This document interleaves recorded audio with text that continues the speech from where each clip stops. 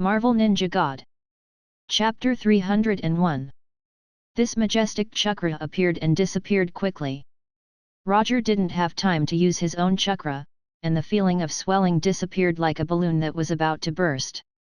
At the same time, a powerful sealing force appeared on his abdomen. Pulling open his shirt, Rogge saw the familiar seal pattern. The 8-trigram seal.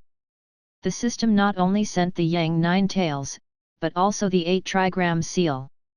Looking at the 8-trigram seal on his abdomen, Rogge hesitated for a few seconds, then controlled his consciousness to enter the seal. It was exactly the same as the sealed space in his memory, a huge metal door, and the word seal in the middle of the door. Inside the door lay an orange fox. It was a fox with 9 tails. Up until now, everything seemed normal, but Rogge keenly felt that something was wrong. There was nothing wrong with the 8-trigram seal's sealed space, and there was nothing wrong with the 9 tails chakra, but there was something wrong with the 9 tails. A tailed beast was a chakra materialized life form with a tail. The tail was a characteristic, the chakra materialized form was the body, and the life form was the essence. However, the 9 tails sealed in the door did not seem to be an intelligent life form. Instead of saying that the 9 tails was sealed inside, it was more accurate to say that the 9 tails chakra was sealed inside. From the outside, the thing sealed inside the door was no different from the 9 tails. It had sharp claws, sharp teeth, realistic fur, bright eyes, and a natural breath. However, the thing inside did not give Rogge the feeling of an intelligent life form. No, not only was it an intelligent life form, it was not even considered a conscious life form.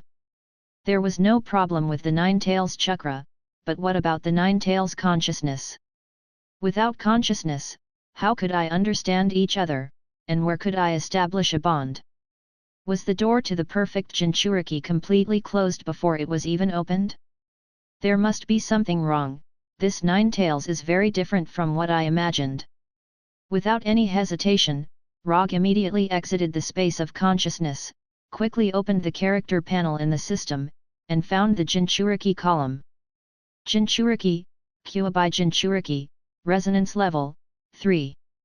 After reading the system's explanation of the progress of Jinchuriki and resonance, Rogge finally figured out what was going on. The system can't exchange any characters in Naruto's world. Although creatures and tailed beasts are not within this restriction, the creatures and tailed beasts won't have wisdom. This meant that the redeemed tailed beasts would not have their original consciousness. Of course, the system considerately took into account the various sequelae caused by the tailed beast's lack of consciousness, such as the perfect Jinchuriki, borrowing the power of the tailed beast, and so on. Therefore, the system changed the so-called understanding and fetters to resonance. The higher the resonance, the more power he could draw from the tailed beasts. When the degree of resonance reaches the number of the tail of a tailed beast, it can become a perfect Jinchuriki. In other words, when Rogge's resonance with Kyuubi reaches 9, he can become a perfect Jinchuriki. Although the system provided a reasonable solution, Rogge was still somewhat dissatisfied. He felt that he had encountered a profiteer. Shouldn't this kind of thing be reminded in advance? After a helpless sigh, Rogge's consciousness entered the sealed space again and came to the front of Kyuubi. He originally planned to have a conversation with Kyuubi, but now it seems that this is completely unnecessary. Because only biological instincts are retained, the Kyuubi in front of him, to a certain extent, can be equivalent to a real fox. When Rogge looked at Kyuubi in the door, Kyuubi also sat up and looked at Rogge curiously. After looking at Kyuubi for more than 10 seconds, Rogge sighed again. This feeling of looking at a fool is really stupid. No, I'm a fool, I even fantasized about a real Kyuubi. After leaving the sealed space, Rogge opened the character panel again and glanced at his current chakra amount. Chakra amount, 6 tails, 3 main body, 3 Baijuyu. Now, Rogge finally determined one thing, that is, the unit used by the system to measure chakra amount is not the tail of other Baijuyu, but half of the Kyuubi's tail. He previously thought that his Sanbai Chakra amount is equivalent to the Sanbai Chakra amount. Yang Kyuabai plus Yin Kyuabai is the complete Kyuabai. According to the system's algorithm, the complete Kyuabai's chakra amount is 18 taels. His current chakra amount is 6 taels, which is equivalent to 1/3 of the complete Kyuabai. It feels like the amount of chakra is even less. Forget it, don't think about it, the more I think about it, the more sad I feel. In the next half a month, Rogge didn't go anywhere and stayed in Konoha to concentrate on digesting the Kyuabai he had just obtained. Now, he feels that he is not the Kyuabai's Jinchuriki at all, but a Kyuabai Chakra power bank. Although it's very different from what he imagined, he guessed one thing right. The increase in chakra amount has indeed led to the further development of the sage body. Under the stimulation of the Kyuabai's Sanbai chakra amount, his sage body has been further improved. The improvement of the sage body has led to the growth of his own chakra amount. The growth of his own chakra amount has increased the resonance of the Baijuyu and the chakra amount of Baijuyu. The Kyuabai chakra, the sage body, and his own chakra, these three have formed a good positive cycle, allowing him to grow 2 Baijuyu chakra and 1 Baijuyu chakra in just half a month. Chakra amount, 9 taels, 5 main body, 4 Baijuyu. When he finished this boring chakra amount growth training, he felt a little different. In Blackie's words, the current him looked very strong. After half a month of life on Earth, Black has completely integrated into Konoha. He even went to Konoha's hidden village on Tatoin and worked as a construction worker for a few days. Dr. Connors is studying the symbiote and found several suitable personnel in the Anbu department to complete the first batch of symbiote soldiers. Punisher and Abomination are training newcomers, and Red Tank and Moonlight Stone are performing tasks. Daisy, Walter, and Pietro formed a team of superheroes, helping Konoha gain reputation. Eddie and Venom went back to San Francisco, but before leaving, Eddie registered his information in Konoha and became an expatriate of Konoha. Hinata manages the big and small affairs of Konoha's headquarters and supervises the establishment of Konoha's hidden village. Except for Black and Rogge, everyone has their own things to do, except for the two of them. Black, do you have any goals in life?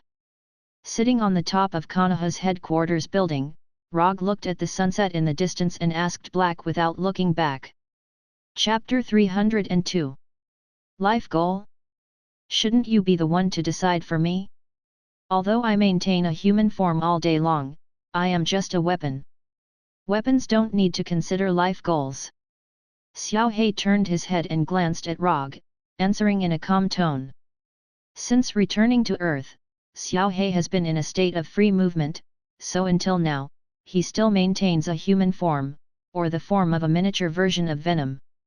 Except for Rogge, Hinata, and others, no one has seen Xiao He's real Northern Cold Blade form. Therefore, no one knows that Xiao He is actually a weapon, a new weapon created by Rogge. I feel that I may have lost my way on the road of life recently. I have a feeling that I can't lift my spirits no matter what I do. It seems that I can do anything, and I can't do anything. I used to think about becoming stronger, but after I really became stronger, I didn't know what the use of having this power was. I have no interest in maintaining world peace. Protecting the people around me, they are safe, and they don't need my protection. I can't even find something that can make me excited now. Looking at the slowly setting sun in the distance, Rogge said weakly, a look of confusion appeared on his face. According to the knowledge I have recently learned, your current state should be called the salted fish state. I don't know how you can lift your spirits, but if it were me, I might choose to find someone to fight. There is nothing that can't be solved by fighting. If there is, then fight again. Although this method is simple and crude, it is very effective. As far as I know, those symbiotic demons who are bored and have no direction in life solve their psychological problems in this way. Although Xiao He has just been born, his mind is far beyond his age. This is why Rogge asked him to come to the top of the building to watch the sunset. Fight? There are indeed a few people on earth that I can't afford to provoke, but they won't come to me for trouble, and I don't want to trouble them. As for the others, they are too weak, and there is no excitement in fighting. As soon as Rogge finished speaking, Xiao He raised his right hand with sharp claws and slapped him on the back of his head. That's enough. You're actually being pretentious. Do you see the sun over there? Do you know what it means when the sun sets? Ignoring Rogge's astonishment, Blackie pointed to the sun in the distance and said. It means that night is coming, and today is coming to an end. Rogge didn't know what Blackie wanted to do, but he still chose to answer. After hearing Rogge's answer, Xiao He looked into the distance and said seriously, I don't know why you've suddenly become confused.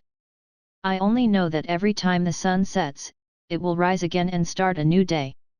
You're the most powerful being among all the creatures I've met so far. You have a power that many people yearn for. Perhaps to you, this power seems to be useless. However, there are many people who would rather give up their lives for 100th or 1,000th of your power. You're a typical example of someone who doesn't know how lucky they are. You're just like those second-generation rich kids who don't want to improve themselves.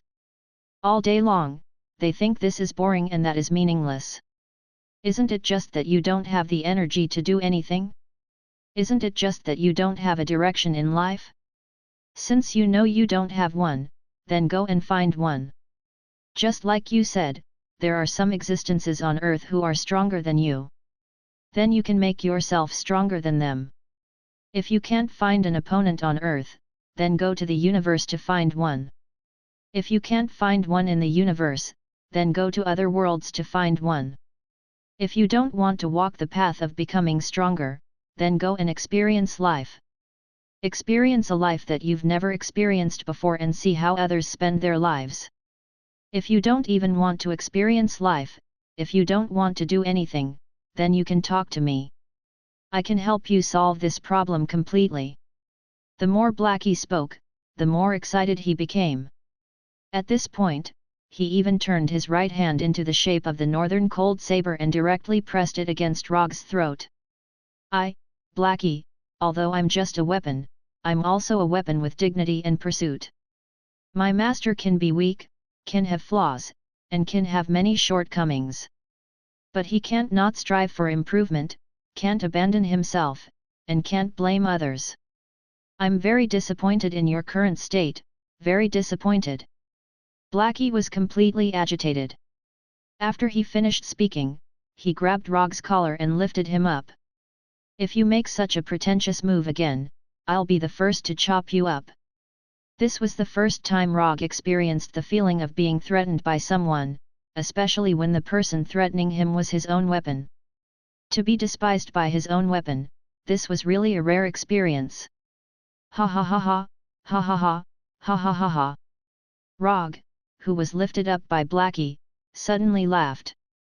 The more he laughed, the louder and crazier he laughed. He was laughing like a clown. What's wrong with this guy? Did he suddenly lose his mind? Recalling Rogge's bored and confused expression just now, Blackie had some bad thoughts. Looking at Rogge, who was laughing so hard that tears were about to come out of his eyes, Blackie couldn't help but swallow his saliva. He slowly put down Rogge. Rogge, who was put down, didn't show any signs of recovering. Instead, he laughed more and more agitatedly. He hugged his head tightly with both hands, and his whole body couldn't help but twitch. Could it be that he had really gone crazy? How can someone with such great strength be so mentally weak? It's over, it's completely over. I shouldn't have provoked him. I was just born not long ago. I don't want to change masters yet. Speaking of which, that earthling woman called Walter is not bad. She has great strength hidden in her. It should be good to have her as my master. But she doesn't look like she knows how to use a sword, and she doesn't seem to be good at close combat either. Should I look for that woman called Daisy? She's not bad either. She seems to be good at close combat. Just as Blackie's mind was filled with random thoughts, and he even started to evaluate Walter and Daisy to see who was more suitable to be his new master. Rogge's crazy laughter became softer and softer. Is he going to return to normal? Just as Blackie's gaze returned to Rogge, a right hand wrapped in red chakra appeared in front of him at lightning speed, and grabbed his neck tightly. I'm not dead yet, and you're already thinking about changing masters? Aren't you being a little too disrespectful to me? At this moment, Rogge was covered in red chakra, which was as red as blood. There were also 4 fox-like chakra tails behind him. Chapter 303. Rogge's tone was very calm, but Xiao He felt an inexplicable pressure. He was really angry. Although Xiao He didn't have much life experience, he could still feel if a person was really angry. Moreover, Rogge's right hand was still tightly gripping his neck. Rogge's right hand didn't use much strength, but the red chakra on his right hand was like a seal, sealing Xiao He's transformation ability. I was just casually thinking about it. No, it wasn't just thinking about it, it was just a random thought. Yes, it was just a random thought. My mind was just uncontrollably letting my imagination run wild. Xiao He explained in a hurry. He hadn't been following Rogge for long, but he knew one thing very clearly. Once Rogge got angry, the consequences would be very serious. At this time, although Rogge looked normal, the feeling he gave off was not normal at all. Not to mention the inexplicable appearance of the red chakra coat on his body, just the 4 tails behind him waving at will has already made Xiao He feel great pressure. It wasn't that Xiao He hadn't felt Rogge's chakra before, but the red chakra that appeared now gave off a completely different aura from before. If the light blue chakra that Rogge showed before gave off the feeling of a vast and calm sea, then the red chakra now gave off the aura of a terrifying volcano that was on the verge of eruption. Xiao He didn't know what happened to Rogge. He couldn't even tell if Rogge had regained his sanity or gone completely crazy. The only thing he could be sure of now was that the current Rogge was very dangerous, extremely dangerous, like a ferocious beast that chose people to devour. Looking at Xiao He, who was at a loss and scared, Rogge released his right hand and removed the 9-tailed chakra on his body. Although he looked very abnormal just now, the truth was that he had been clear-headed from the beginning to the end. The crazy laughter just now was also the same. After being despised and threatened by his own weapon, he realized how stupid he had been just now. All he did was possess half a 9-tailed beast and increased the amount of chakra to 9-tailed beast. Yet, he actually had the idiotic thought that life was very confusing. What Xiao He said was right. Since he knew that he didn't have a target, he had to find one. There were still big shots on Earth that he couldn't deal with, and there were also powerful existences in the universe that he couldn't deal with. With his current strength, he wasn't even worth mentioning in front of the real big shots. Compared to those who were inferior to him, he indeed could not find the meaning of continuing to strengthen himself. He felt lost. He felt that he could not find the meaning of continuing to become stronger. That was because he had mistaken the target of comparison. Pointing a knife at me and lifting me up, I don't want it to happen again. After saying that, Rogge ignored Xiao He, who had a confused look on his face, and left the top floor of the building. Although Blackie's mind was very mature, he had to admit that he couldn't keep up with Rogge's rhythm. What was wrong with the people on Earth these days? They could go crazy or sober as they wished. Humans were really troublesome. Cursing in his heart, Xiao He silently followed Rogge, wanting to see what he was going to do when he suddenly went crazy and sober. After leaving the top of the building, Rogge went straight back to his office and opened a piece of information that the intelligence department had already collected. A burning motorcycle and a skull, and a messenger of hell who punishes evil. In the past few months, a new urban legend had appeared in Houston. The legend of Ghost Rider. Every night, a messenger of hell on a motorcycle would appear and punish the criminals who deserved it. Before the Avengers and aliens appeared, few people would believe such a story that didn't seem very reliable. But now, the people of Houston didn't doubt the authenticity of this story at all. There were superheroes and aliens, so it wasn't impossible for a messenger of hell to appear. More importantly, the people of Houston had really seen this legendary Ghost Rider after night fell. Actually, it was hard not to see it. After all, the combination of a burning skull and a motorcycle was too eye-catching. What's more, this Ghost Rider was a classic road wrecker. As long as this skeleton-like motorcycle drove past, it would leave an extremely obvious burn mark on the ground. Because of this extremely obvious characteristic, there were even fanatics in Houston who specialized in tracking Ghost Rider. Who is this guy? Xiao He looked at Ghost Rider on the screen and asked curiously. Ghost Rider, the messenger of Mephisto, the Lord of Hell, and a knight who specializes in harvesting the souls of criminals. Rogge gave a simple explanation. Information on Ghost Rider had been collected long ago, and as Ghost Rider continued to move out, there were more and more videos and pictures. At that moment, Rogge was browsing through the latest sighting report of Ghost Rider. Are you going to kill him? Although Xiao He didn't know much about Ghost Rider and Mephisto, he still understood the term Lord of Hell. No, I'm just going to kill him. I want him to take me to hell. Looking at Rogge's serious expression, Xiao He suddenly felt that Rogge might not have recovered yet, and was still crazy. Xiao He had never been to hell before, and he had only recently learned the word hell. But there was one thing he knew very well, and that was that when a human said that they wanted to go to hell, they were basically not normal. Whether it was hell or heaven, they were absolutely forbidden zones for normal humans. People who said such things were no different from people who said that they wanted to become God. They were all crazy. Hinata, hack into Houston's public surveillance system. I want to know where Ghost Rider will appear tonight. With that, Rogge picked up the sunglasses on the table and grabbed Xiao He. The brilliant light of quantum teleportation instantly lit up. I don't want to go to hell. Before Xiao He could say anything, the light of quantum teleportation lit up on the roof of a building in Houston. In an instant, Rogge and Xiao He arrived in Houston from Konoha's headquarters in Washington. Well, symbiotic demons have a weakness of fire, so do you mind sending me back? Xiao He stood behind Rogge and asked cautiously. A stronger lord can overcome the weakness of fire. Even Venom can do it, so there's no way you can't do it. It's just some hellfire, it won't hurt you. As for Blackie's suggestion, Rogge rejected it without hesitation. Other symbiotic demons might be afraid of fire, but Xiao He was definitely not. If he had such an obvious weakness, he would have died on the Golden Jack. Chapter 304. Little Black was Rogge's main weapon for a long time to come. If Little Black's quality wasn't good enough, Rogge would have taken him back to the furnace long ago. I'm starting to regret enlightening you. Now that I think about it, there's nothing wrong with being a salted fish.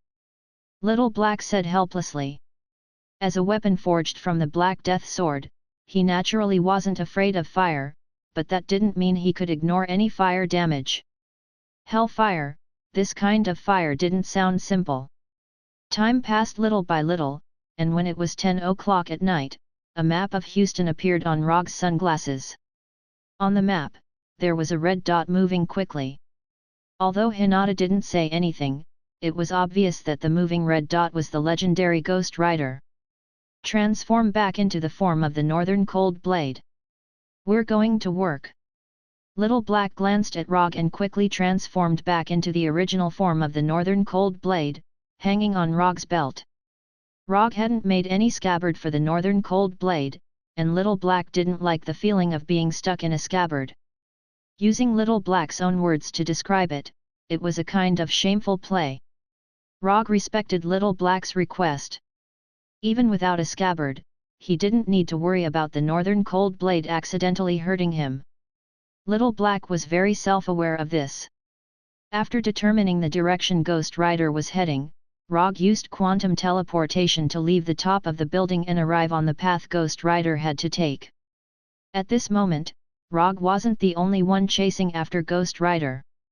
The Ghost Rider enthusiasts and the Houston police officers were also hunting this legendary figure. The thoughts of these enthusiasts were very simple.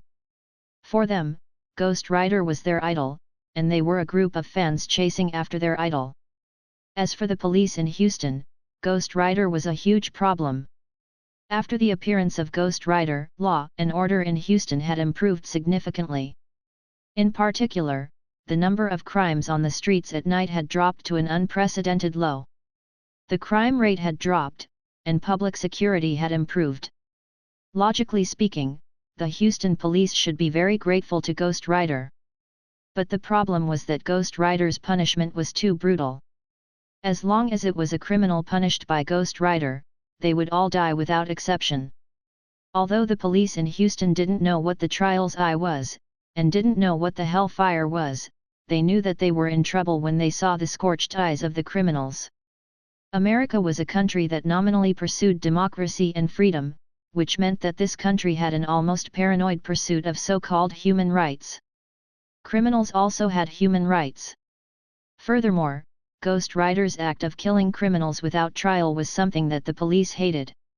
Chasing after criminals and cracking down on crime was no problem, this was what most superheroes did. However, acting as a judge to judge criminals and depriving them of their lives was absolutely not allowed. Thus, in the eyes of the police, Ghost Rider wasn't a superhero, but a violent criminal who used his superpowers to wantonly kill criminals.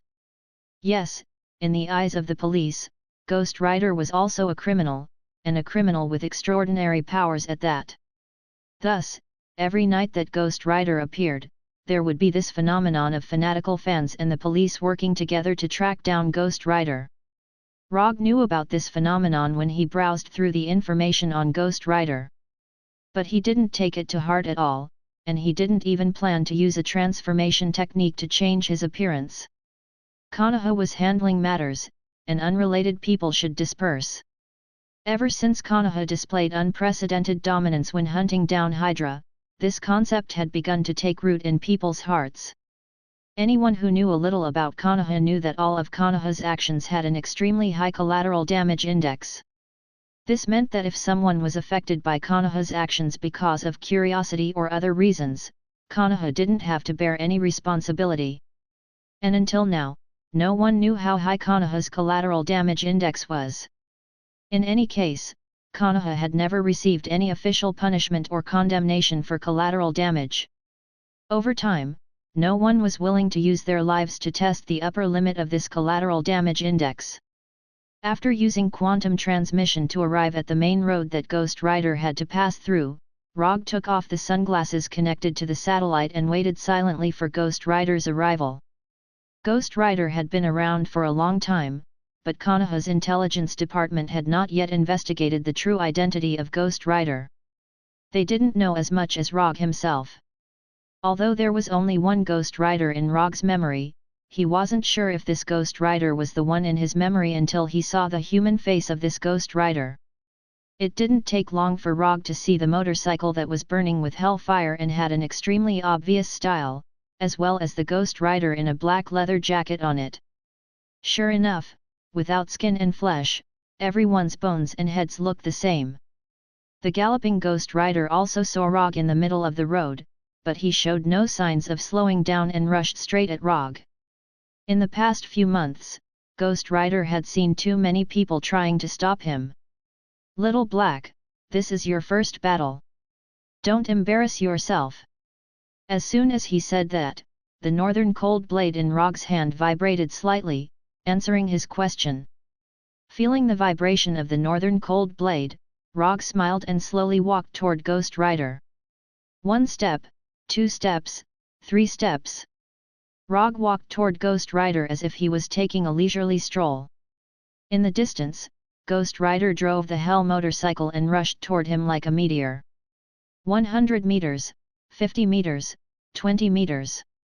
When the Ghost Rider burning with hellfire was only 20 meters away, Rogge raised the northern cold blade in his hand and slashed diagonally from top to bottom. Boom!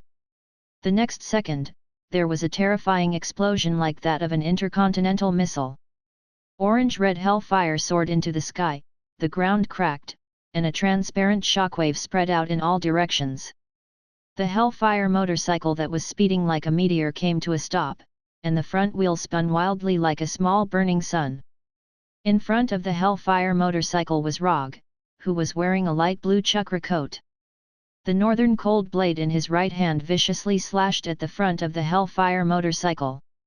Visible cracks appeared on the devilish skull-like front of the motorcycle. Northern Cold Blade vs Hellfire motorcycle, Northern Cold Blade wins. Chapter 305. The wheels of the Hellfire motorcycle were still spinning madly, but Rogge was like a mountain that stood still in the same spot. At this moment, it wasn't Rogge who was blocking the Hellfire, but the Northern Cold Blade in his hand. All he was doing was providing a fulcrum for the Northern Cold Blade. "Who are you?" After realizing that the Hellfire motorcycle couldn't move forward no matter what, Ghost Rider finally spoke. "Konoha, Rogge." Rogge introduced himself briefly. As for whether or not Ghost Rider knew who he was, it wasn't within his consideration. Hearing Rogge introduce himself, Ghost Rider, who had no skin or flesh, tilted his head in confusion, as if trying to figure out who Rogge was. While he was thinking, Ghost Rider stopped the Hellfire, got off the motorcycle, which looked both good and practical, and slowly walked over to Rogge. The Hellfire stopped, and Rogge put away the Northern Cold Blade in his hand as he stared at Ghost Rider's eyes that were burning with Hellfire. Rogge wasn't worried that Ghost Rider would use the Trial's Eye against him. On the contrary, he was looking forward to it. He was a little curious about which was stronger, the Mangekyo Sharingan or the Trial's Eye. When Rogge and Ghost Rider looked at each other, Ghost Rider's fanatical fans and the Houston police finally caught up. But when they saw that the person standing in front of Ghost Rider was the fourth Hokage, Rogge, they couldn't help but stop in their tracks. Konoha's collateral damage was already deeply rooted in people's hearts, and very few people were willing to risk their lives to test this point. Although they didn't dare step forward, this didn't affect the fanatical fans filming.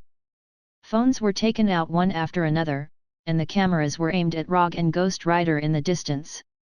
Some fanatical fans even took out professional filming equipment and started filming seriously like frontline reporters. Compared with these fanatical fans, the Houston police clearly didn't have as much filming equipment. However, the Houston police had more advanced police helicopters. Under normal circumstances, these police helicopters were only suitable for capturing criminals. But now, these police helicopters had become the most professional reporters at the scene, sending the footage back to the police station. After the fanatical fans and the Houston police appeared one after another, the professional reporters appeared one after another. Interview helicopters from various newspapers and news channels also arrived at the scene. As more and more spectators gathered, Rogge and Ghost Rider, who were the stars of the show, didn't seem to notice anything as they continued to look at each other. Rogge didn't attack, and neither did Ghost Rider. Wearing a light blue chakra coat and orange-red Hellfire, Rogge and Ghost Rider sized each other up as if they were prey. Just as all the onlookers were wondering when the two of them would start fighting, Ghost Rider made the first move. A bone fist wrapped in Hellfire flew straight at Rogge's head. Although the speed of the bone fist was not fast, its strength was not small at all. In particular, the Hellfire wrapped around his fist gave off a shockingly high temperature. If Ghost Rider wasn't attacking Rogge right now, but an ordinary person, it would have been a headshot without a doubt. But Rogge wasn't an ordinary person, and Ghost Rider's punch was too slow for him. After Ghost Rider punched, Rogge raised his right hand and grabbed the hilt of the Northern Cold Saber. Then, he drew and swung the saber as fast as lightning. Even the high-speed cameras didn't catch Rogge drawing his saber. The only thing they captured was Ghost Rider's bonehead flying high into the air. Not to mention the onlookers, even Ghost Rider himself didn't see how Rogge drew his saber. It wasn't until his head flew up and the scene in his vision started to spin that Ghost Rider realized that his head had left his body. Hellfire gave Ghost Rider an immortal body, but it also deprived him of his normal senses. In Ghost Rider's form, he didn't have the sense of touch and taste that a normal human had, much less the so-called sense of pain. To some extent, this was a good thing, especially in battle. But at certain times, it would also bring some inconvenience, such as now. After sending Ghost Rider's head flying with one slash, Rogge turned slightly to the side and dodged Ghost Rider's ferocious punch. Then, he sent the headless body flying with a kick. Ghost Rider was indeed very strong, and Hellfire was indeed very powerful. But Ghost Rider's combat skills were also undeniably bad. Not to mention that Ghost Rider was now facing Rogge, who had been through hundreds of battles and had almost perfect melee combat skills.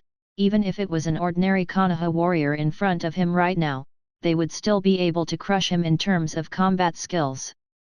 Rogge didn't know if Ghost Rider would become very good at fighting in the future. He only knew that the current Ghost Rider was a combat rookie who only had strength but didn't have much skill. Yes, he was just a rookie. Although his head had been separated from his body, with the help of Hellfire, Ghost Rider's body quickly recovered his head and then reattached it. After moving his reattached head, Ghost Rider took off the chain wrapped around his body and covered it with Hellfire. Although Ghost Rider was only left with a skeleton, it didn't mean that he really had no brain. Although he didn't have a formal fight with Rogge, Ghost Rider knew very well that he was far from being Rogge's opponent in melee combat. In that case, he would use chain technique, which he was better at, to deal with him. Although fighting with chains didn't look like much, it was also a skill. In particular, for Ghost Rider, this was a combat technique that required profound techniques. When the chain in his hand was wrapped in Hellfire, Ghost Rider didn't hesitate and attacked again. Unlike the previous straightforward attack, Ghost Rider, who used chain technique, finally looked a little bit like a warrior. The Hellfire chain attacked Rogge like a viper, and the seemingly simple chain became extremely flexible in the hands of Ghost Rider. Clang! Clang! Clang! Before the Hellfire chain hit Rogge, it was swung away one by the Northern Cold Sword in his hand, turning into an irregular arc. The Hellfire chain that was swung away didn't fall to the ground, nor was it taken back. It flew out of thin air and attacked Rogge again. The orange-red Hellfire chain was constantly thrown at Rogge, but Rogge didn't move a step. He stood in place and swung the Northern Cold Sword again and again. In the eyes of the onlookers, Ghost Rider at this time was like a beast tamer who was taming a beast. And Rogge was the beast bearing its fangs and brandishing its claws. Chapter 306. From the looks of it, Ghost Rider had completely taken the initiative. Under his attack, Rogge could only passively defend. But in fact, Rogge was just testing the Northern Cold Saber's ability to take hits. Ever since he had created the Northern Cold Saber, he hadn't officially tested its ability, so he didn't mind testing it in actual combat. Little Black didn't have any objections to Rogge's approach. As a weapon, he knew his duty very well. Moreover, when he was on the Golden Jack, Rogge had already communicated with him about this.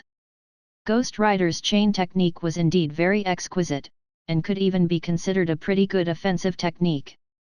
But for Rogge, Ghost Rider's chain technique was still a little too monotonous. There were only a few moves back and forth, and the only thing to note was that the angle of attack was different every time.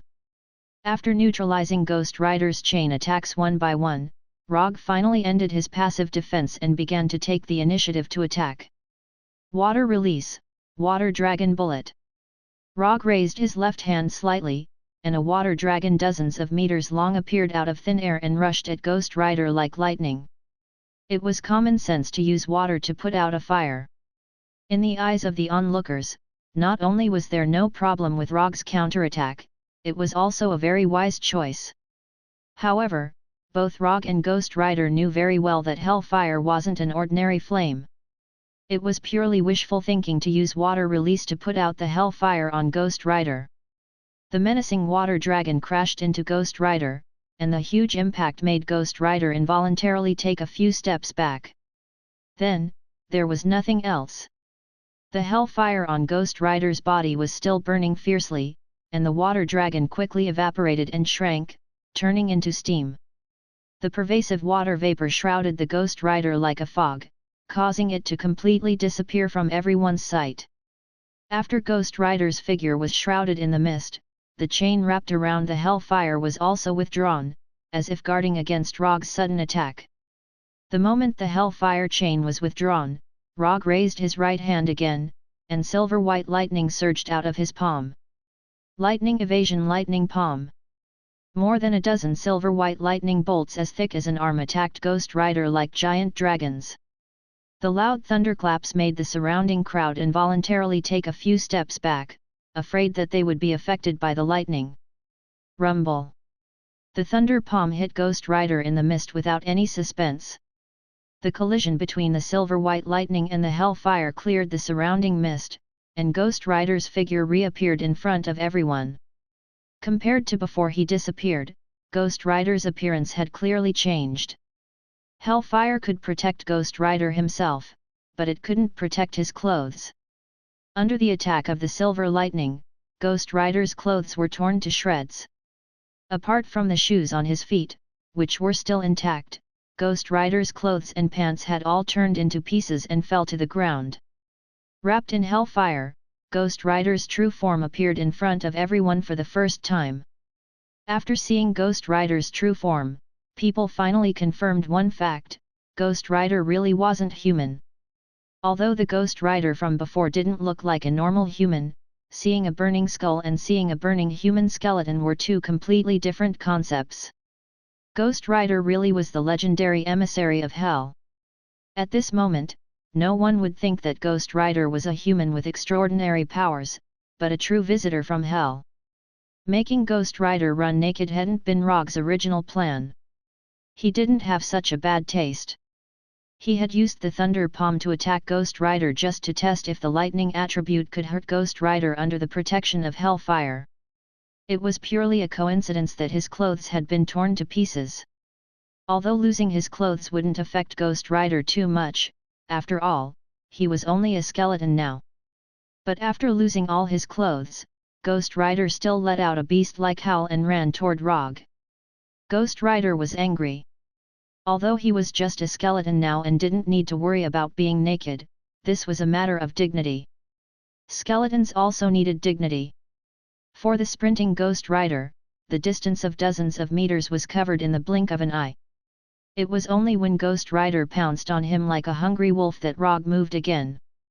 Northern Cold Blade slashed out several times in an instant, and before Ghost Rider could touch Rogge, he was instantly cut into pieces. The complete skeleton was instantly split into several pieces and fell to the ground. But the next second, the dismembered Ghost Rider got up again and pounced at Rogge. With the undying body granted by Hellfire, Ghost Rider didn't need to care about Rogge's attack at all. Not to mention being cut into pieces, even if Rogge disassembled every bone of Ghost Rider could reassemble himself.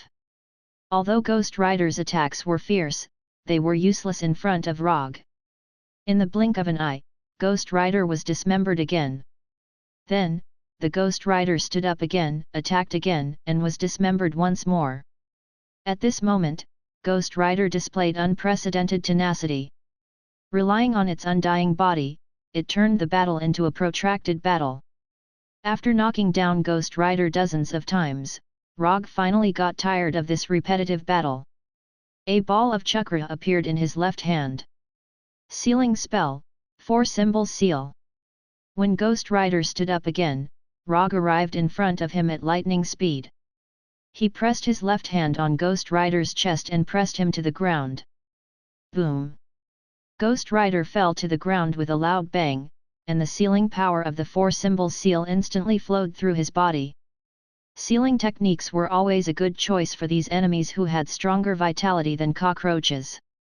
The moment the 4-symbol seal took effect, Ghost Rider felt a powerful binding force that it had never felt before, and the hellfire burning on its body couldn't help but dim. It was absolutely impossible to completely seal Ghost Rider with just the 4-symbol seal. Ghost Rider's master was the Lord of Hell, Mephisto. If Ghost Rider was so easy to deal with, Ghost Rider wouldn't have become the strongest subordinate of the Lord of Hell. Before Ghost Rider, who was pressed to the ground, could resist, Rogge's eyes turned into Mangekyo Sharingan. Mangekyo Sharingan Dojutsu, Boundless Manifestation.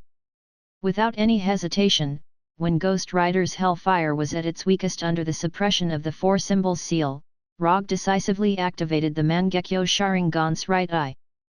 Chapter 307. This was the first time that Rogge had used omniscient phenomena on an uncooperative target. The last time he used it, he obtained the ability of quantum transmission from Gordon, which made up for his lack of teleportation. However, not only did Gordon not put up any resistance when he unleashed the boundless nature, he was even very cooperative. Unlike Gordon, Ghost Rider obviously had no intention of cooperating with Rogge. Although Ghost Rider didn't know what Rogge wanted to do, he instinctively sensed danger when he saw Rogge's Mangekyo Sharingan. Ghost Rider tried to resist Rogge's suppression, but the shackles of the four symbols seal completely cut off this idea. The powerful binding force of the four symbols seal not only dimmed the blazing hellfire, but also made it extremely difficult to control it. Hellfire, which could originally be controlled at will, seemed to have fallen into a sluggish state at this time, and its response time was greatly extended. Rogge ignored Ghost Rider's resistance. Whether Ghost Rider was willing or not, he would plunder Ghost Rider's hellfire. Hellfire was a supernatural flame that originated from the depths of hell. Not only did it have powerful attack power, but it also had its own enchantment ability. Ghost Rider's Hellfire motorcycle and Hell's chains were the products of Hellfire enchantment. And for Rogge, who planned to go to Hell, Hellfire was his ticket to Hell. Although the infinite mode he developed could also give him the ability to survive in various environments, in Hell, Hellfire was obviously more useful than his infinite mode. Therefore, whether it was from the perspective of enhancing his own strength or to go to Hell, he had to get Hellfire. Omniscient phenomena was used, and the eye power of the Mangekyo Sharingan began to cover Ghost Rider's body. As Ghost Rider struggled, the omniscient phenomena in Rogge's right eye devoured the hellfire on his body like a black hole. The ability plundered by omniscient phenomena wouldn't appear directly on Rogge's body, but would be sealed in his right eye. Therefore, Rogge didn't have to worry about hellfire burning his body and chakra. As for whether the hellfire would conflict with the quantum teleportation ability sealed in his right eye, he was not particularly worried for the time being. Only Gordon's quantum teleportation ability was sealed in his kaleidoscope's right eye. Even with Ghost Rider's hellfire, he only had two abilities. Plundering too many abilities could lead to a backlash, but since he had only plundered two abilities, he didn't need to worry about that for the time being. With his current ability, he had absolute confidence that he could safely contain the hellfire without any backlash. The plundering of omniscient nature didn't last long. To be precise, it only lasted for about a minute before it completely ended. When a trace of exhaustion and burning feeling came from his right eye, Rogge removed the Mangekyo Sharingan and turned his eyes back to the three-tomo Sharingan. He was tired because he had used up too much eye energy. As for the burning sensation, it was a sign that the hellfire had been successfully plundered. After taking a deep breath, Rogge's body emitted a brilliant aurora-like light. Quantum teleportation. He didn't want any onlookers to see what happened next, so he took Ghost Rider directly to a forest more than 100 kilometers away. As for whether Ghost Rider's Hellfire motorcycle would be impounded by the Houston police, it wasn't within his consideration. And even if it was, Ghost Rider had a way to get it back, so he didn't have to worry about it at all. After teleporting to this unknown forest, Rogge let go of Ghost Rider's left hand and let Ghost Rider, who had lost more than half of his hellfire, stand up. Because his hellfire had been plundered, Ghost Rider looked much weaker than before, and there was much less hellfire burning on his body. Until now, Ghost Rider still didn't know what Rogge had done to him. The only thing he remembered was that he saw Rogge's strange blood-red eyes, and then a part of the hellfire on his body inexplicably disappeared forever. If the upper limit of his hellfire before was 100, his current upper limit was only 50. As for the 50 that disappeared, it naturally went to Rogge. At this thought, Ghost Rider looked at Rogge with a strange gaze. To be precise, it wasn't his gaze. After all, he didn't have eyes in the normal sense, and there were only 2 balls of hellfire burning in his eye sockets. "What did you do to me?" Ghost Rider asked. Although he was already very familiar with hellfire, he still couldn't understand what had just happened. "Didn't you already feel it? I plundered your hellfire." As soon as he said that, Rogge raised his left hand and summoned the hellfire that Ghost Rider was extremely familiar with. Looking at the hellfire in Rogge's left hand, Ghost Rider fell into deep thought. He had always thought that hellfire was a power given to him by the Lord of Hell, Mephisto, and that it was a curse imposed on him after he signed the contract. But Rogge proved that he was wrong. Rogge didn't sign a contract with Mephisto, but he could also use hellfire. Moreover, Ghost Rider quickly realized that he was different from Rogge. When he used hellfire, hellfire would burn his flesh and blood, turning him into a skeleton. But when Rogge used hellfire, he could still maintain his human form, and his left hand was still in the normal form of flesh and blood. "How did you do it? Why can you maintain your human form?" Ghost Rider pointed at Rogge's left hand and asked in confusion. "As long as the hellfire doesn't burn my body, it's fine, just like how you don't let the hellfire burn your clothes. And I'm different from you. I'm not Ghost Rider. I don't have your messy things in my body, either. I can maintain my human form if I want to," Rogge explained casually. The reason why Ghost Rider was in the form of a skeleton was not only because of hellfire, but also because of their origins. Although hellfire was the signature power of Ghost Rider, its true power didn't come from hellfire, but from the spirit of vengeance. Only a Ghost Rider possessed by the spirit of vengeance was a true Ghost Rider. Therefore, Rogge, who only used hellfire, had nothing to do with Ghost Rider, much less possess its skeleton form. Although Ghost Rider didn't quite understand the second half of what Rogge said, he roughly understood why Rogge could maintain his normal human form. Looking at Rogge, who was no longer hostile, Ghost Rider removed the hellfire on his body and turned himself back into a human, a naked human. Chapter 308. The Ghost Rider burning with hellfire disappeared, and in its place was a middle-aged man who wasn't very strong. After sizing up the middle-aged man, Rogge summoned a black coat from the summon scroll and threw it over. The moment Roger saw the middle-aged man, he recognized his identity. Johnny Blaze, a well-known motorcycle stunt driver, was famous for his death-seeking stunts. Before Konoha's intelligence department investigated the Ghost Rider, Rogge had already noticed Johnny. But at that time, Johnny didn't show any abnormalities, so he didn't pay too much attention to him. Although Johnny was the most famous Ghost Rider, he wasn't the only one who could become the Ghost Rider. After all, no one could guarantee that the Lord of Hell, Mephisto, would choose Johnny. As the Lord of Hell, Mephisto could sign a contract with anyone he wanted. Johnny just happened to appear in Mephisto's line of sight at the right time. "What exactly do you want from me?" After putting on the black coat that Rogge had thrown over, Johnny asked. In the form of the Ghost Rider, he didn't remember Rogge's identity.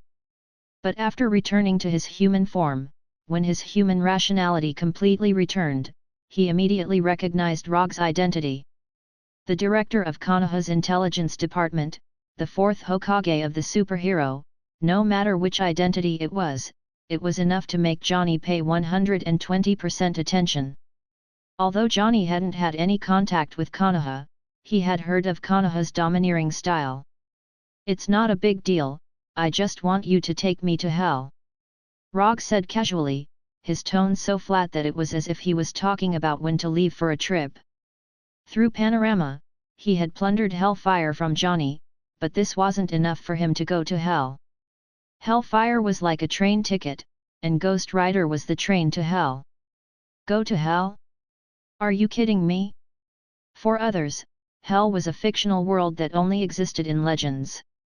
But for Johnny, hell was real, because Mephisto, who had turned him into what he was now, came from hell. Do I look like I'm joking? Although I plundered your hellfire, only Ghost Rider can freely travel between hell and the human world. So, if I want to go to hell, I need your help. Rogge said with a serious face. If it wasn't for the fact that he couldn't find another way to go to hell, he wouldn't have needed to look for Johnny. I'm sorry, I can't help you. Although I know about the existence of hell, I have never been to hell, and I don't want to go to hell. After a few seconds of silence, Johnny gave his answer and rejected Rogge's suggestion. Because of the Lord of Hell, Mephisto, Johnny wasn't interested in anything related to hell. If he could, he even wished that he had never known about the existence of hell. He wished that he had never met the Lord of Hell, Mephisto. That's a pity. I thought that you, who had your life changed by Mephisto, would at least have some intention of taking revenge on Mephisto. Since you're willing to use your entire life to capture souls for Mephisto, I won't disturb you any further. Have a good day. With that, Rogge turned and left. Although going to hell wasn't a bad plan, it didn't matter if he really couldn't go. In any case, there were good challenge dungeons in other places besides hell. So, there was no need for him to go to hell. Watching Rogge's figure gradually disappear into the distance, Johnny sighed and said, "Wait, can you tell me why you want to go to hell first?" Johnny didn't ask why Rogge knew about Mephisto, nor did he ask how he knew about him and Mephisto. Now, he only wanted to know what Rogge wanted to do in hell.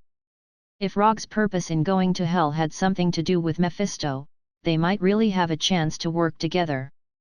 If I said that I'm going to hell to have some fun, would you believe me? Then, does your fun have anything to do with Mephisto? Of course. Of course, Rogge wouldn't tell Johnny his true motive. Even if he did, Johnny might not believe him.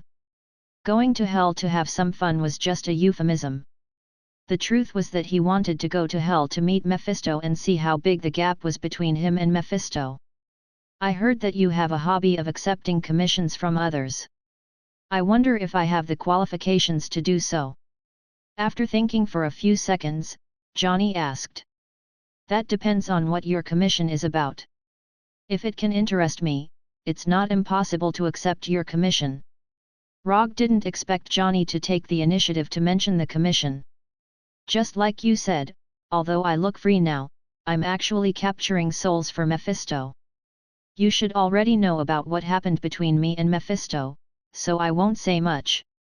I was indeed too naive back then, but I don't want to be a puppet in his hands for the rest of my life. I want to take back my life. I'll take you to hell, and in return, I hope you can fight Mephisto with me. Don't you want to go to hell to have some fun? There shouldn't be anything more exciting than fighting the Lord of Hell Mephisto in hell. He didn't know if Johnny had suddenly thought of something, or if he was going to go all out. His suggestion was inexplicably to Rogge's liking.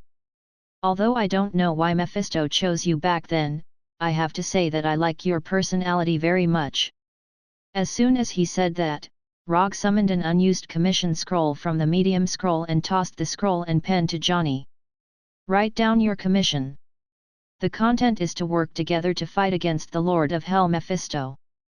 The reward is for you to take me to hell. Not long after Rogge finished speaking, Johnny finished writing the commission and returned the scroll to him. Commission content: work together with Ghost Rider Johnny to fight against the Lord of Hell Mephisto. Commission status: incomplete. Commission reward: 200 ninja coins. Johnny's commission passed the system's judgment without any suspense, and because it involved a high-level existence like the Lord of Hell Mephisto, the commission reward given by the system was also very generous. A commission reward of 200 ninja coins. Rogge remembered that the last time this number appeared was when he captured Loki in the Battle of New York. I'll accept your commission.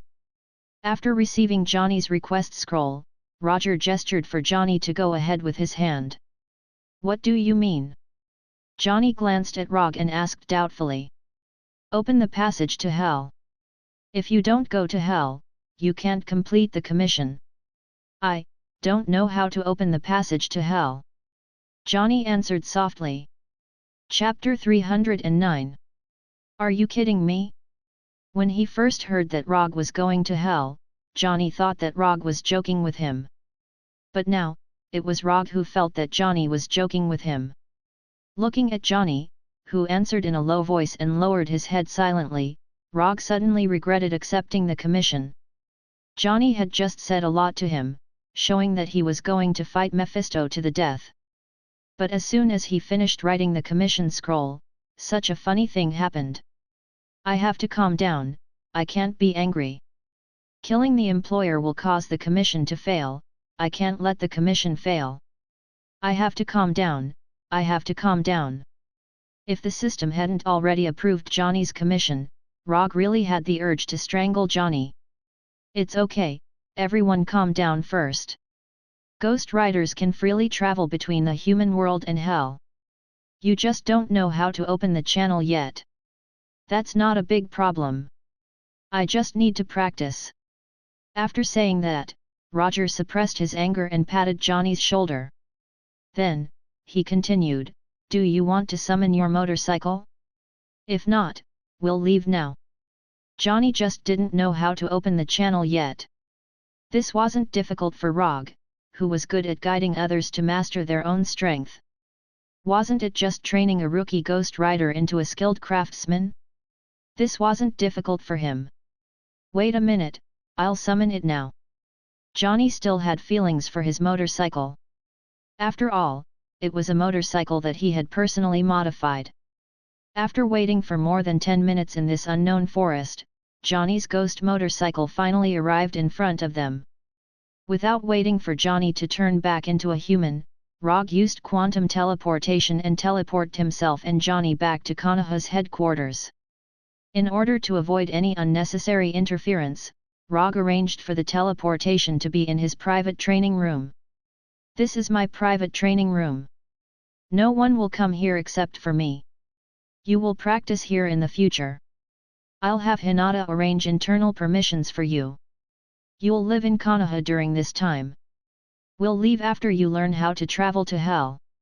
After that, Rogge left the training room and returned to his office. He doesn't need to worry about Johnny's life in Konoha. Hinata will take care of it. What he needs to do is to familiarize Johnny with the power he already has. For example, the dimensional teleportation ability to freely travel between the human world and hell. While training Johnny, he also needed to familiarize himself with the hellfire that he had just plundered. Hellfire was undoubtedly the best choice when dealing with hell creatures. After all, this was the origin energy from the depths of hell. It could cause irresistible true damage to hell creatures. In this way, Johnny settled down in Konoha and began his first real Ghost Rider training.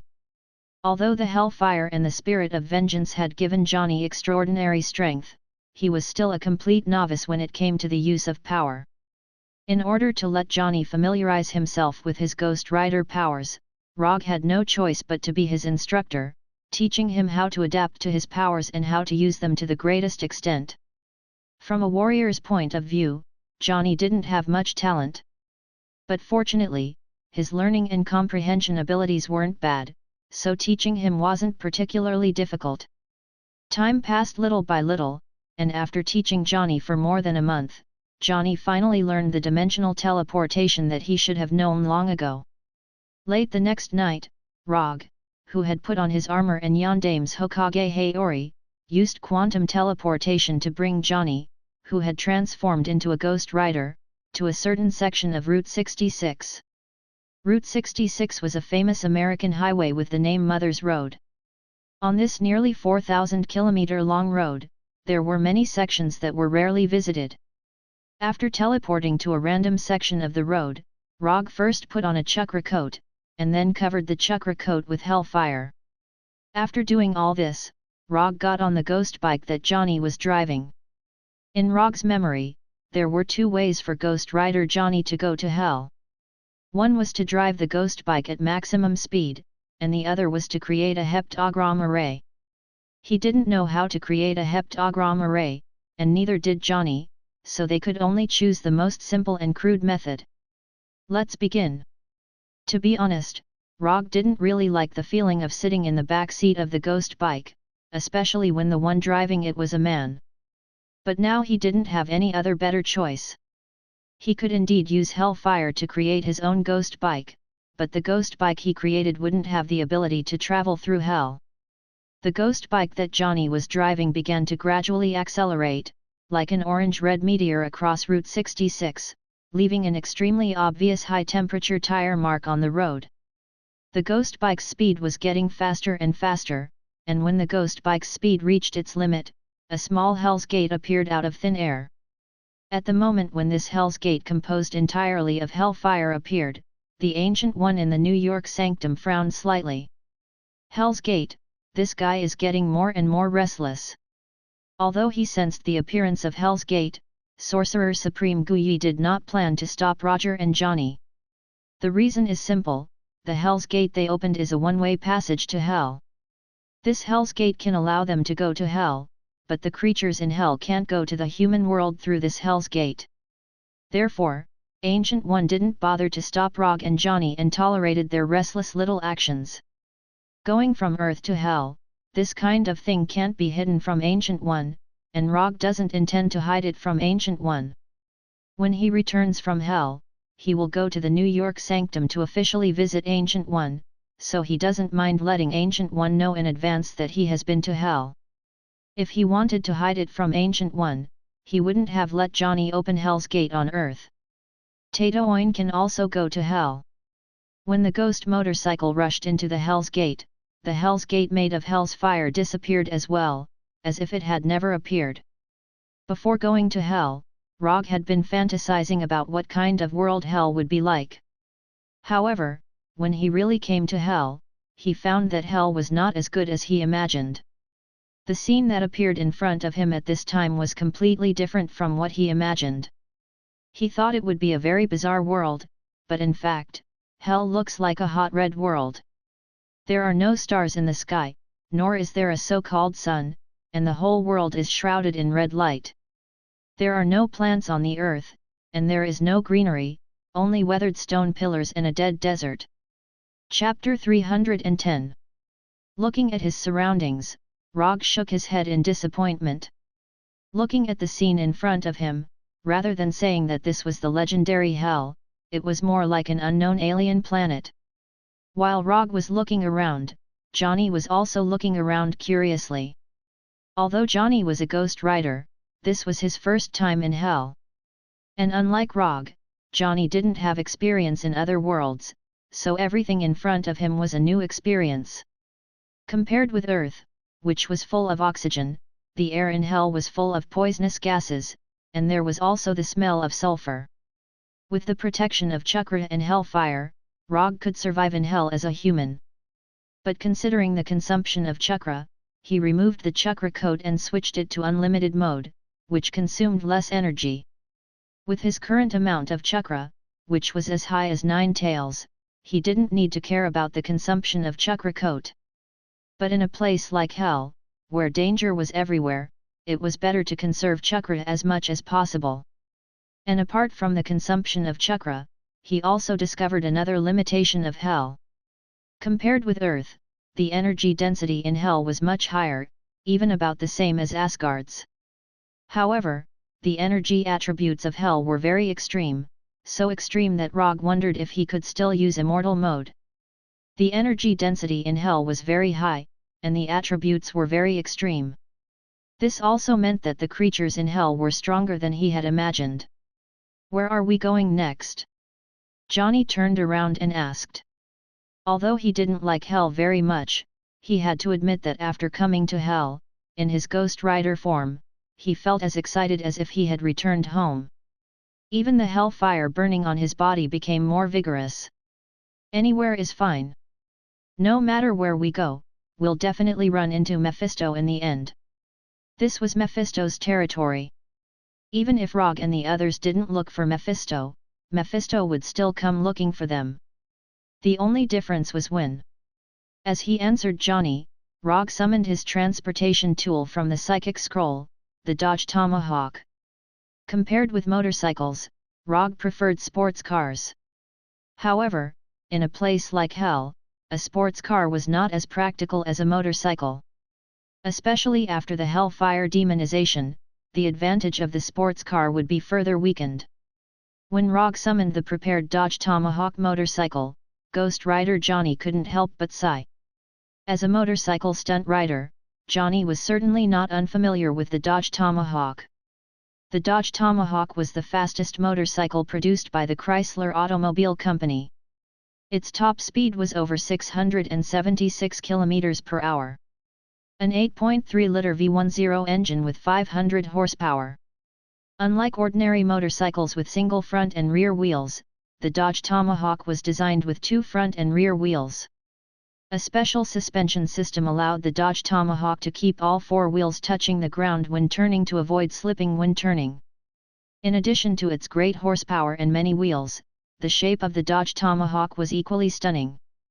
The silver-white paint and the sci-fi appearance of the Bat motorcycle made the Dodge Tomahawk look even more impressive. Johnny had once fantasized about buying a Dodge Tomahawk, but the high price and the law that prohibited it from being on the road made him give up the idea in the end. Are all superheroes as rich as you? After observing the Dodge Tomahawk enviously, Johnny asked in confusion. How should I put it? Superheroes are the same as ordinary people. They are divided into the rich and the poor. I'm considered to have a little bit of money. With a super rich man like Tawny around, Rogge didn't dare to say that he was relatively rich. After all, until now, his private savings were only a few $billions, which was far from being comparable to Tawny. After summoning the Dodge Tomahawk, Rogge controlled the Hellfire and began to demonize his personal ride. Just like Johnny's ghost motorcycle, after the Hellfire covered the Dodge Tomahawk, the originally sci-fi looking Dodge Tomahawk instantly turned from sci-fi to demonic. The silver-white paint turned into a bone-like grayish-white, the four front and rear wheels turned into blazing hellfire, the heavy body turned into a skeleton, and the front of the motorcycle turned into the shape of a skull. Although the overall shape didn't change much, the Dodge Tomahawk that had been demonized by Hellfire had completely transformed from a product of Earth's technology into a product of Hell. Let's go, let's meet the natives of Hell. After sitting on the demonized Dodge Tomahawk, Rogge turned his head and said to Johnny, and then directly twisted the throttle to the limit. As soon as his voice fell, the demonized Dodge Tomahawk rushed forward like a missile and quickly disappeared from Johnny's sight. The undemonized Dodge Tomahawk can reach an amazing speed of 676 km per hour. After being demonized by Hellfire, the speed of the Dodge Tomahawk has undergone a qualitative change. Within a few seconds, the demonized Dodge Tomahawk driven by Rogge accelerated to more than 1,200 km per hour. Then, the demonized Dodge Tomahawk broke through the sound barrier like a roaring dragon, leaving a white fog-like air shock wave behind it. Rumble. Only in a place like Hell did Rogge dare to drive the Dodge Tomahawk at such a speed. No wonder there were so many racers in the world. The word extreme speed really made a man's blood boil. Johnny never expected that Rogge, who looked like a gentleman, would be even crazier than a professional stunt driver like him when he raced. In order not to be shaken off by Rogge, in order to catch up to Rogge's taillights, Johnny began to speed up silently, and started a lawless race with Rogge that didn't require any communication. While Rogge and Johnny were racing recklessly in Hell, Mephisto, who was somewhere in Hell, frowned in puzzlement. As a lord of Hell, Mephisto was more sensitive to the abnormalities of Hell than ordinary people could imagine. At that moment, Mephisto sensed an extremely unfamiliar and an extremely familiar life aura.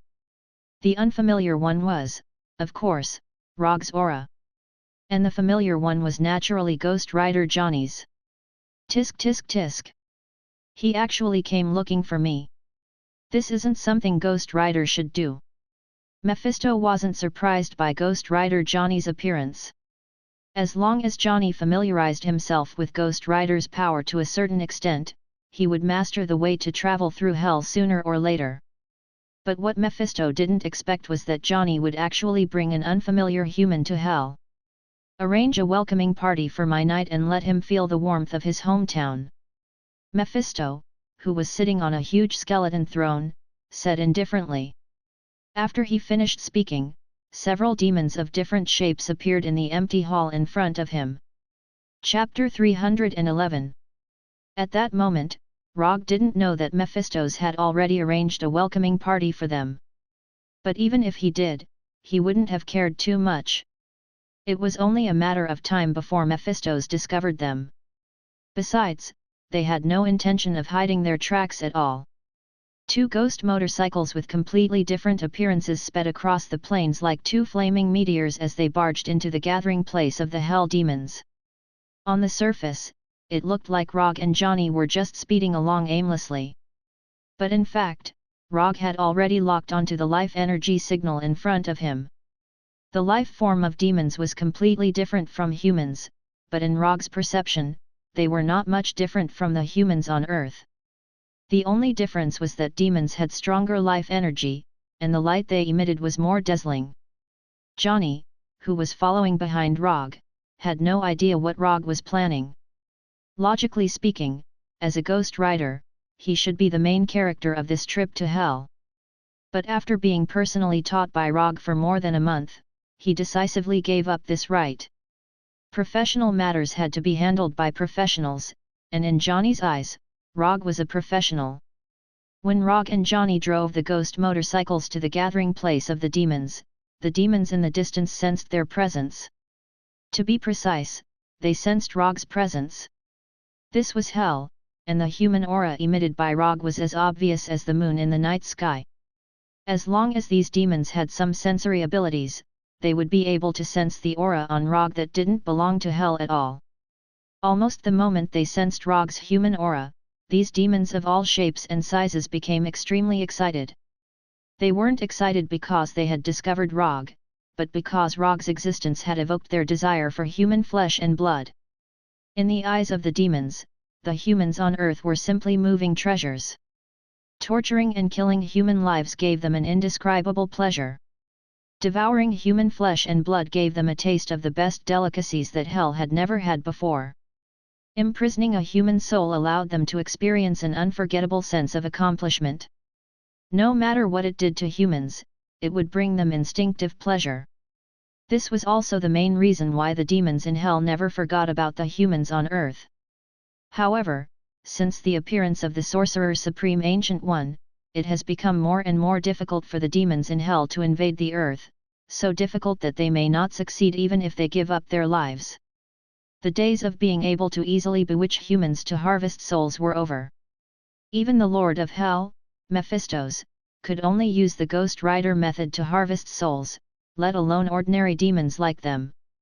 Therefore, in the eyes of these demons, Rogge was not an intruder but a treasure that had delivered itself to their doorstep, a treasure that could bring them supreme joy. Without any hesitation, after discovering Rogge's traces, these demons dashed toward Rogge one after another, fearing that they wouldn't be able to get anything if they were late. Rogge did not know what these demons were thinking, but he stopped the ghost motorcycle when he saw them rushing toward him excitedly. "What's the matter?" Johnny, who was behind him, stopped and asked doubtfully. "There is a group of demons rushing toward us, there are quite a few of them, and they seem to be very excited." Although he hadn't seen these demons yet, and the life energy signals he sensed wouldn't reflect any emotional changes, but the speed of those demons rushing to be the first was enough for Rogge to make a judgment. A group of very excited demons. Johnny froze for a moment, then continued to ask, "How is their strength? Will they be difficult to deal with?" Johnny has been a ghost rider for a while, but he doesn't have much combat experience. The enemies he used to deal with were all human criminals, and with his strength, it was completely one-sided, so he hasn't gained any useful experience. Especially after being taught by Rogge for more than a month, Johnny realized how bad his combat skills were. In Roger's words, anyone of Konoha's combatants would be able to defeat him in terms of combat skills. The energy intensity is not bad, but it's hard to say how strong they are. Energy intensity was energy intensity, and strength was strength. For experienced people, energy intensity was equivalent to strength to a certain extent. But it also depended on who the person was. Johnny the Ghost Rider was a good example. After transforming into a Ghost Rider, Johnny's energy intensity was stronger than that of the Punisher Abomination and the others combined. But in a real battle, the Punisher Abomination alone could play with Johnny until he couldn't fight back. Then should we retreat for now? Johnny asked uncertainly. He was just a stunt rider. Although he had some combat experience after transforming into a Ghost Rider, he was far from being a real warrior. No need, and there's no point in hiding. They'll catch up sooner or later. Let's use them as an appetizer. We'll split them in half so that they won't say that I'm taking advantage of you.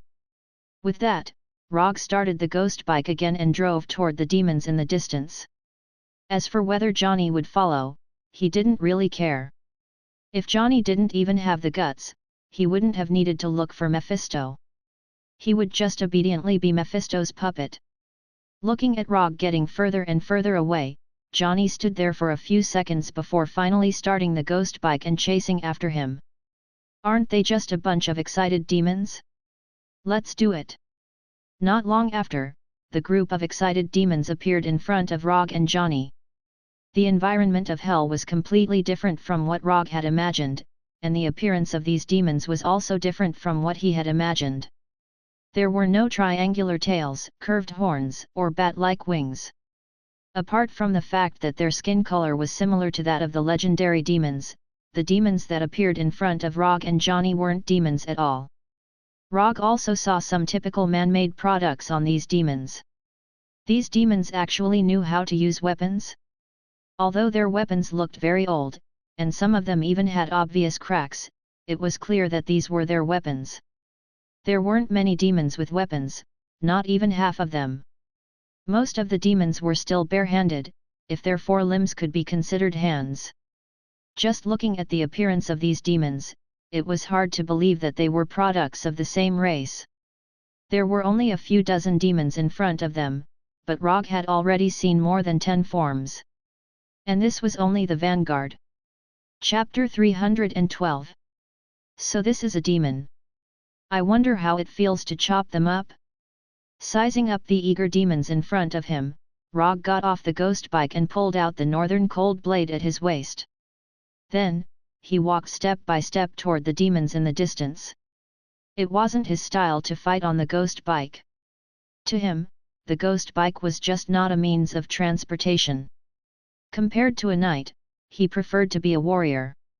The demons in the distance didn't know what Rogge was thinking, but when they saw Rogge walking toward them, these demons of all shapes and sizes revealed greedy expressions.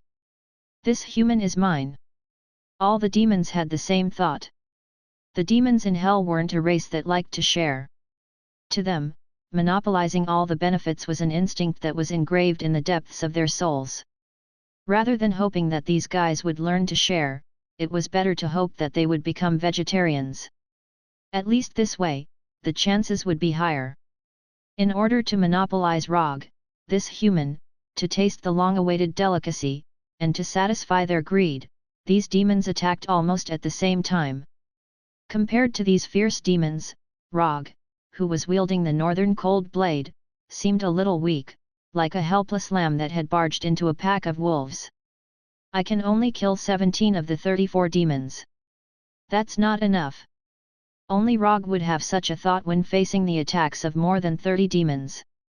Behind him, Johnny, the Ghost Rider, saw so many demons swarming over, and the first reaction in his mind was to retreat. It wasn't that Johnny was timid, but that he had a normal reaction that a normal person would have. It wasn't Johnny who was wrong, but Rogge. Just as Johnny was considering whether he should help Rogge, Rogge was already fighting with the demons. The black northern cold blade slashed at one of the demons like black lightning. The dull blade instantly cut through the demon's arm and chopped off his entire right hand. After cutting off the demon's arm, the first thought that came to Rogge's mind was that the demon's blood was red. Although a strange thought appeared in his mind, his attack did not stop at all. The northern cold saber in his hand flew up and down, drawing out one black arc after another. Every time the northern cold blade swung out, it would take away a part of the demon's body. Be it an arm, a leg, or a head. At this moment, Rogge was even more demonic than these demons. He was mercilessly and efficiently killing these natives of hell. If it were other intelligent creatures, facing Rogge's extremely efficient slaughter, they would involuntarily feel fear and retreat. However, the demons in hell were not ordinary intelligent creatures. Not only did Rogge's massacre not make them feel the slightest fear, but it also aroused the bloodlust in their hearts, making them even crazier. All kinds of weapons and sharp claws attacked Rogge. Some of the demons who had mastered energy attacks even threw magma-like long-range attacks at Rogge. These demons' attacks could not be said to be weak, and the damage they caused was also very substantial. Unfortunately, these injuries did not appear on Rogge's body. Because of their size, the smallest demon here was almost half a meter taller than Rogge. Not to mention, there were some demons that were 7 or 8 meters tall. Being small meant that the target was small, which meant that the hit rate was low. Most of the fierce attacks of the demons landed on their own kind. As for the remaining ones, Rogge easily dodged them. These demons used their actions to prove what was the correct way to injure teammates. From Rogge and Johnny's point of view, these demons were a team. But in reality, these demons had nothing to do with the so-called team. They only appeared at the same place at the same time to try to capture the same target. Therefore, injuring teammates was not in their consideration at all. And the more demons died, the fewer competitors they had. Who said that demons only knew how to act recklessly? Sometimes, they could be quick-witted, such as now. Facing these demons' siege, Rogge displayed exquisite close combat skills, as if he was a merciless killing machine. Flesh and blood splattered everywhere, and screams were heard. Under Rogge's storm-like attacks, these demons looked like they were beaten up badly, but in reality, they did not suffer any serious casualties. Until now, there were only 5 or 6 demons that had truly lost their lives. Although the demons' regenerative ability was not as crazy as the symbiotic demons, their unique life form gave them the tenacious vitality of a cockroach. Injuries that could be fatal to ordinary creatures were only minor injuries to them. What was more troublesome was that every demon's fatal parts were not the same. Most creatures had the same weakness. For example, the weakness of humans was the heart and brain. But demons were different. Their hearts and brains were not important, not to mention their limbs and internal organs. To demons, as long as their core was still there, they would not die. The core was not only the core of a demon's life, but also their source of energy. But each demon's core was located in different places. Even if 2 demons looked exactly the same, their cores may not be in the same place. Although the insight of the Sharingan was good, it was not enough for Rogge to see the core of these demons. This also caused him to be unable to increase his killing efficiency. Although in the eyes of Johnny and the other demons, his killing efficiency was already amazing, as he had killed 5 to 6 demons in less than 10 minutes, Johnny and the rest of the demons had already been killed. If he had the Byakugan, it would be a lot easier now. At this time, Rogge couldn't help but think of the Byakugan. But thinking about it, he didn't intend to change his Sharingan. After once again crippling the demon in front of him, Rogge used the body flicker technique to escape the encirclement of the demons, and then used a new fire release ninjutsu. Hellfire Release Grand Fire Annihilation. A flame came out of Rogge's mouth. When the flame flew toward the demons in front of him, the orange-red hellfire appeared out of thin air, and merged with the chakra flame of Grand Fire Annihilation, turning into a terrifying flame with a lighter color and a higher temperature. The fusion of hellfire and fire release was Rogge's latest research result. And these fire release merged with hellfire is the so-called hellfire release. When hellfire release Grand Fire Annihilation flew in front of them and turned into a burning sea of fire, these demons who were in a state of excitement and fanaticism felt a tremor from the depths of their soul. Chapter 313. Although these demons had never seen fire annihilation, they didn't know what ninjutsu was. But they knew hellfire, and that hellfire was a terrifying existence that could completely destroy them. For the demons in hell, there were only two kinds of existences that could make them instinctively feel danger. One was the hellfire from the depths of hell, and the other was a holy weapon from heaven. As for the others, they might take them seriously, but they were absolutely not afraid. This human could actually use hellfire?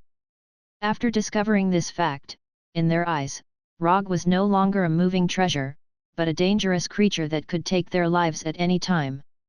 Although Rogge's body had been wrapped in hellfire, these demons didn't pay too much attention to it at first. After all, not far behind Rogge stood a ghost rider. In their view, the hellfire on Rogge's body was just a kind of protection given to him by the ghost rider. In a flash, all kinds of thoughts flashed through the demons' minds, including but not limited to going up and risking their lives to escape and so on. But no matter what choice they wanted to make, they now needed to deal with the vast sea of fire that had already arrived in front of them. These demons didn't care about ordinary flames at all. After all, they had unreasonably high fire resistance. But hellfire was different. Not only could hellfire ignore their fire resistance and wantonly burn their bodies, but it could also cause unimaginable damage to their souls. They definitely couldn't dodge it. In order to reduce the damage caused by hellfire as much as possible, these demons made an uncommon but very effective defensive posture. These demons of different shapes and sizes fell to the ground one by one, doing their best to curl up their bodies and protect the core in their bodies. As long as the core was still there, it didn't matter if their bodies were burned. Even if their burnt bodies couldn't grow back, it wasn't a big deal. Rogge didn't expect that these demons would actually choose to resist his hellfire release, fire annihilation. It seemed that he was still underestimated. Although fire annihilation wasn't a ninjutsu he often used, and the power of its attack wasn't particularly outstanding. But there were still not many enemies who dared to resist his fire annihilation. Even Lord-tier symbiotic demons and Warner Protoss elite warriors wouldn't dare to take his Grand Flame Destroyer head-on, not to mention that he was using a special version that was fused with Inferno. Since you're so confident, I'll play with you. With the thought, Rogge silently increased the damage output of Chakra and Hellfire. These demons wanted to use their physiques to resist, but Rogge planned to burn them to death. Thus, a grand fiery annihilation, whose duration and power far exceeded the previous one, was born just like that. In the sea of hellfire created by Grand Fire Extinguisher, miserable howls continuously sounded out. Because of the sea of fire, the surrounding temperature suddenly rose by several degrees. The apocalyptic sea of flames persisted for tens of seconds before Rogge finally ended his hellfire escape, Grand Flame Annihilation. The sea of fire gradually disappeared, and the surrounding temperature began to drop. When the flames completely dissipated, the figures of the demons reappeared in front of Rogge and Johnny. Compared to before Rogge used Hellfire Escape, Grand Flame Annihilation, there were less than 10 demons that could still stand, and all of them were riddled with wounds, with burn marks left behind by Grand Fire Extinguisher.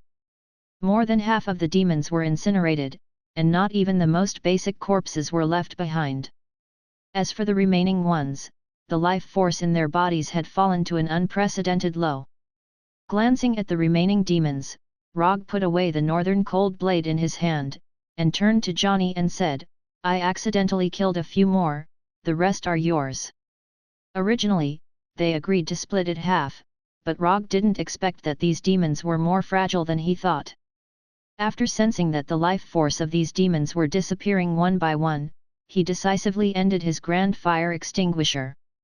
But even so, more than half of the demons still died in Hellfire Escape, Grand Fire Extinguisher. You should deal with it.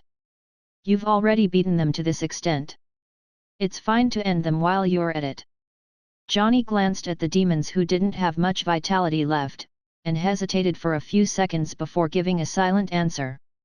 Although he was already a ghost rider, Johnny was still a stunt rider at heart. He wasn't interested in fighting at all. You'd better get used to fighting demons. They're just appetizers who came to us voluntarily. The people sent by Mephistopheles aren't as easy to deal with as they are. I don't want to have to worry about your safety while fighting Mephistopheles. Do you understand?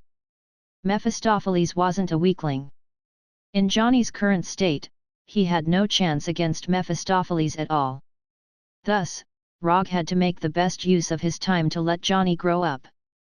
At the very least, he had to let Johnny get used to fighting demons. Do we really have to do this? Johnny didn't have a good impression of demons, but dealing with these demons who were already riddled with wounds and didn't have much ability to resist made him feel like he was bullying the weak. Don't be so wishy-washy. They're not human. Don't be so saintly. Rogge said unhappily. He could understand Johnny's desire to be a good person, but it also depended on the time and the kind of people he was facing. Only an idiot would feel pity for a demon. Under Rogge's urging, Johnny slowly walked in front of the demons and turned the chains on his body into ghost chains. What happened next was a one-sided massacre. Although Johnny didn't have much combat experience, a Ghost Rider was a Ghost Rider after all. His combat instincts were enough to crush these demons who didn't have much combat strength left. After Johnny completely ended the lives of these demons, Rogge started his ghost bike and continued driving into the distance. How Johnny wanted to digest this battle was his own business. All he had to do was provide a suitable environment for Johnny. As Rogge and Johnny drove the ghost bike into the distance, 3 demons with no specific form rushed toward them like ghosts. The demons that had just appeared were just small fries attracted by Rogge's human scent. These 3 demons with no specific form were the real feast that Mephistopheles had prepared for them. Stop the bike, we're being watched. The ghost bike that was speeding like a flaming meteor stopped. Rogge frowned and pulled out the northern cold blade at his waist. The enemy this time was a little different. Chapter 314. Rogge sensed the 3 demons rushing toward them. In his perception, the life energy signals of the 3 demons were obviously different. The intensity of their life energy was higher, and he also sensed the existence of natural energy on them. Are there a lot of them? Will they be difficult to deal with? Johnny stopped beside Rogge on the ghost motorcycle and asked seriously. Only 3. They'll be harder to deal with than the previous ones. Although they hadn't officially fought and hadn't even seen each other, it could be seen from the intensity of their energy that the enemies this time were more difficult to deal with than the previous ones. Not everyone was like Johnny, who had energy but didn't know how to use it properly. Be mentally prepared. This battle will be a good challenge for you. After saying that, Rogge walked down from the ghost motorcycle and pulled out the northern cold blade from his waist. Although the northern cold blade was a weapon, it couldn't be put into the psychic scroll like other weapons. Unless Rogge put the northern cold blade, which was Blackie, into a special container and then put the container into the psychic scroll, Blackie, as a living creature, couldn't be put into the psychic scroll. Blackie didn't like the feeling of being imprisoned, and Rogge didn't have the hobby of imprisoning his companions, so the northern cold blade became the only weapon he needed to carry with him.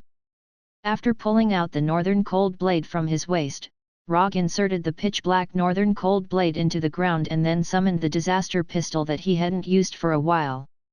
After summoning the disaster pistol, Rogge directly controlled the hellfire to cover it, demonizing the disaster pistol into the evil spirit pistol. Under the hellfire's demonization, the disaster pistol's appearance also changed from the earth style to the evil spirit style. The 2 barrels side by side became entwined with white bones, and the 2 muzzles became the shape of a skull. After the demonization, not only did the disaster pistol's appearance change, but its function also changed. The ability to fire ninjutsu bullets was retained. After all, ninjutsu bullets wouldn't demonize with the hellfire. However, the ability to fire chakra bullets became the ability to fire hellfire bullets. The shooting mode didn't change much. It was still normal shooting, fatal shooting, and ninjutsu bullets. He would use the evil spirit calamity pistol for long-range attacks and the northern cold blade for melee attacks. Before the three demons appeared, Rogge was already prepared for battle. Looking at Rogge loading the disaster pistol with ninjutsu bullets, Johnny also took out a double-barreled shotgun he carried with him, enchanted it into an evil spirit shotgun, and removed the chain wrapped around his body. Everything was ready and waiting for the enemy to come knocking on their door. After standing in place for a few minutes, Rogge and Johnny finally saw the enemy they had been waiting for. A whirlwind that was visible to the naked eye arrived in front of them with flying sand. Then, it condensed into a human figure. When the whirlwind demon appeared, an orange-red flame followed closely and turned into a human figure beside the whirlwind demon. About a minute after the two demons appeared, the third demon finally arrived. It surged out of the ground like a mole and condensed into a body made of stones and mud. Whirlwind, flames, earth. The demons that were chosen by Mephistos to be part of the welcoming team were indeed impressive. They were different from the other demons they had met before. Kneel, human. Before Rogge and Johnny could say anything, the demon made of whirlwind spoke first. Judging from the strength of its energy and its position, this demon that had mastered the power of wind should be the leader of this welcoming team. What surprised Rogge even more was that this whirlwind demon actually knew the language of earth. You want me to kneel? Haha, did Mephistos give you the guts to do that? Or do you think that the three of you have the ability to make me kneel? Rogge replied with disdain. He didn't care about these three demons that had mastered the power of nature at all. Although there weren't many people who had mastered the power of nature, there were quite a few who had died at his hands. For example, the three Storm brothers and Warner Protoss. His Majesty's order is to capture the two of you alive. Even if you are crippled, you can still report back. Just as he finished speaking, this whirlwind demon took the initiative to attack.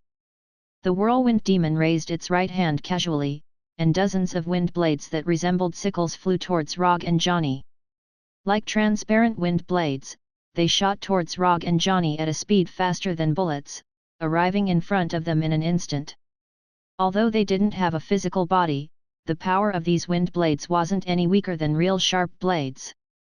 Not to mention that Rogge was only a human, even demons with stronger physique and defense would be cut in half after being hit by the wind blades. Perhaps it was because the whirlwind demon hated Rogge, or because it felt that Rogge was stronger, but most of the wind blades were aimed at him. As for the wind blades that flew towards Johnny, there were only a few of them. Just as these wind blades were about to hit Rogge and cut him into pieces, Rogge finally moved. Rogge pulled out the northern chill blade from the ground at an unimaginable speed. He closed his eyes and casually waved the northern chill blade in his hand. Clang, clang, clang, clang. The northern chill blade's blade clashed with the wind blades, and the sound of metal clashing rang out. The clashing sounds rang out one after another, and the wind blades released by the whirlwind demon were shattered one after another. In less than 3 seconds, Rogge had shattered all the wind blades that were attacking him. After easily dispelling the whirlwind demon's attack, he opened his tightly shut eyes and snorted in disdain. You want to hit me with this little trick? You're so naive. Rogge casually dealt with the whirlwind demon's attack, while Johnny seemed to be in a much more difficult situation. Although there weren't many wind blades that were attacking him, to Johnny, who didn't have much battle experience, they were fast and transparent. They were very difficult to deal with. The evil spirit chain wrapped in hellfire blocked one of the wind blades with difficulty, and then the rest of the wind blades hit Johnny's body without any suspense. Johnny didn't block all the wind blades, but the moment the wind blades hit his body, the hellfire on his body suddenly expanded and turned into a hellfire armor, blocking all the wind blades that were attacking him. The sharp wind blades hit the hellfire armor, causing sparks, and then completely dissipated.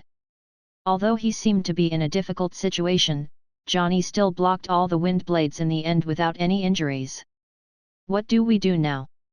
After using the hellfire armor to block all the wind blades, Johnny turned his head and asked Rogge. Pick one and deal with it yourself. Leave the other two to me.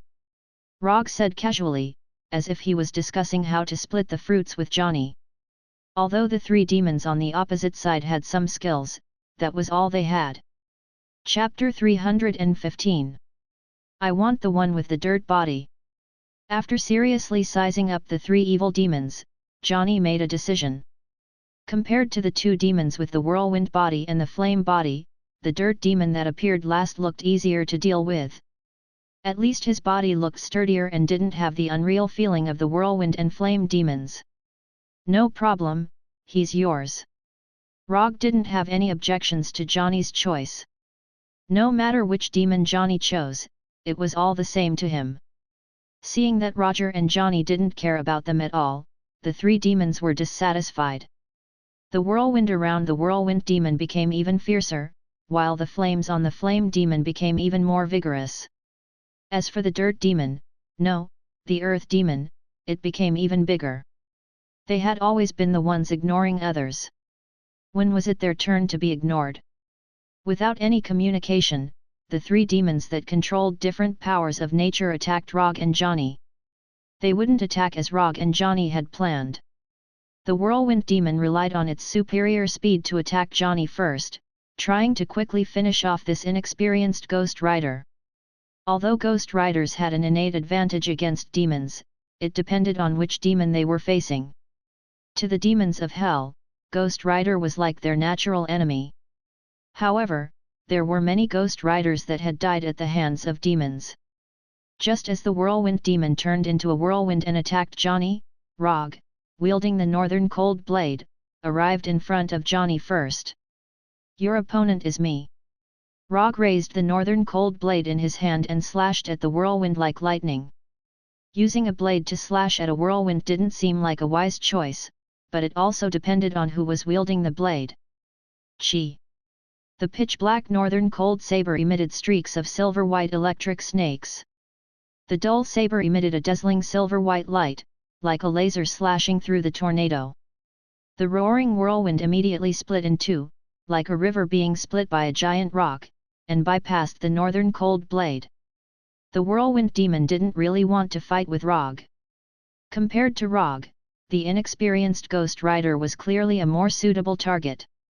He would deal with the soft persimmon Ghost Rider first before gnawing on the hard-bone Rogge. The whirlwind demon's choice wasn't wrong, but he looked down on Rogge too much. The two smaller whirlwinds had just swept past Rogge when they were met with a hellfire wall. Blackie didn't like being covered by hellfire, so Rogge had never covered the northern cold blade with hellfire. But this didn't mean that he couldn't use hellfire while using the northern cold blade. Enchanted weapons were only one of the abilities of hellfire. Compared to enchanted weapons, Rogge preferred to directly control hellfire in battle. The hellfire wall that soared into the sky completely separated the whirlwind demon from Johnny. Before the whirlwind demon could change direction, the hellfire wall slammed into him like a huge wave. Asterisk boom. Asterisk. The hellfire wall slammed into the whirlwind demon like a huge wave, and then slammed into the ground, turning into a raging sea of fire. The moment the hellfire wall slammed into the whirlwind demon, Rogge used lightning body blink to leave the spot to avoid being hit by the hellfire wall. Rogge, who used lightning body blink, not only disappeared in an instant, he also appeared in front of the flame demon like a ghost. Water release, hard whirlpool water blade. Before the flame demon could react, a whirlpool formed from water appeared in front of him, firmly binding him. The flames on the flame demon's body weren't hellfire. Chakra's water release was enough to suppress it in terms of attributes. Using the water whirlpool to bind the flame demon was just the prelude to water release, hard whirlpool water blade. Under the gaze of the flame demon, Rogge's left hand created a water whirlpool, and condensed it into a rapidly spinning water javelin. Not good, danger. Just as the flame demon's heart was alerted to the danger, the water javelin's tip hit his chest. The moment the spinning water javelins came into contact with the flame demon's chest, they turned into a huge waterspout. Like a roaring water dragon, they sent him flying. From Rogge using lightning body blink to the flame demon being sent flying by the hard whirlpool water blade, everything happened in the blink of an eye. The whirlwind demon that was hit by the hellfire wall didn't have time to stop Rogge, and the slow earth demon didn't even have time to react. In order to cause enough damage to the flame demon, Rogge used all his strength in the hard whirlpool water blade this time. The water tornado that hit the flame demon was more than 10 meters thick, and like a water dragon, it swallowed and sent the flame demon flying. Under the huge impact of the water tornado, the flame demon was sent flying for several hundred meters, and most of the flames on his body were also extinguished by the water tornado. After seriously injuring the flame demon with one move, Rogge's figure disappeared again. To deal with enemies like the whirlwind demon and the flame demon, he had to end the battle quickly. Otherwise, once they reacted and directly used elemental incarnation, the battle would become a protracted battle that Rogge hated the most. After being hit by the hellfire wall, the whirlwind demon reformed his body, intending to launch another attack. But at this moment, Rogge appeared in front of him again, and condensed a ball of chakra in his left hand. Sealing technique, 4-symbol seal. Rogge didn't expect the whirlwind demon to choose to reform his body. If the whirlwind demon had chosen to maintain its whirlwind or tornado form, he might not have been able to finish off the whirlwind demon so quickly. But the whirlwind demon's action of reforming his body gave him an opportunity to kill the whirlwind demon. As soon as the whirlwind demon's body reformed, the 4-symbol seal in Rogge's left hand hit his lower abdomen, and a powerful sealing power instantly covered his body. Damn it! The moment the 4-symbol seal took effect, the whirlwind demon sensed danger. But it was already too late. The 4-symbol seal couldn't bind the whirlwind demon forever, and Rogge didn't need it to last for too long. As long as the 4-symbol seal could forcefully bind the whirlwind demon for a period of time, it would be enough. Rogge saw a finger-sized core in the whirlwind demon's illusory body, and a core that emitted a faint green light. "Say hello to Mephisto for me." Rogge's voice sounded in the whirlwind demon's ear, and then a beautiful silver arc appeared.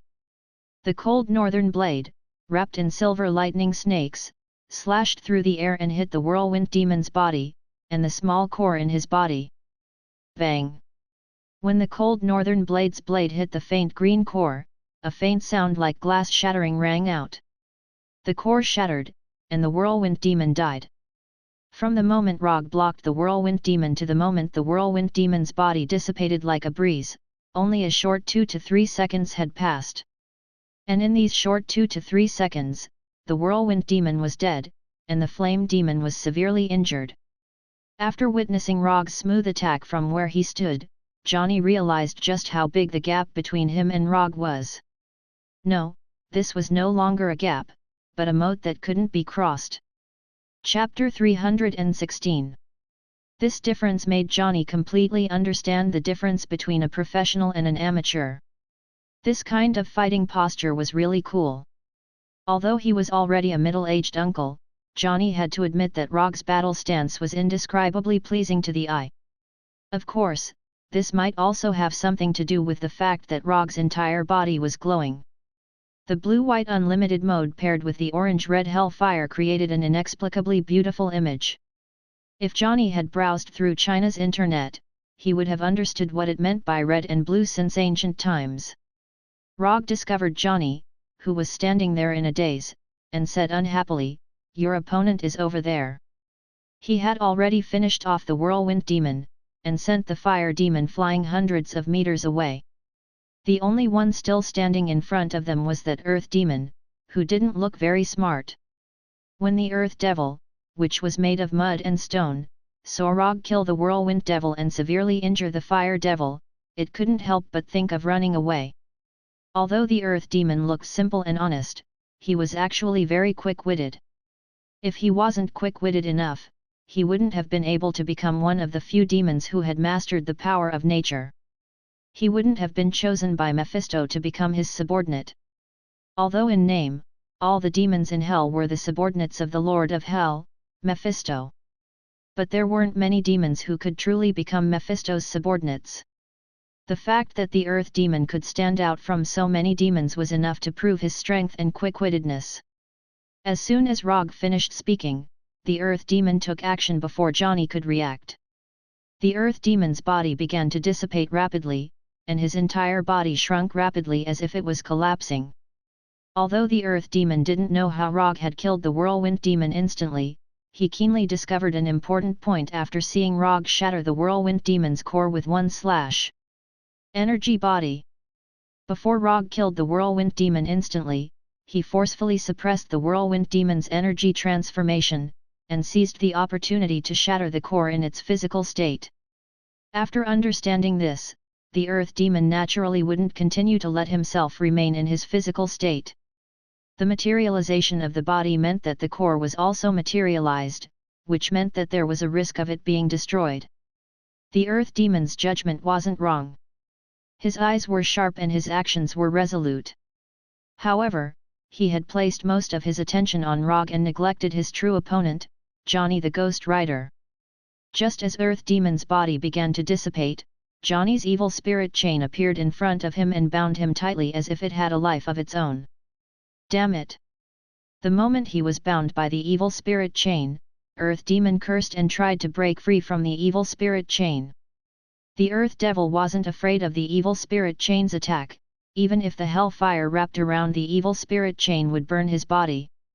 What he was truly troubled by was the binding of the evil spirit chains, which had interrupted the process of transforming his body into energy. Although the shackles of evil spirits did not have any sealing power, and could only rely on binding the opponent's movements, the hellfire on the shackles of evil spirits was a natural counter to demons. Whether it was a physical demon or a nature demon without a body, they were all powerless in front of the hellfire. If a simple body of energy could avoid the damage of the hellfire, then the hellfire wouldn't be one of the most feared powers of demons. With the process of transforming his body into energy interrupted, Earth Demon could only choose the most violent method to break free of the evil spirit chain. Earth Demon's body of earth had already shrunk to the size of a normal person, but in order to obtain more power, he began to enlarge his body. The larger his body, the more power he had, and the more likely it was for him to break free. Earth Demon's choice wasn't wrong, and he was different from the Whirlwind Demon and the Flame Demon who couldn't borrow the power of nature. With his feet on the ground, he could obtain endless support. With Earth Demon as the center, the earth around him seemed to come alive, and soil and stones continuously surged into his body. At this moment, Earth Demon was like a magnet, attracting all the soil and stones around him to strengthen his body. In just a few seconds, Earth Demon had become the legendary Earth Giant, his body reaching an astonishing height of more than 10 meters. The increase in size brought about a visible change in strength. The evil spirit chain that Earth Demon had been helpless against had now become a frail existence that he could easily break free from. The Earth Giant like Earth Demon let out a furious roar and stretched out its arms. The evil spirit chain that was wrapped around its body broke apart and fell to the ground. After breaking free of the evil spirit chain, the enlarged Earth Demon didn't immediately attack Johnny. Instead, he turned to look at Rogge. Or rather, he glanced at the northern cold blade in his hand. Earth Demon wouldn't let the tragedy of the Whirlwind Demon repeat itself. After confirming that the northern cold blade wasn't long enough to pierce through his body and destroy his core, Earth Demon turned his gaze back to Ghost Rider Johnny. This was the first time Johnny had seen the evil spirit chain break. Caught off guard, Earth Demon's giant fist, which was about the same size as Johnny's body, hit him hard and sent him crashing to the ground. Boom! The earth shattered as Johnny was knocked to the ground, and the hellfire on his body couldn't help but dim. Rogge was only 10 meters away from Johnny, but he had no intention of helping him. In Ghost Rider form, it was impossible to kill Johnny with physical means.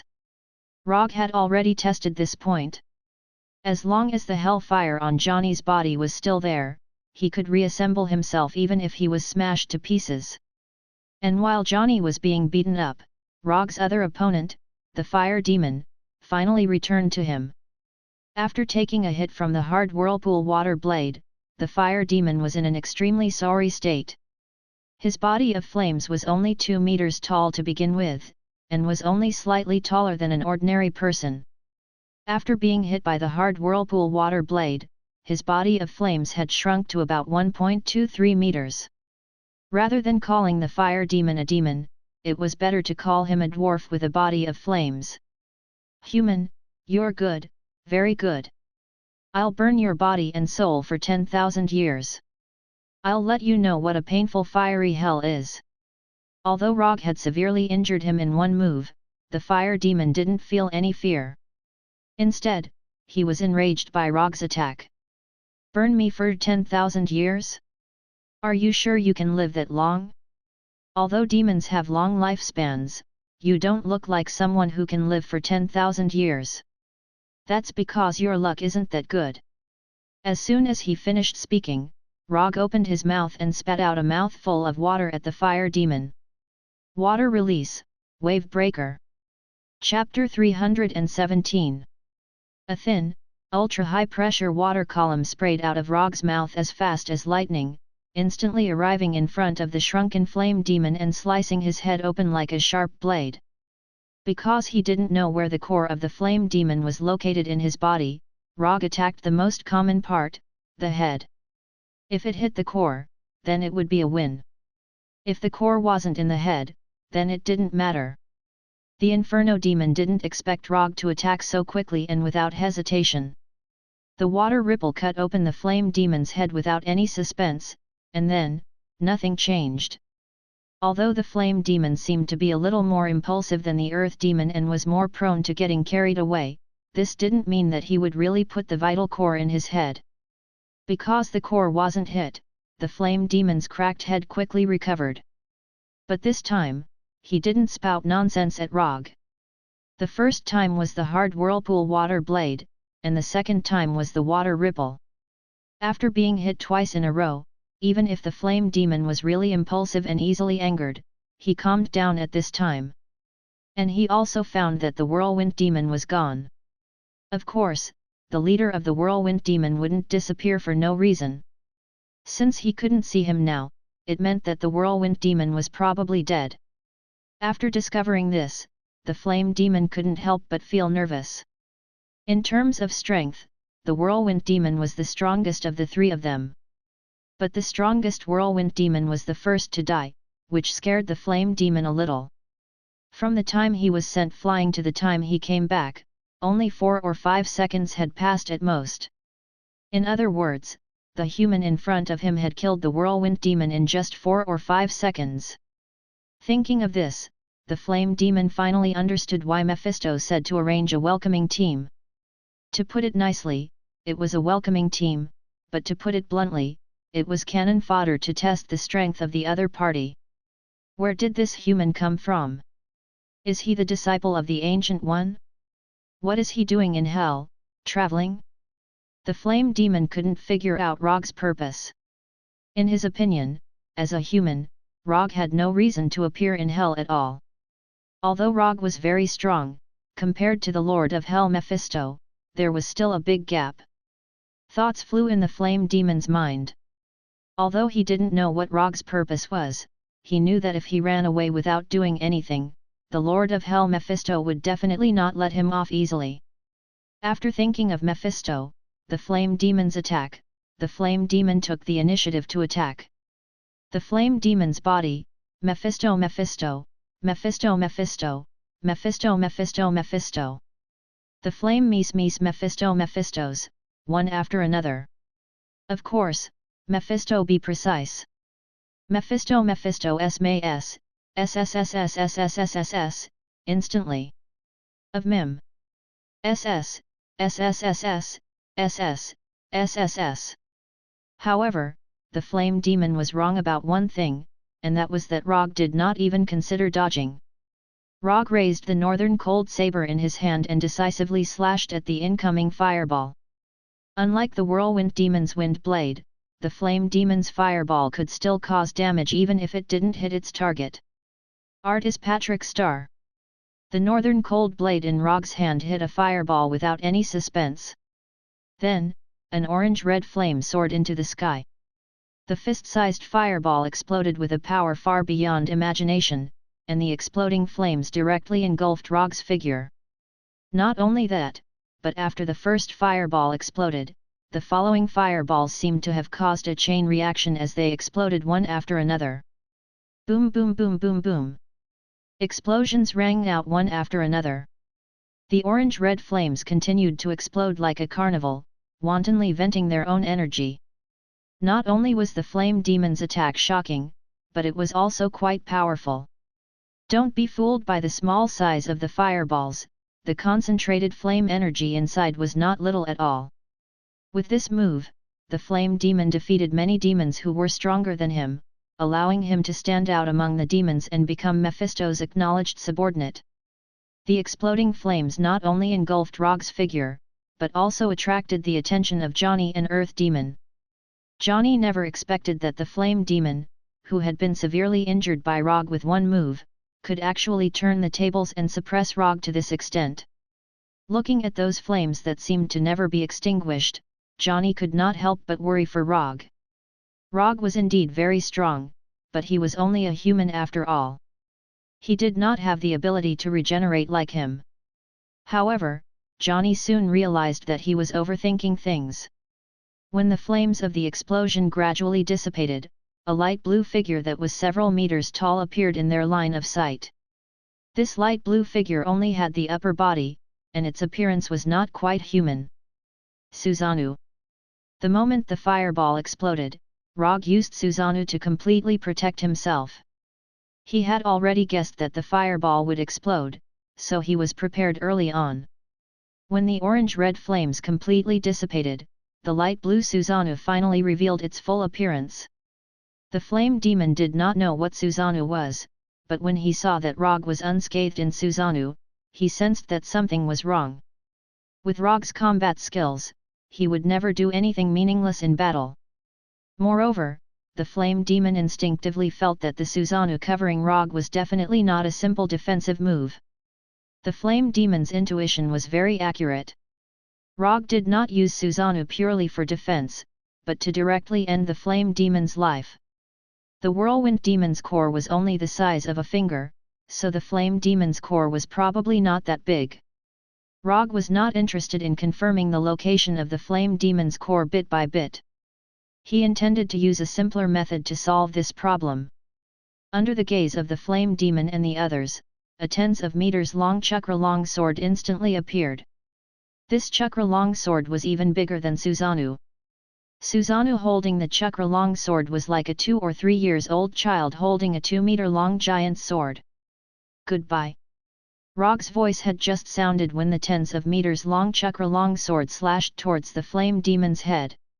At the moment when the chakra longsword appeared, the flame demon already had the idea of retreating, but the Susanoo's speed was faster than he imagined. The flame demon had not had time to leave when the light blue chakra longsword had already arrived in front of him. One sword kill. Chapter 318. Since he couldn't determine the location of the core, he would just destroy the entire body. The flame demon, who had shrunk to 1.2 meters in size, didn't even have a chance to resist before he was completely killed by the chakra. Not even a small flame was left behind as he dissipated into the air. Wasn't this turn of events a little too fast? The earth demon had just been rejoicing over the fact that the flame demon had the upper hand and suppressed the stronger Rogge. But in the blink of an eye, the flame demon had died under the Susanoo's chakra. Less than a minute had passed since the start of the battle. But in less than a minute, the whirlwind demon and the flame demon had died one after another without leaving a single mark on Rogge. I can't stay here any longer. I definitely can't stay here any longer. The earth demon didn't think that he had the ability to fight two people at once. Escape, no matter what, he had to escape. Although the punishment from the Lord of Hell Mephisto was terrifying, that was something he had to consider after he survived. And compared to Mephisto's punishment, the earth demon was even more unwilling to die here for no reason. He had grown from the most ordinary demon step by step, from an existence that anyone could bully and humiliate to a demon that controlled the power of the earth. The earth demon, who had been born ordinary, cherished his life and status more than the whirlwind demon and the flame demon. I haven't become a demon lord yet. I haven't become a famous great demon. I definitely can't die here. The immense pressure brought about by death made the Earth Demon erupt with even more power. The Earth Demon clenched his fists and smashed Ghost Rider Johnny's body with a heavy hammer, shattering Johnny's bones into pieces that flew in all directions. This wasn't the first time the Earth Demon had beaten Johnny to a pulp, but it was the same every time. Johnny, who had been reduced to pieces of broken bones, would recover with the help of the Hellfire. Unlike the previous few times, the Earth Demon didn't give Johnny a chance to reconstruct his body this time. After beating Johnny into a pile of broken bones, the Earth Demon took the opportunity to place his hands on the ground. The solid ground gradually softened, and within a few seconds, the thick ground became as soft as liquid. The rocks and broken bones on the ground quickly sank as if they had fallen into water. When there was not a single bone in sight, the Earth Demon retracted its hands and allowed the ground to return to its original state. After doing all this, the Earth Demon did not say another word and ran away. Not only that, but the Earth Demon's 10-meter-tall body was also shrinking as he ran. The materialized body was too big, and it would take more time to elementalize. In order to leave this place as soon as possible, and mainly to ensure the success rate of escape, the Earth Demon could only choose to shrink its body first, and then elementalize. Regarding Earth Demon's escape, Rogge didn't make a move to stop it, but silently dispelled Susanoo. The Earth Demon was Johnny's opponent, so whether the Earth Demon ran away or did something else, it was Johnny's business. Moreover, Rogge didn't care if the Earth Demon could successfully escape. It would be best if Johnny could leave the Earth Demon behind. If he couldn't, it could only mean that Johnny was still too weak. The Earth Demon knew that he couldn't stop Johnny's recovery, but that didn't mean that he would helplessly watch Johnny return to his original state. Since he couldn't stop it, then he had to prolong the recovery time as much as possible. Thus, the Earth Demon made the decision to bury Johnny's bones deep in the ground. The Earth Demon kept running away, his body was getting smaller and smaller. According to his current shrinking speed, it wouldn't be long before he could shrink his body to the size of an ordinary person, and then elementalize his body in one go. As long as he could elementalize successfully, he could leave this place alive. The Earth Demon was very clear about this point, and the power of the earth he grasped was very suitable for escaping at this time. In terms of speed, after elementalization, he really couldn't compare with the Whirlwind Demon and the Flame Demon. However, he had an advantage that the Whirlwind Demon and the Flame Demon didn't have. As long as he could elementalize his body, he could let himself go deep into the ground, and the earth would help him block the pursuers, and he could use the earth to hide his tracks. Hold on for a few more seconds, just a few more seconds. The Earth Demon felt that he had already touched the hope of successfully escaping. In just a few more seconds, he would be able to completely escape the pressure of death brought about by Rogge. But just as the Earth Demon thought that he was about to succeed, evil spirit chains surged out of the ground and wrapped around his limbs and body like pythons, once again interrupting his elementalization process. How was this possible? Ghost Rider was clearly still buried in the ground. How could he do it? The Earth Demon couldn't understand why these evil spirit chains had suddenly surged out of the ground, and he couldn't understand how Johnny had done it. Although he didn't look back, he was very sure that Ghost Rider was still buried in the ground and hadn't come out of the earth prison he had created. The Earth Demon's senses weren't wrong. Johnny was indeed still buried in the ground. But that didn't mean that Johnny couldn't attack him. Johnny wasn't the only one buried by the Earth Demon. The evil spirit shackles were also broken into pieces. Although Johnny couldn't travel through the ground, the evil spirit chains could. And thanks to the Earth Demon, Johnny could use even more of the evil spirit chains than before. Every section of the evil spirit chains had been lengthened by the Hellfire, to the point where Johnny could use them. Although this didn't make sense, it was very hellish. Using these evil spirit chains, Johnny once again bound the Earth Demon and regained the initiative in the battle. After his previous experience, Johnny didn't give the Earth Demon a chance to transform into his huge body again. The evil spirit chains wrapped around the Earth Demon endlessly. In the blink of an eye, the human-sized earth demon was bound into a ball by the evil spirit chains, a solid ball of chains burning with hellfire.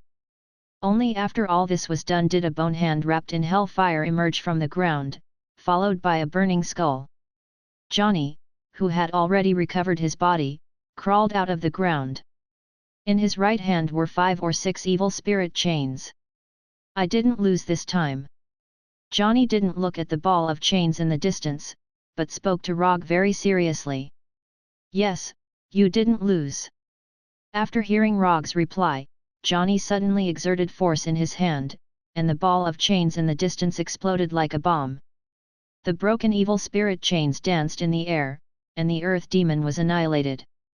Although it was a little different from what he had imagined, Johnny still finished off the earth demon alone in the end, leaving a deep mark on his battle career. Chapter 319. Well done.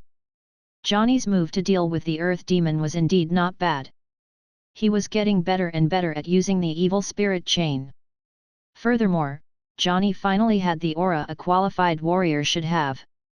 If Johnny had let the earth demon leave just like that, Rogge wouldn't have said anything, but he would still be a little disappointed.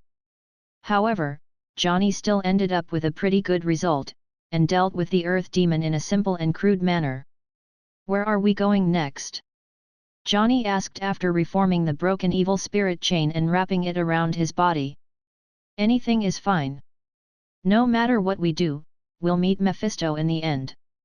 Rogge didn't know where Mephisto was, nor did he have any interest in using Chakra's sensing ability to search for Mephisto. Then, will we encounter other demons later on? I seem to like the feeling of fighting demons. Johnny was silent for a few seconds before he said excitedly. As a ghost rider, killing demons with his own hands gave him an inexplicable sense of joy, as if he was born to do so. I don't know. It depends on Mephisto's arrangements. If he feels the need to continue testing us, then we'll continue to meet the demons he sends out. If he doesn't feel the need, then we'll meet him in person. Rogge replied calmly. He wouldn't be surprised no matter what arrangements Mephisto made. When Johnny got back on his ghost bike and was about to leave, Rogge suddenly stopped him. Since we have time now, let me tell you something. This was the first time Johnny had seen such a serious expression on Rogge's face. Perhaps in your eyes, I'm very strong and can easily deal with those demons. But Mephisto isn't an ordinary demon. He's the Lord of Hell, the strongest in Hell. I can have the advantage against other demons, but against Mephisto, I won't have any advantage at all. So, before Mephisto appears, I think it's necessary to remind you that Mephisto is very powerful, very powerful. Even if we join forces, our chances of defeating him are less than 10%, or even lower. If he was alone at this time, Rogge would not have any hesitation. Even if he couldn't defeat Mephisto, he had a way to successfully escape from Mephisto. However, he wasn't alone now. He still had to consider Johnny's safety. Are you saying that we should leave Hell now? Johnny knew that Mephisto was very strong, but he had no idea how strong Mephisto was. He had only seen Mephisto's once when they signed the contract. He knew that Mephisto's was a lord of hell and a very powerful demon.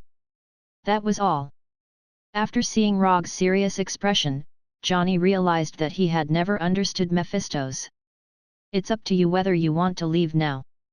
After all, you're the only one who has the ability to travel through hell. I just want you to know how dangerous it is to face Mephisto's. If anything goes wrong, you and I will stay in hell forever. Whether it's necessary to gamble with your life to fight for that slim chance of freedom is something you have to seriously consider. Rogge wanted Johnny to know how dangerous the journey ahead would be. After all, Johnny wasn't him and didn't know how terrifying Mephisto was. According to his estimation, Mephisto in hell would be at least at the Heavenly Father level, which was the Heavenly Father level where Odin and Ancient One were. Although the Heavenly Father level was only one level higher than the Earth God level. This level was the difference between heaven and earth, just like the difference in mass between the Earth and the Sun. If Rogge remembered correctly, a Thanos without an Infinity Stone was the so-called Heavenly Father level. And such a Thanos was already a super overlord that was famous throughout the universe. Apart from those super big shots who basically didn't show their faces or make a move, Thanos was one of the ceiling of individual combat power in the universe. If a Heavenly Father level Thanos was already so terrifying, there was no need to mention those Heavenly Father level existences. What's more, Rogge and Johnny were still in hell controlled by Mephisto. Fighting against a Heavenly Father level existence, and in his domain at that, a narrow escape was already considered the focus of the goddess of luck. Is Mephisto really that strong? He can't even appear on Earth often? Johnny wasn't doubting Rogge, he just found it hard to imagine that the old demon with grey hair was really that strong. That's because there's an existence as powerful as him silently guarding Earth, so all the demons, including Mephisto, can't easily appear on Earth. Rogge didn't explain to Johnny about the Sorcerer Supreme because it had nothing to do with him for the time being, and if nothing unexpected happened, it shouldn't have anything to do with him in the future. What about your opinion, do you want to leave? Mephisto is so powerful, and the reward I paid was just to bring you to hell, would you want to give up the commission? Johnny didn't answer Rogge's question directly, but instead asked Rogge. Give up the commission? Ever since I became a ninja, I've never given up on a commission. As a ninja with good professional ethics, I just don't want my employer to suddenly die. You've already paid me, so no matter what, I'll carry out the commission. You only need to consider your own safety now. Is there a need to use your life as a bet for a slim chance? Although the commission said that he had to work with Johnny to fight against the Lord of Hell, Mephisto, it wasn't impossible if he was alone. At most, the system would just deem the commission as a failure. Furthermore, it wasn't like there weren't any tricks to work together against this request. For example, he could bring Johnny's evil spirit chain to fight against Mephisto, and to a certain extent, work together against him. Since you're not leaving, I'm not leaving either. You dare to fight against Mephisto as a human, so as a Ghost Rider, I naturally won't choose to run away. Isn't it just a possibility of dying in battle? Ever since I became a Ghost Rider that's neither human nor ghost, I've never cared about death. Death might just be a form of release for me. After serious consideration, Johnny finally gave an answer, and decided to face Mephisto with Rogge. Wasn't it just fighting against a Lord of Hell? Even if it was fighting against God now, Johnny wouldn't be afraid. Just as Johnny finished speaking, an incomparably authoritative voice came from the sky, exploding like thunder. No wonder you're the knight that I've chosen. I like your attitude. The owner of this voice was none other than the Lord of Hell, Mephisto, the only ruler of Hell. Chapter 320. Before Mephistopheles' people arrived, his terrifying aura had already descended. At this moment, Rogge recalled the first time he met Odin at the Bifrost in Asgard. At that time, he didn't have Sage Mode, Mangekyo Sharingan, and even Chakra was only Ichibai. That was the first time he met an existence at the Heavenly Father level, and the first time he felt the vast gap in strength that made him despair. Although Mephistopheles hadn't done anything at this time, Rogge already felt a terrifying pressure that was no less than Odin's. No, the pressure that Mephistopheles brought was even more terrifying than Odin's. At least Odin wouldn't have such strong malice towards him. Do you feel it? This is the power of a Lord of Hell. Rogge took a deep breath and turned to Johnny, who was already a little stunned. Although Johnny, who only had a skull, couldn't make a human expression, Rogge could see the bitter smile in his heart when he turned to look at him. Johnny had just made up his mind to fight Mephistopheles to the death. In the end, Mephistopheles immediately responded and showed a little of his strength. I finally understand why you said that Mephistopheles is very strong. Johnny replied silently. Then, the hellfire on his body burned wildly, announcing his existence like an erupting volcano. Mephistopheles is indeed very strong, but so what? Isn't it just death? I don't care. I have made a choice that I regretted before, so this time, I will definitely not let myself regret it again. As soon as he said that, Johnny took off the chains wrapped around his body and pulled with both hands, turning the chains into evil spirit chains. This is the aura that a knight should have. I'm starting to like you a little. Looking at Johnny, Rogge said with a smile, and the chakra in his body began to surge wildly. Lightning Release Chakra Mode. Lightning Release Chakra instantly gathered in his body, and light blue chakra and lightning appeared. Rogge didn't use the common chakra coat, but the Lightning Release Chakra mode known as Lightning Release Armor. Compared to the chakra coat that could only slightly increase the body's strength, the Lightning Release Chakra mode could activate the body and greatly increase defense and speed, and the transmission speed of the nerves would also be significantly increased. The unique environment of Hell wasn't suitable for Sage mode, and the extreme natural energy could cause the Sage mode to fail or even directly backfire on the user. So, unless it was necessary, Rogge wouldn't use Sage mode. Besides, Mephistos hadn't even shown his face yet, so there was no need for him to take out his trump card right away. Infinite mode, Hell mode, Lightning Release Chakra mode. Mephistopheles, and all, chakra was, and so is, it. As long as it wasn't an instant kill, Rogge was confident that he could teach Mephistopheles a lesson about the strength of a ninja from Earth. Don't underestimate a ninja's explosive power. Rogge had already proven this with countless facts.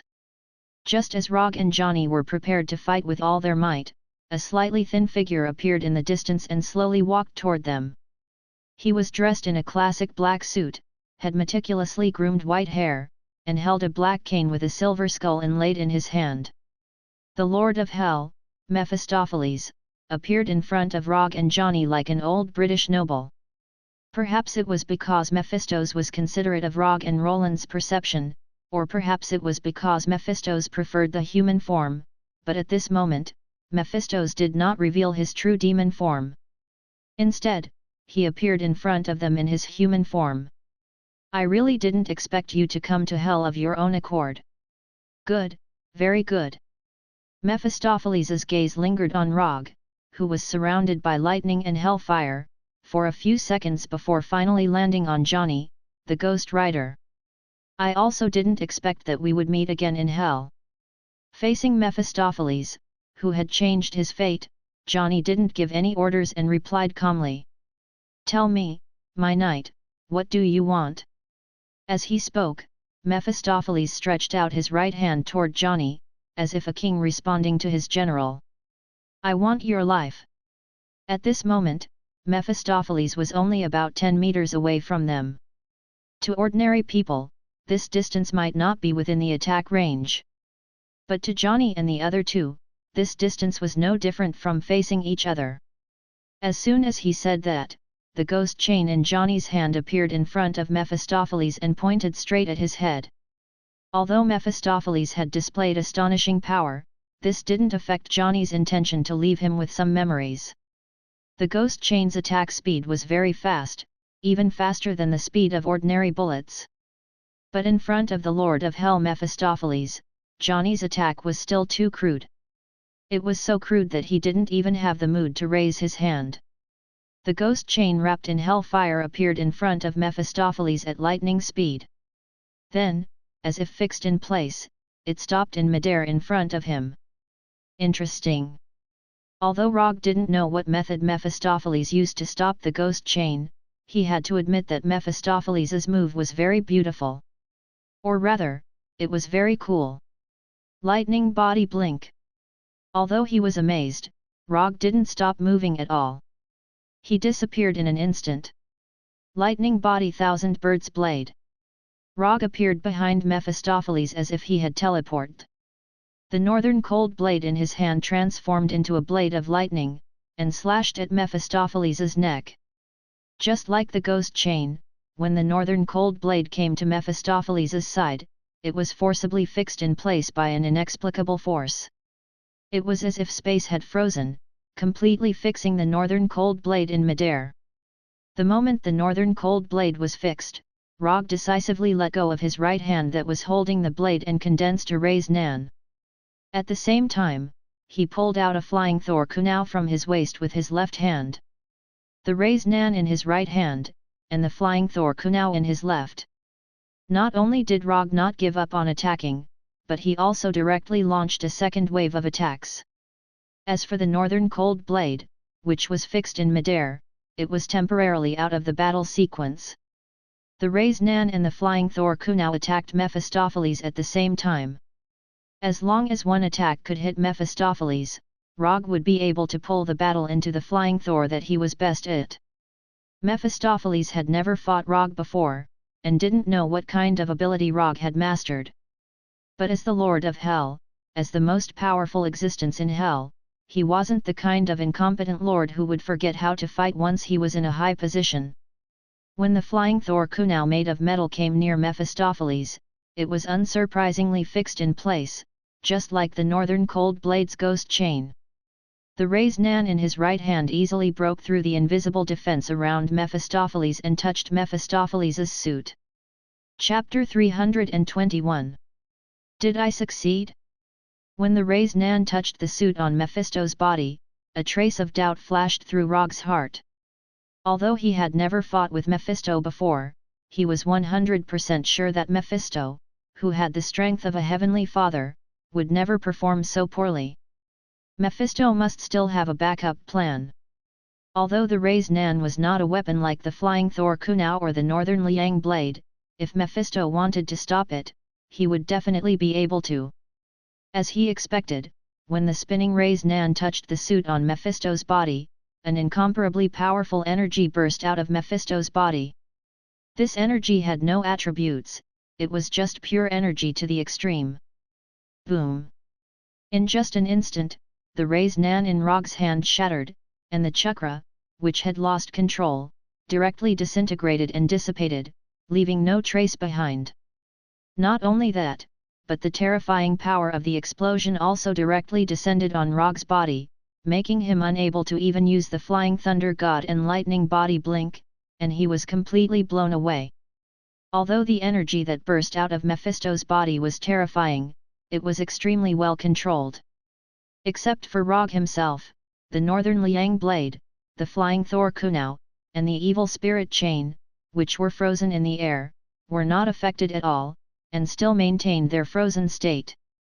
Rogge, who was blown away, flew a full 100 meters before he finally dissipated the impact of the explosion, and relied on the super light rock technique to stabilize his body and float in the air. Mephisto, the Lord of Hell, is really strong. Rogge raised his right hand and wiped the blood from the corner of his mouth, and his 3-tomo Sharingan also transformed into Mangekyo Sharingan. The dynamic vision of the 3-tomo Sharingan was already very terrifying, but it was completely unable to follow Mephisto's movements. Before Mephisto's energy burst out, he didn't even catch a trace of it. The flying Thor kunao was still near Mephisto, which meant that he still had a chance to launch a surprise attack. However, at this time, Rogge did not immediately launch a counterattack. Instead, he slowly landed on the ground. Mephisto stood in place with his cane, looking calm and composed, as if he didn't care about Rogge and Johnny's attacks at all. Rogge's attack speed was indeed very fast, and his combat reaction was top-notch.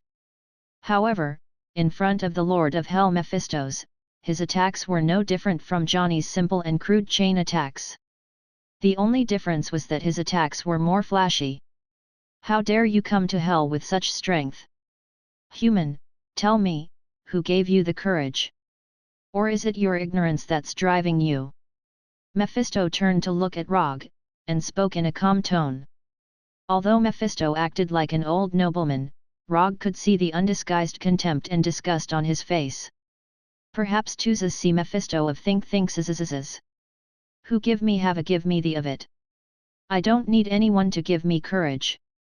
As he spoke, Rogge summoned the Kusanagi-no-Tsurugi sword that he hadn't used in a while, and pulled out the calamity pistol at his waist with his left hand. Now, I'll show you where my courage comes from. Rogge raised the Kusanagi-no-Tsurugi sword in his right hand and pointed it straight at Mephisto. However, before he could make a move, Johnny attacked first. After confirming that he couldn't pull back the evil spirit chain, Johnny decisively gave up on it and took out the double-barreled shotgun that he had never had the chance to use. Hellfire Demonization, Evil Spirit Double-Barreled Shotgun. Bang bang! As soon as the double-barreled shotgun was demonized, Johnny pulled the trigger, and 2 demonized evil spirit bullets shot at Mephisto. Johnny's shooting made Mephisto frown in dissatisfaction. How could a Ghost Rider use a gun? This was damaging the tradition and reputation of a Ghost Rider.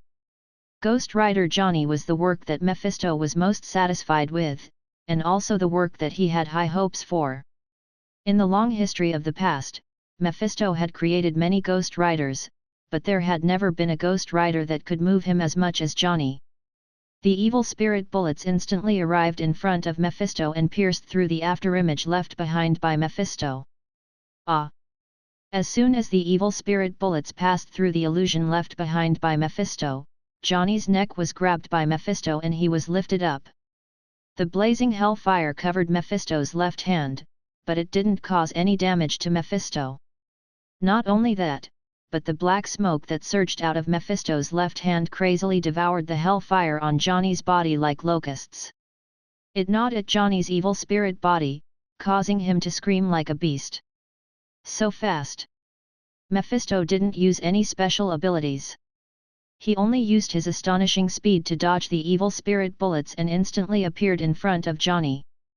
After switching from the 3-tomo Sharingan to the Mangekyo Sharingan, Rogge finally captured Mephisto's movements. In just 2 or 3 seconds, the hellfire on Johnny's body dimmed to the point that it looked like it would extinguish at any moment.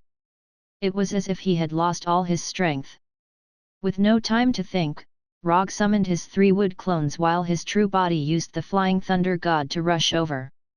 Although Rogge didn't know what the black smoke that surged out of Mephisto's body was, he could tell from Johnny's current state that this black smoke was very effective against hellfire. Hellfire was shockingly harmful to ordinary demons, but it was nothing to the Lord of Hell, Mephisto. As long as he wanted to, he could even take back the hellfire on Johnny's body. Using the flying Thor, Rogge once again arrived near Mephisto and fired all 6 bullets from the Calamity pistol. Raiden, Spiral Electromagnetic Gun, Water Release, Water Dragon Bullet, Water Release, Water Ripple, Water Release, Water Shockwave, Futon, Vacuum Blade, Odomare's Nan. The bullets in the Calamity pistol were originally prepared for those demons, but he didn't expect to use them all on Mephisto. 6 completely different ninjutsu attacks arrived in front of Mephisto almost at the same time. Rogge didn't expect these ninjutsu to hit Mephisto, and Mephisto wouldn't give him such a chance. Judging from Mephisto's current posture, he was a person who cared very much about his image. He definitely wouldn't make a mess of himself because of a battle. Therefore, when he fired the ninjutsu bullets, Rogge had already prepared a backup plan. Before these 6 ninjutsu attacks hit Mephisto, Rogge used his chakra to destroy the stability of the ninjutsu. Art is Patrick Star. Rogge couldn't detonate himself like Deidara, but he could detonate all the chakra in his ninjutsu and create a powerful but completely uncontrollable chakra explosion. The thunder, water, and wind attributes of chakra fused and rejected each other uncontrollably, and then art was born. Boom! Chapter 322. The 3 different types of chakra were fused together in an inexplicable way, creating a terrifying explosion that even Rogge didn't know how powerful it was. Before the explosion even started, Rogge prepared a defensive barrier for himself. Wood Release, Wooden Spindle Wall. A curved circular wall was formed in front of him, completely enveloping him. The chaotic energy storm crazily released its own energy, and the terrifying shockwave destroyed everything around it, regardless of whether it was friend or foe, and the lightning and storm that filled the sky created a doomsday scene. In addition to the energy storm formed by the different types of chakra, this sudden energy storm also inexplicably caused a chain reaction, which attracted the natural energy of hell, further increasing the power of the explosion. The black and purple color caused by the explosion became the only color in the sky, and the earth shook violently, and the terrifying energy storm destroyed everything like a supernova. The thickened wooden spindle wall created by Rogge only lasted for a short 2 or 3 seconds before it was completely broken. Even if he continuously used chakra to strengthen it, it didn't change the outcome of the wooden spindle wall being destroyed. Susanoo. The light blue Susanoo instantly took shape and surrounded him in layers. In order to ensure that Susanoo has enough defensive power, he mobilized almost all the chakra in his body, and didn't spare any energy to support the existence of Susanoo. Although the energy storm in front of him was his plan, but as the planner, he didn't expect that the fusion of different types of chakra would produce such a terrifying power. What he didn't expect was that the extreme nature energy in hell would also participate in the energy storm's revelry. If he had known that there would be such a completely uncontrollable chain reaction, he wouldn't have taken the initiative to detonate his ninjutsu. The current situation was completely beyond his expectations, and it also completely disrupted his next step. According to his plan, he should have saved Johnny after the explosion while Mephistopheles was distracted.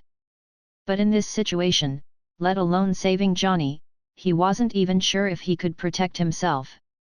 If this energy storm didn't end, he would have to use his trump card in advance. Not only did Rogge not expect that the energy storm he created would cause such a huge chain reaction, but Mephistopheles also didn't expect it either. As the Lord of Hell, Mephistopheles knew a lot more about hell than Rogge did. So he knew more about the current situation than Rogge did. To put it simply, the energy storm created by Rogge was like throwing a grenade into an arsenal full of high explosives. The grenade wasn't very powerful, but it detonated the explosives in the arsenal, and as time passed, more and more explosives were detonated. Mephistopheles didn't matter, he couldn't ignore the fact that the arsenal's explosion would directly blow up his base. This human, he really wasn't an ordinary human. More and more natural energy was being attracted by the energy storm. Mephistos even felt that all the natural energy in hell was showing signs of being awakened. If this energy storm was allowed, if was mice Mephistopheles, this was Mephistopheles. In order to maintain the order and safety of hell, Mephistopheles had no choice but to deal with this huge problem brought about by Rogge. Mephistopheles casually swung his left hand, and Johnny, who had been grabbed by the neck, was flung out. He was instantly swallowed by the energy storm.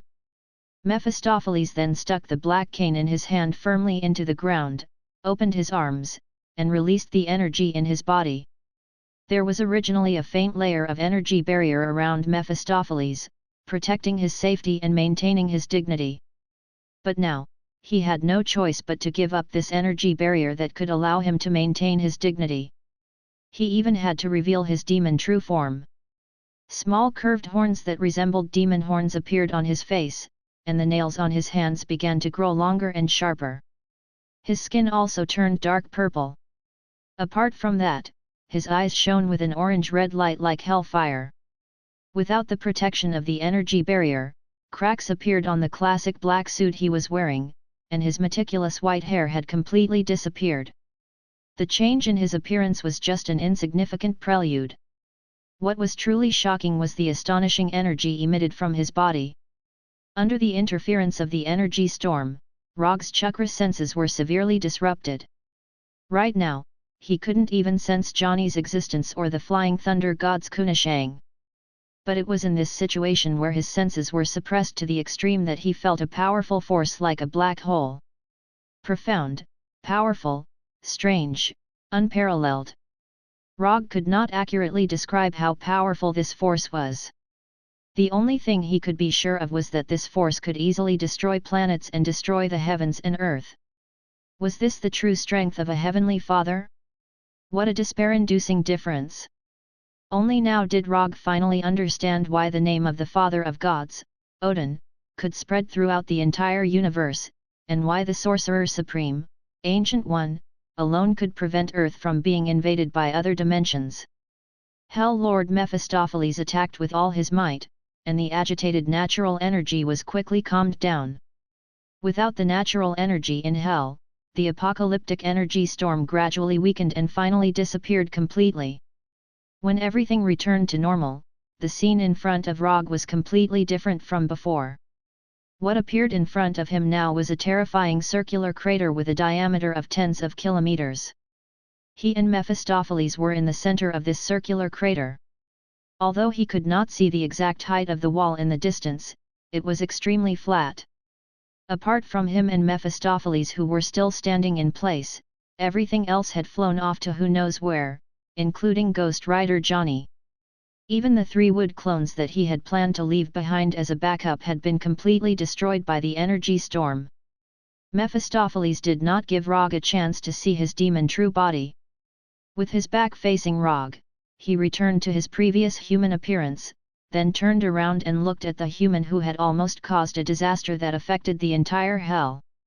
"Human, what's your name?" At this moment, Mephistopheles no longer had the contempt and disgust on his face. Instead, it was solemn and serious. "My name is Rogge, and I'm a ninja." In addition to his name, Rogge also said his profession. "Ninja? Interesting." Mephistopheles nodded with a smile, then pulled out his cane from the ground and walked 5 or 6 meters in front of Rogge. He said solemnly, "Become my ninja, and I'll make you the strongest ghost ninja in the entire universe." Chapter 323. Evil Spirit Ninja? And the strongest evil spirit ninja in the universe? Rogge was stunned for a moment, unable to keep up with Mephisto's train of thought. "Yes, as long as you submit to me, I can make you the strongest evil spirit ninja in the universe. After I die, you can even take over my position and become the new Lord of Hell." At this moment, Mephisto was acting like an amiable old man who had billions in assets but no suitable heir, openly tempting Rogge. "Sorry, I'm quite satisfied with my current appearance. I have no intention of changing into an evil spirit for the time being." Rogge tactfully rejected Mephisto's suggestion. If it wasn't for the huge difference in strength, he wouldn't even have bothered with Mephisto. The strongest evil spirit ninja in the entire universe. This title sounded very powerful, but in reality, it was meaningless. Not to mention that there was no ninja in the universe who could use ninjutsu like him. Just the fact that he was the strongest in the universe wasn't very reliable. Even Mephisto himself wasn't the strongest in the universe, let alone the evil spirits he created. Be it Ghost Rider or Evil Spirit Ninja, they were just Mephisto's subordinates. They were naturally inferior to Mephisto himself. More importantly, the appearance of a skeleton after transforming into an evil spirit didn't match his aesthetic at all. Rogge remembered that not long ago, several well-known media outlets in America had teamed up to do a survey on the most desirable superheroes to marry. If he remembered correctly, he was ranked first on this list. Furthermore, he had surpassed Captain America, who was ranked second, and Tony, who was ranked third, with an absolute advantage. Right, it was worth mentioning that Hulk was ranked fourth on the list, even above Thor and Thor. Yes, the one who was selected was Hulk, not Dr. Bruce Banner.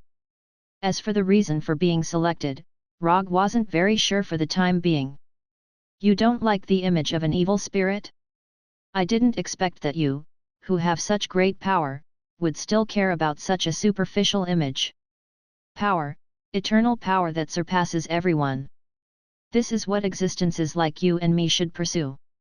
Appearance, image, charm, personality, these are all things that only incompetent and weak existences care about." Mephisto said in disappointment. He couldn't tolerate Rogge, who had such great potential, wasting his energy on such boring things. I can only say that everyone has different pursuits. After all, I'm a human, and you're a demon, so everyone has different ideas. There's a saying that I'm not sure if you've heard of, but it's called 3 values run with one's facial features. To become a charming villain, facial features are more important than 3 values. Odin's youngest son, Loki, is quite good at this. You can learn from him. After hearing Rogge's words, Mephisto fell silent. He was not convinced by Rogge, but he finally confirmed that Rogge had no intention of becoming his subordinate, not at all. Whether it was his image or his worldview, it was all just an excuse for Rogge not to become his subordinate. Forget it. Someone who can cultivate to your level of strength must have a firm belief. Otherwise, you wouldn't have the power you have now. Use your strength to prove your beliefs. Whether it's rejecting me or leaving hell alive, you can't do without strength. As soon as he finished speaking, Mephistos exuded an astonishing aura, as if the entire world was under his control. Don't say that I didn't give you a chance. As long as you can destroy or take away my staff, I'll let you leave and pretend that nothing happened. If you can't even do that, don't blame me for bullying you, a little ninja from Earth, Mephistos said confidently. Mephistos said with incomparable confidence. His insufferably arrogant image returned once more. Haha, is that necessary? You're already a high and mighty lord of hell, and you're still using such obvious words to destroy my state of mind. I'd be an idiot if I really believed what you said. Mephistos was indeed very strong. He was the strongest enemy Rogge had encountered so far, and the difference in strength between them was indeed so great that it made one despair. But even so, it didn't mean that he wouldn't be able to fight back when facing Mephistos. If Mephistos could really get rid of him easily, Mephistos wouldn't have needed to say so much to him just now. You're indeed very strong, but if I want to leave, even if you're a lord of hell, you won't be able to stop me. I said it. As he spoke, Rogge raised the Kusanagi-no-Tsurugi sword in his hand and pointed it at Mephistos fearlessly. If he was afraid, he would lose for the rest of his life. Rogge could admit that his skills were inferior, and he could also admit that he had failed, but he would never allow himself to lose for the rest of his life. If he agreed to Mephistos' conditions today, or placed his hopes of victory on destroying and taking away the staff, he would never be able to win against Mephistos. Not only would he not win today, but he wouldn't win in the future either. I like you more and more. If you weren't a human but a demon born in hell, you would definitely become a great existence famous throughout the multiverse. But now, you don't have that chance. The more Mephistos looked at Rogge, the more he liked him. At the same time, it also triggered a desire to conquer that he hadn't felt for many years. He wanted to conquer this man and make him his most loyal subordinate. What else could give him a greater sense of accomplishment than this? Unlike before, Mephistos didn't wait passively for Rogge to attack this time. Instead, he chose to make the first move. Mephistos raised his left hand slightly, and 3 pure and powerful energy tornadoes flew towards Rogge. It was a killing move right from the start. These 3 energy tornadoes were almost transparent, and ordinary senses couldn't detect their existence at all. Moreover, unlike natural tornadoes, these 3 energy tornadoes didn't cause any abnormalities while flying. They didn't even cause a slight breeze. Mephistos used facts to prove what a lord of hell should be capable of. It was an almost godly level of control over his body. Good timing. These 3 energy tornadoes that couldn't be detected by the naked eye attacked Rogge from 3 different directions, completely sealing off all his escape routes. However, Rogge didn't have any intention of dodging at this moment. He clasped his hands together and took a deep breath. Chakra in his body began to fuse with the natural energy of hell. Hell, Immortal Mode. Rogge had already planned to use Immortal Mode when he summoned the wood clone earlier. Although the wood clone had been accidentally destroyed, it had given him enough feedback. Although the natural energy of hell was very extreme, it could still be used to fuse with chakra. Chapter 324. Only a madman could fight another madman. The natural energy in hell was very extreme. Even if it could be used to fuse with the immortal technique chakra, there was a risk of it going out of control. However, Rogge didn't think too much about it at the moment. After absorbing enough natural energy from hell, he suddenly realized that he seemed to have fallen in love with this kind of torture that brought pain all over his body. Simple red eyeshadow appeared around the Mangekyo Sharingan. The red circle on his forehead like a bull's eye was entwined with flame-like patterns. The moment he entered Hell's immortal mode, Rogge's physical fitness changed qualitatively, and the power of his ninjutsu, illusion, and taijutsu increased tremendously. What surprised Rogge even more was that after entering Hell's immortal mode, Hell's rejection and suppression of him completely disappeared. Hell had acknowledged his existence. Now, even if he didn't use unlimited mode, he could survive in Hell without any restrictions. Mephisto immediately noticed Rogge's change and frowned slightly. Just as Mephisto was wondering how Rogge could suddenly be acknowledged by Hell, Rogge made his move. Immortal technique would release wood clone. With a thought, 3 wood clones that looked exactly like Rogge rushed out from the ground and attacked the energy tornado. Immortal technique Chidori. Immortal technique Chidori blade. Immortal technique Chidori sharp spear. The 3 wood clones used 3 different immortal techniques lightning release and collided head-on with the energy tornado. Rumble. Although the attack power of the energy tornado was very strong, the attack power of the immortal technique wasn't weak either. The moment the lightning release ninjutsu collided with the energy tornado, the immortal ninjutsu dissipated, and the energy tornado collapsed. The out-of-control immortal technique chakra and Hell's energy scattered in all directions, creating huge craters in the ground. Gravel and dust flew everywhere. Immortal technique lightning body blink. As soon as the wood clones dispersed the energy tornado, Rogge used lightning body blink to appear in front of Mephisto. Immortal technique Odama Raise Nan.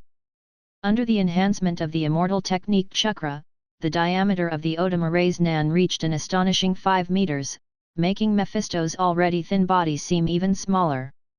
Rogge had already tried to use a blink attack before. Although the result of the previous attack wasn't very good, he still chose to use the blink attack that he was best at. Facing Rogge's attack, Mephisto sneered disdainfully. Although the Odama Raise Nan in Rogge's hand was much larger than the previous Raise Nan, it didn't mean anything to Mephisto. Whether it was an ordinary Raise Nan or the immortal art Super Jade Raise Nan, it was impossible for them to cause any harm to him. This was the confidence of an archdevil. Sure enough, when the immortal technique Odama Raise Nan was about to touch Mephisto, an extremely powerful shockwave erupted from Mephisto's body. Boom! Mephisto's energy attack directly destroyed Rogge's Odama Raise Nan, and a hurricane-like shockwave was born, attacking in all directions. Is this all you've got? It had to be said that Mephisto was quite disappointed with Rogge's attack this time. In a one-on-one battle, using the same tactic twice in a row wasn't a wise choice. And this also meant that the attacker had run out of tricks. Immortal Art Flying Thor. As soon as Mephisto's energy attack destroyed the immortal technique Odama Raise Nan, Rogge left his original spot with the Flying Thunder God and instantly returned to the vicinity of one of the wood clones. Leaving the Flying Thor technique on the clones was already Rogge's traditional skill. Whether it was the Shadow clone or the Wood clone, they were no exception. When Rogge returned to the Wood clone's vicinity, Mephisto suddenly realized that there was something wrong with the number of Wood clones. One of them was missing. Rogge used 3 Wood clones to neutralize the 3 energy tornadoes, and then his original body attacked Mephisto. From the beginning, Rogge didn't expect his blink attack to be effective against Mephisto. Moreover, Mephisto had just experienced it once not long ago. So from the beginning, his goal wasn't to attack Mephisto, but to use the same tactic and similar moves to distract Mephisto. Don't underestimate ninjas from Earth. Mephisto didn't have time to sense the whereabouts of the other Wood clone before a Raise Nan wrapped in silver-white lightning came to his back and hit him hard. Rumble. Immortal Art Spiral Railgun. Terrifying silver-white lightning danced everywhere, and a light blue energy storm soared into the sky. The earth shook, and a blazing light occupied the entire sky. Who said that the original body couldn't feint attacks? Clones could also be the main force of the attack. Although the energy storm had blown away the Flying Thor Kunao, it hadn't blown the Flying Thor Kunao too far away. It was only a few dozen meters away from where Mephisto was now. Although the Flying Thor Kunao was buried under the soil, the Flying Thor technique on it was still there. After confirming the location of the Flying Thor Kunao, Rogge formulated an attack strategy. In order to distract Mephisto, he could only feint attacks with the original body. The reason why he used the Odama Raise Nan instead of the Raise Nan wasn't because it was more powerful, but because the Odama Raise Nan was bigger and easier to block vision. Moreover, the chakra turbulence after the Odama Raise Nan was destroyed could further conceal the aura of the wood clone's immortal art. After the Odama Raise Nan was destroyed, the uncontrollable chakra spread around Mephisto, making it impossible for him to immediately detect the immortal art spiral railgun behind him. As long as Mephisto didn't discover the whereabouts of the wood clone before the Odama Raise Nan was destroyed, Rogge's attack this time was destined to not fail. The result was just as Rogge expected. Although Mephisto noticed that the wood clone was missing, it was too late by then. Although the immortal art spiral railgun was very powerful, it was still unrealistic to want to kill the Lord of Hell Mephisto in one shot.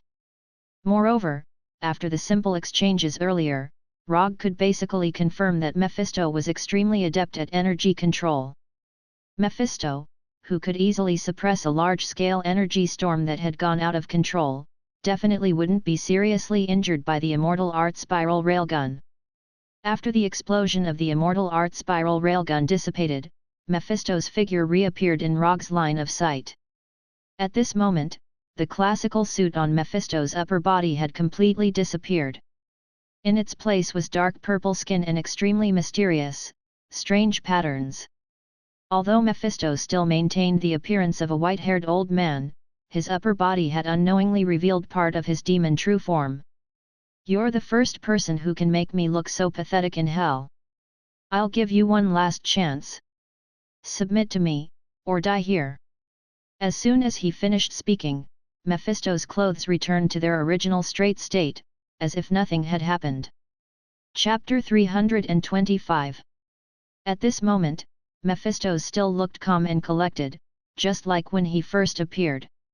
However, Rogge knew that Mephisto's was angry, and it was the kind that couldn't be appeased. However, this was normal. If he had been teased by someone who was far weaker than him, he would also be very angry and want to kill that arrogant bastard immediately. "I'll answer you for the last time. Don't even think about it if you want me to submit to you." Although he was not as strong as Mephisto's, Rogge had no intention of kneeling down and admitting defeat. If he wanted to kneel down and admit defeat, he might as well kill him directly. At least this was simpler. After hearing Rogge's answer, Mephisto's expression did not change at all, and the shocking aura he emitted disappeared.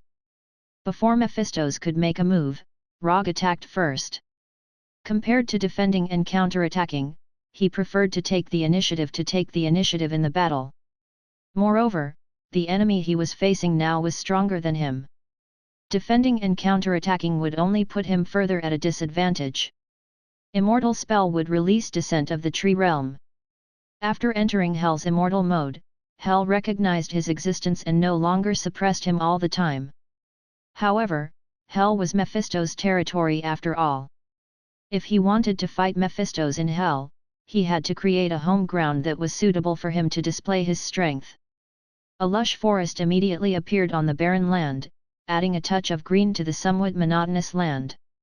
The moment the dense forest appeared, the trees and vines in the forest came to life instantly, fighting to attack the motionless Mephistos. Although the forest formed by Descent of the Tree Realm was not a natural forest, it was more useful than a natural forest. As long as Rogge needed it, all the plants in the forest could be used by him. Whether it was controlling the plants to attack or defend, or using them to restrain the enemy, it was as easy as breathing. Of course, the premise of all this was that he had enough chakra. In the face of the overwhelming trees and vines, the Lord of Hell, Mephistos, was still unmoved, as if he did not notice anything. However, when these branches and vines came within 5 meters of him, these branches and vines driven by the immortal technique chakra disintegrated instantly. This wasn't some fancy technique to control energy, but pure energy decomposition. In just an instant, these branches and vines were broken down into their most primitive atomic form and completely dissipated into the air. With Mephisto as the origin, an absolute domain with a diameter of 5 meters appeared. It wasn't that Mephistos couldn't expand the range of his domain, but in his opinion, an absolute domain with a diameter of 5 meters was enough to deal with all of Rogge's attacks. Although Rogge's strength was a little stronger than he had imagined, it was only a little. As long as he was in hell, no one would be his match. Mephisto's actions might seem arrogant, but as an archdevil, he had enough confidence to be arrogant.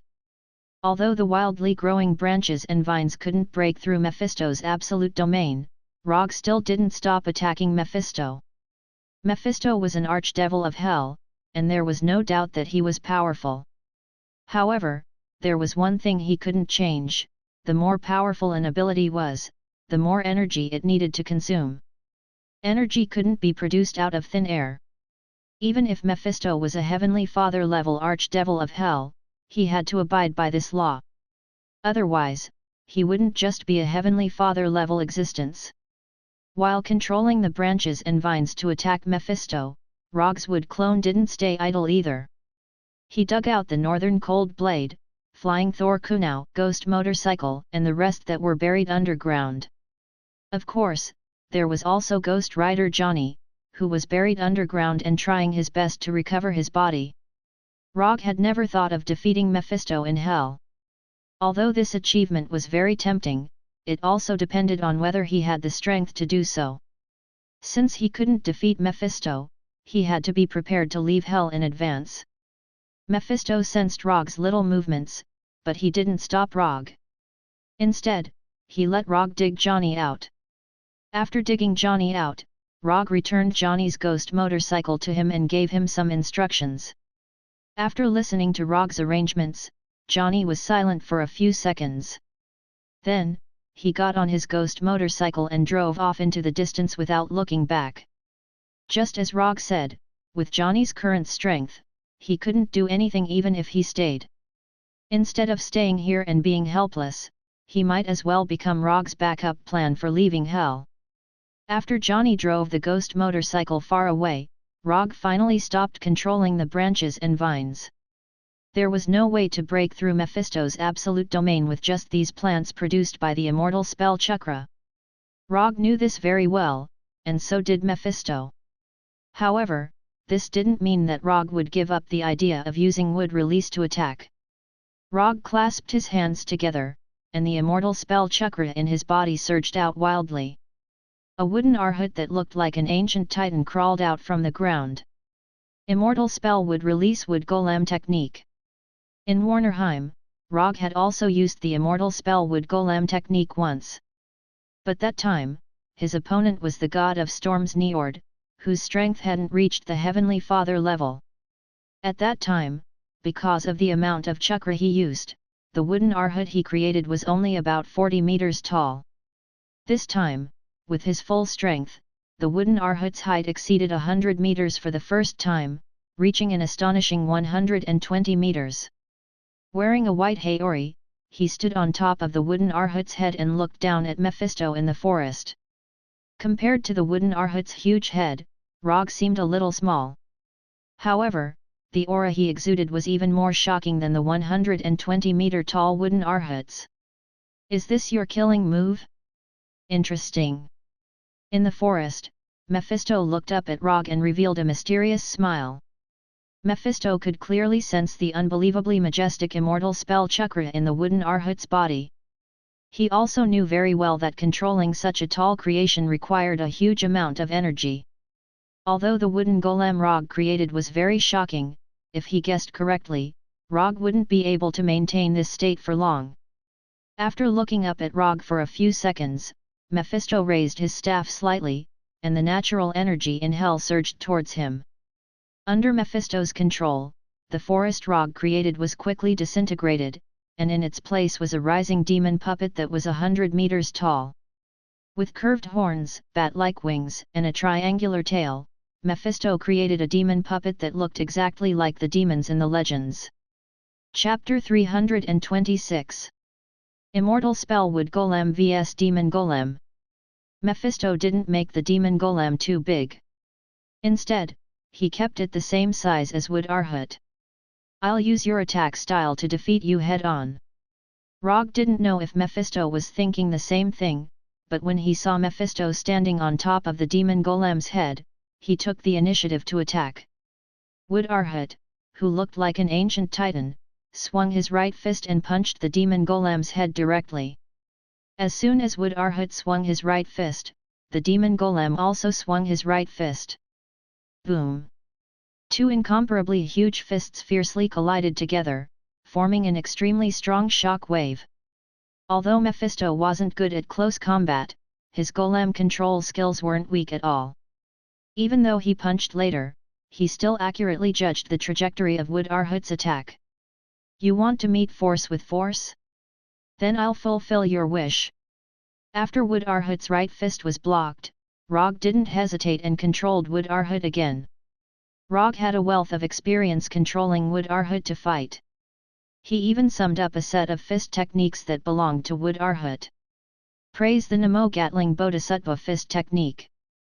3,600 revolutions in a breath. Euler. Under Rogge's control, the astonishingly large Wood Arhut transformed into a crazy punching machine. The huge fists hit the body of the devil puppet made of mud and stone like missiles. At this moment, all the fighting techniques disappeared from Rogge's mind. The only thing he knew now was to use Wood Arhut's fists to beat the demon golem continuously. Wood Arhut's sudden outburst made Mephisto frown unconsciously. The energy in his body surged wildly. While repairing the demon golem's body, he also began to counterattack fiercely. The 100-meter-tall Wood Arhut and the demon golem were like boxers in the ring, attacking the enemy in front of them crazily. Broken wood and stone flew everywhere and fell to the ground like meteors. The shockwave produced by the collision of the fists exploded with a loud sound like a sonic boom. The fight between Wood Arhut and the demon golem created artificial earthquakes. The ground shook violently, and spider-web-like cracks could be seen everywhere. On the surface, this was a fight between Wood Arhut and the demon golem. But in reality, this was Rogge and Mephisto's energy confrontation.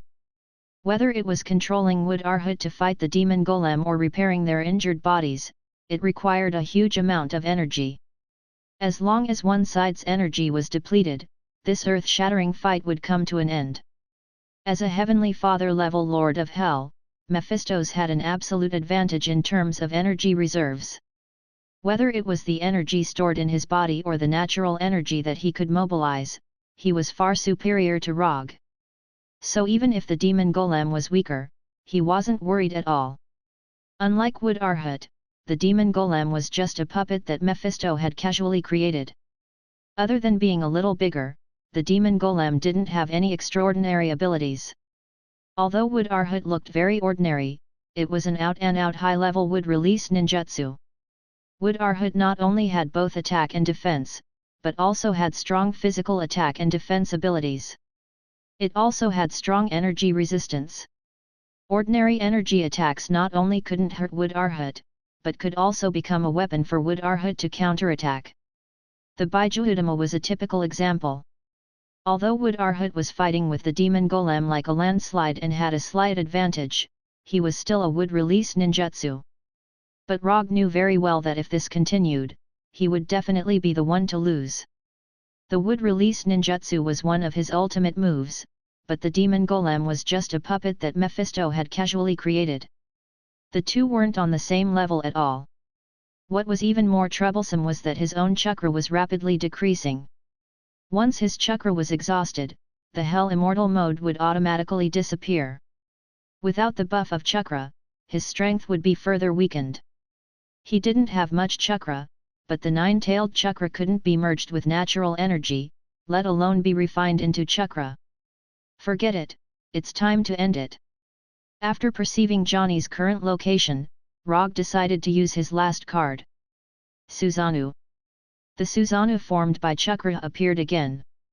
Compared to the 100-meter-tall Wood Arhut, the 7 or 8-meter-tall Susanoo seemed a little small. However, this half-body Susanoo didn't last for long before Rogge took the initiative to disperse it. Before transmigrating, Rogge had imagined a scene. Or rather, a move that was more advanced than Gundam. Susanoo Great Buddha, 2 people destroy 4 countries. This was a sentence that Rogge had read before transmigrating, and now, he intended to fulfill the first half of this sentence. A.K.A. Rogge, who was standing on top of Wood Arhut's head, let out a miserable howl. The tearing feeling brought by the Suzanu's materialization and the stinging feeling brought by the Hell Immortal mode fused together, forming a bone-deep pain. The Suzanu that was scattered by Rogge didn't dissipate. The light blue chakra began to cover Wood Arhut, and then materialized into the appearance of armor. Rogge's Suzanu was originally only in the second form with flesh and blood. Under the buff of Hell Immortal mode, his Suzanu reached the third form with armor for the first time. At this time, the armor of Suzanu covered Wood Arhut's body. Pain, pain, pain, pain. Using Suzanu in Hell Immortal mode, only a madman like Rogge would do this. And covering Arhut with Suzanu's armor was something that even Madara had never tried. Madara once used Suzanu, but it was just Suzanu covering Kyuubi's body. Covering Wood Arhut's body with Suzanu was a new experience that no one had ever experienced before, an inhuman experience of extreme pain. After using this shrunken version of Suzanu Great Buddha, even Rogge, who had a strong will, couldn't help but kneel on one knee on top of Wood Arhut's head. After going back, he must practice Suzanu well. Although he was trembling with pain, Rogge still had some messy thoughts in his mind. Although the cost of using it was a bit high, the effect was obvious. After putting on the light blue Suzanu armor, Arhut, whose momentum was already very amazing, showed a shocking power that was not weaker than Mephisto's. Suzanu Great Buddha. This was Rogge's real trump card. When Arhut transferred the Suzanu armor, Mephisto's face finally became dignified, and he looked at Rogge very seriously. Chapter 327. Although the battle didn't last long, Mephisto realized that Rogge was more difficult to deal with than he had imagined. Or rather, he was more pleasantly surprised. Every time he thought that Rogge was going to stop here, Rogge would always come up with some new tricks and play one amazing trump card after another.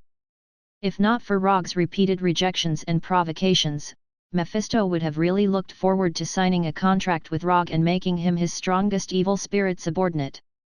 However, it turned out that Rogge had no intention of signing a contract with him. Looking at Arhut, who was covered in light blue armor, Mephisto sighed as killing intent surged in his heart. Kill Rogge, force his soul to stay in hell, and then transform his soul into an evil spirit. Since Rogge was unwilling to accept his good intentions, Mephisto could only use some forceful means. Killing intent flashed across Mephisto's body, but Rogge's sharp senses picked it up. He wasn't surprised by Mephisto's decision. If he were Mephisto, he would have made a similar decision. Although he said that, he had no intention of giving up. He had already used his trump card, the Suzanu Buddha, so there was no need to consider anything else. With the thought, Arhut, who was wearing the Suzanu armor, attacked again. Boom, boom, boom, boom. With the Suzanu armor, the wooden Arhut's attack power and defense power have been significantly improved. Although Arhut's body didn't change at all, his punches now were stronger than the previous dozen punches combined. Left hook, right hook, straight punch, forward punch, 1-2 combo. At this time, the wooden Arhut was like an invincible boxing champion in a boxing ring. Punch after punch landed on the demonic puppet's body, forcing it to retreat step by step. Although Mephisto's controlled the demon puppet to counterattack, the Suzanu armor on Arhut's body was like an absolute defense, blocking all of the demon puppet's counterattacks. In just a few seconds, huge spider web cracks appeared on the demonic golem's body. Broken soil and stones splashed out like a meteor shower, fiercely hitting the ground and creating craters of various sizes. Under the powerful attack that Arhut was unable to resist, the demon golem couldn't even make a slightly effective counterattack, and could only stagger backwards. The speed at which Arhut was destroying the demon puppets far exceeded the speed at which Mephisto could repair them. The 100-meter-tall demon golem was like an incomparably huge sandbag, receiving Arhut's punches that were each heavier than the last. From the looks of it, Rogge now had the upper hand. But he knew very well that this upper hand was only the result of Mephisto giving up. Mephisto's best energy attack hadn't been used at all. Rogge didn't know what Mephisto was planning. Perhaps he was using the demon puppet to exhaust his chakra, or perhaps he wanted to see how far Arhut could go. In any case, Mephisto was still standing calmly on top of the demon puppet's head, without the slightest hint of panic. Although Rogge really wanted to control Arhut to kill Mephisto with one punch, he knew that this could only be a fantasy. Instead of wasting precious time on Mephisto, he might as well seize the time to deal with the demon puppet. Break for me! Taking advantage of the demon puppet's retreat, Arhut grabbed the demon puppet's arms, and with a sudden force, tore off the upper arms of the demon puppet. The two arms, which were dozens of meters long, were casually thrown by Arhut, and hit the ground like meteorites, raising a huge cloud of dust. After tearing off the demon puppet's arms, Arhut didn't stop at all, and grabbed the pair of bat wings on the back of the demon puppet with both hands again. Until now, Rogge still didn't know why Mephisto wanted to make bat wings for the demon puppet. A demon puppet made of mud and stone obviously couldn't fly, so this pair of huge bat wings didn't have any practical use other than making the demon puppet look more like a legendary demon. Given Mephisto's experience, he shouldn't have wasted his energy to make a pair of useless bat wings. Although he couldn't understand what Mephisto was thinking, Arhut still grabbed the demon puppet's bat wings with both hands, and tore off the wings that were more than 200 meters long. At this moment, Mephisto's demon puppet was only left with its main body and head. When Rogge controlled Arhut to throw away the huge bat wings in his hands, he suddenly realized that Mephisto, who was standing on top of the demon puppet's head, had a meaningful smile on his face. Not good. Years of battle experience made Rogge acutely sense that something was wrong, and he planned to control Arhut to retreat some distance. However, it was all too late.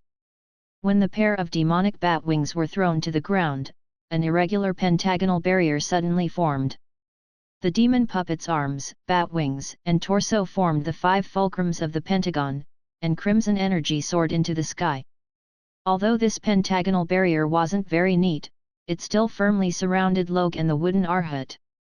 Was this Mephisto's plan?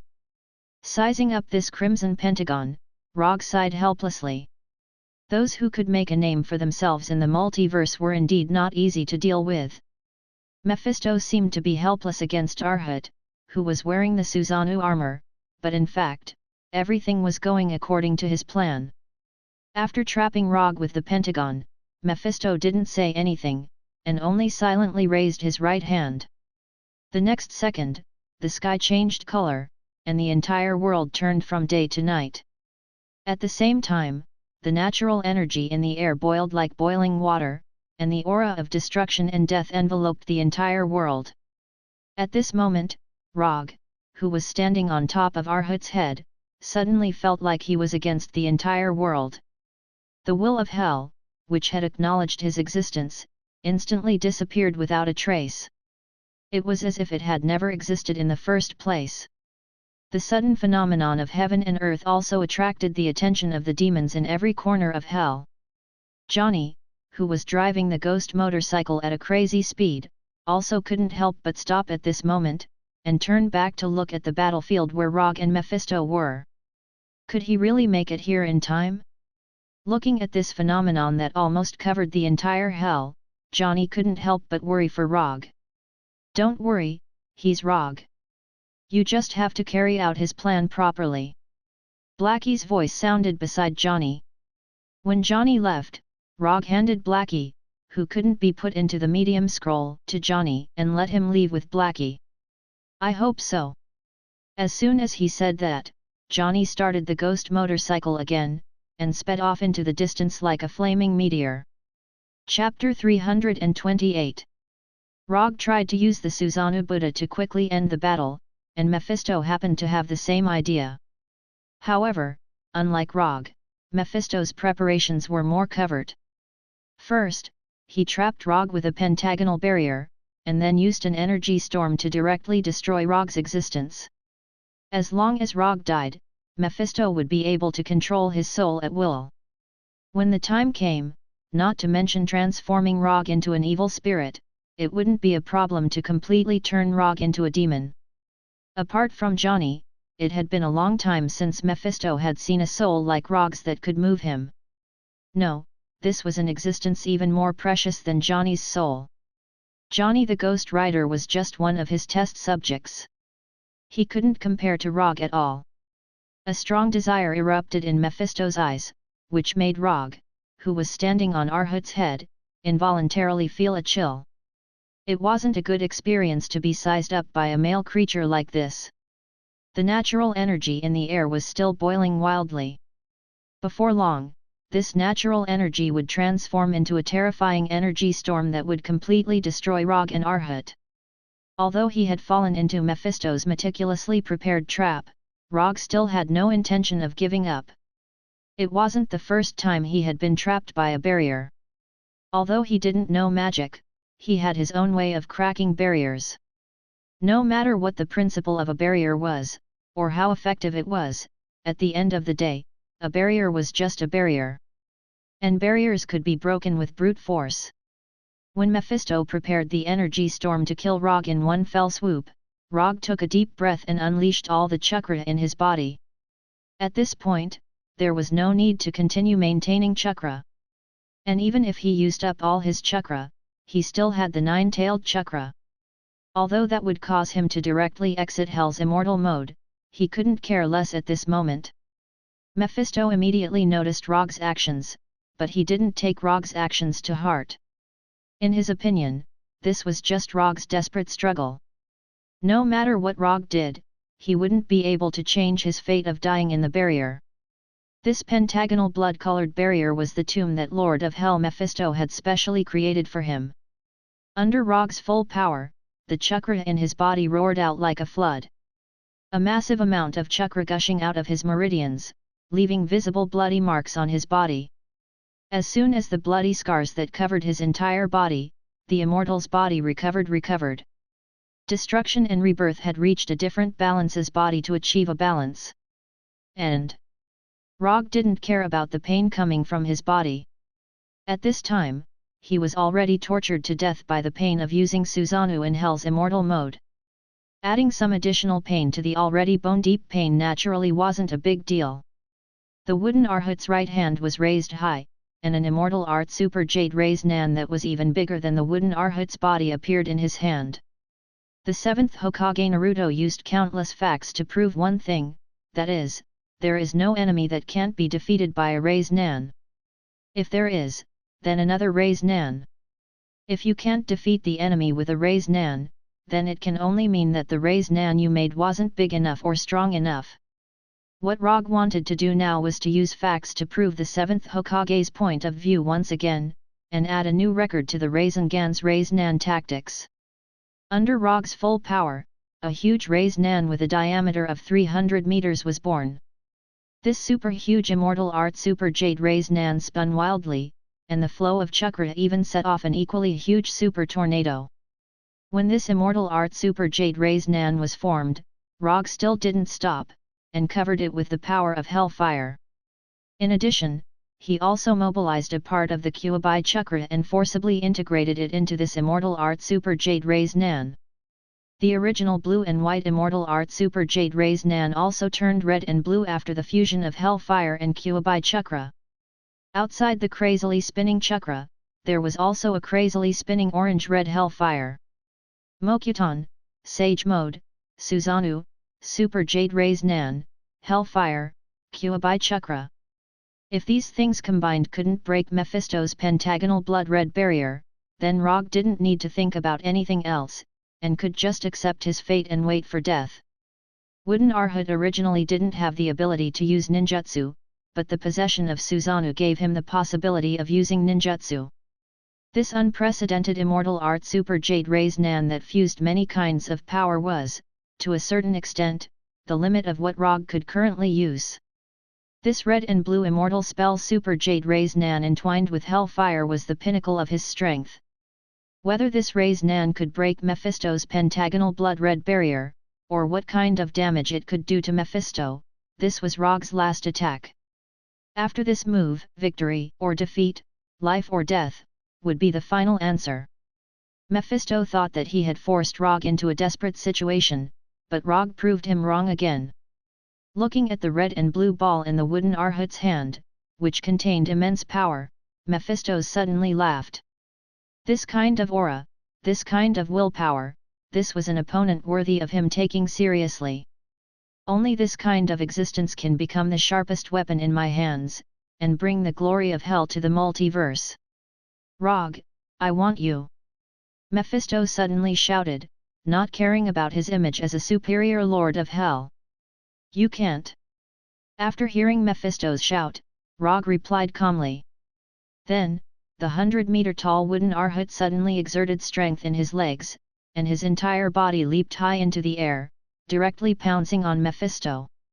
The pentagonal blood-red barrier had 5 fulcrums, and these 5 fulcrums were the key to the barrier. Rogge wouldn't choose any of the other fulcrums to break the barrier. He would only attack the fulcrum where Mephisto was. When wooden Arhut, who was holding the immortal art super Jade Raise Nan, leaped high into the air, Mephisto also raised the black staff in his hand. The silver-white skull staff pointed directly at Rogge, who was above wooden Arhut's head. The boiling natural energy between heaven and earth instantly formed a deep black hole with the skull staff as the origin, and a powerful energy storm that could destroy everything instantly formed. The fist-sized black ball was the core of the energy storm, and contained all the energy storm's power. Break for me! The immortal art super Jade Raise Nan, which was 300 meters in diameter, collided fiercely with the black ball in the energy storm. A white light brighter than a supernova explosion instantly appeared, cutting through the endless night like the dawn of dawn. Chapter 329. 2 energy balls of completely different sizes crashed into each other. Different types of energy intertwined and separated, creating a strange scene that resembled an abstract oil painting. The red and blue immortal spell Odama Raise Nan and the black hole-like energy storm core could not suppress each other. The scattered energy torrents destroyed everything around them. Lightning raged, flames danced, hurricanes roared, gravity turbulence. All sorts of natural phenomena, both common and uncommon, played out one after another. It was like an apocalyptic disaster, but also like the birth of a new world. When the immortal spell Odama Raise Nan collided with the black hole-like energy core, what happened next was no longer something Rogge and Mephisto could control. At this point, even if they wanted to stop, it was already too late. They were the ones who had created this scene, but they could not decide the final outcome. Unless one side ran out of energy, or the balance between the two was broken, this phenomenon could only come to an end. Time flew by, but now it felt like an eternity. The short span of 2 to 3 seconds felt like a century or two to him. Under Rogge and Mephisto's anticipation, the balance between the immortal spell Odama Raise Nan and the energy storm core was finally broken. An indescribably terrifying explosion erupted. Unlike normal energy explosions, this one was strangely quiet, as if someone had pressed the mute button. It was so quiet that it made one not know what to do. On this devastated land, a ball of light that resembled the sun slowly rose. The blazing white light became the only color in the entire world. Boom! When this orange-red ball of light spread to the horizon like the sun, the long-awaited explosion sounded. It was as if a crack had been torn in the sky. The vast land welcomed an unprecedented earthquake, and the natural energy in the air was swept away. The moment the immortal spell Odama Raise Nan and the energy storm core exploded, Rogge connected to the flying Thor on the ghost motorcycle. He broke through the restrictions of space and appeared behind Johnny in an instant. Run, full speed ahead. Although Rogge didn't suffer any serious injuries, the exhaustion from the depletion of chakra made him look as weak as a seriously ill patient. If it wasn't for the 9-tailed chakra maintaining his consciousness, he might have already fainted. After hearing Rogge's words, Johnny didn't dare hesitate at all and immediately accelerated the ghost motorcycle to its maximum speed. In order to leave Hell and return to the human world, Johnny had to drive the ghost motorcycle. Therefore, after digging Johnny out of the ground, Rogge had already arranged a retreat plan. Johnny drove the ghost motorcycle away first, widening the distance between them and Mephisto as much as possible. After the outcome between him and Mephistopheles was decided, he would immediately appear behind Johnny in the Flying Thunder God and return to Earth on Johnny's ghost motorcycle. Rogge's attempt to leave Hell on the ghost motorcycle couldn't be hidden from Mephisto, but he didn't plan on hiding it from Mephisto. What he needed was just a little bit of time. Mephisto, who was at the center of the explosion, sensed Rogge's departure, but unlike what Rogge had guessed, he didn't chase after them but let them leave Hell. "We'll meet again, we definitely will." Mephisto looked in the direction Rogge and Johnny left with an inexplicable smile on his face. When Johnny drove the ghost motorcycle through the portal made of hellfire, Rogge finally breathed a sigh of relief. This trip to Hell had finally come to an end without any mishap. Time passed in a flash. It was already the 7th day since Rogge returned to the human world, which was the main universe's Earth. At this time, he was wearing a dark red classical mage robe and lying on the roof of a building, basking in the sun. He wasn't at Konoha's headquarters in Washington, nor was he in his secret nest in New York. Instead, he was in Kathmandu, Nepal. To be precise, he was in Kathmandu, Nepal at Kamartaj. As for why he was here and wearing Kamartaj's mage robe, it was a bit strange, but it was quite reasonable. When he and Johnny returned to Earth through the Hellfire portal and returned to US Route 69 where they had left before, Sorcerer Supreme Ancient One walked out of a glittering portal and then carried out a detailed examination of the two of them that they couldn't understand. After confirming that neither of them was possessed by a demon, nor did they bear the inexplicable curse of Hell, Ghost Rider Johnny was picked up and released by Ancient One, and Rogge was caught by her to Kamartaj. In front of Sorcerer Supreme Ancient One, Rogge wouldn't have any power to resist, and he didn't have any thoughts of resisting Ancient One. After fighting with the Heavenly Father-level Lord of Hell Mephisto, he knew very well how big the gap in strength was between him and the Heavenly Father level. So instead of asking for trouble, it was better to obediently listen to Ancient One's arrangements. And Ancient One didn't do anything strange to him. He just took him to Kamartaj and then gave him the identity of a student. After that, he stayed in Kamartaj until today. Except for 3 days ago, Sorcerer Supreme Ancient One let him experience the existence of the multiverse. Ancient One disappeared again. As for where Ancient One went, he didn't know, and neither did the people of Kamartaj. "Rogge, Teacher Ancient One is back, she wants you to go over now." Just as Rogge was about to fall asleep under the warm sun, Sorcerer Modu's voice came over, interrupting his unstarted nap. Sorcerer Modu, one of the disciples of Sorcerer Supreme Ancient One. In fact, every sorcerer in Kamartaj can be regarded as a student of Ancient One, but there are only a few who can be personally taught by Ancient One. Sorcerer Modu is one of the few people who were personally taught by Ancient One. "Okay, I'll go over now."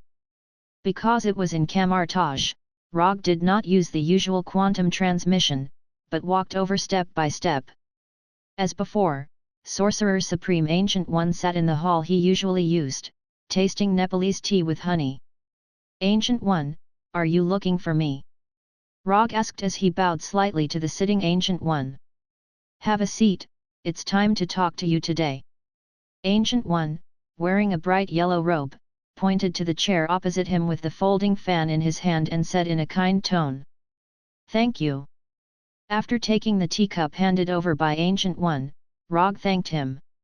After waving everyone else in the hall to leave, Ancient One spoke again, "You have also lived in Kamartaj for a while, can we talk about your past now, Rogge from another world?"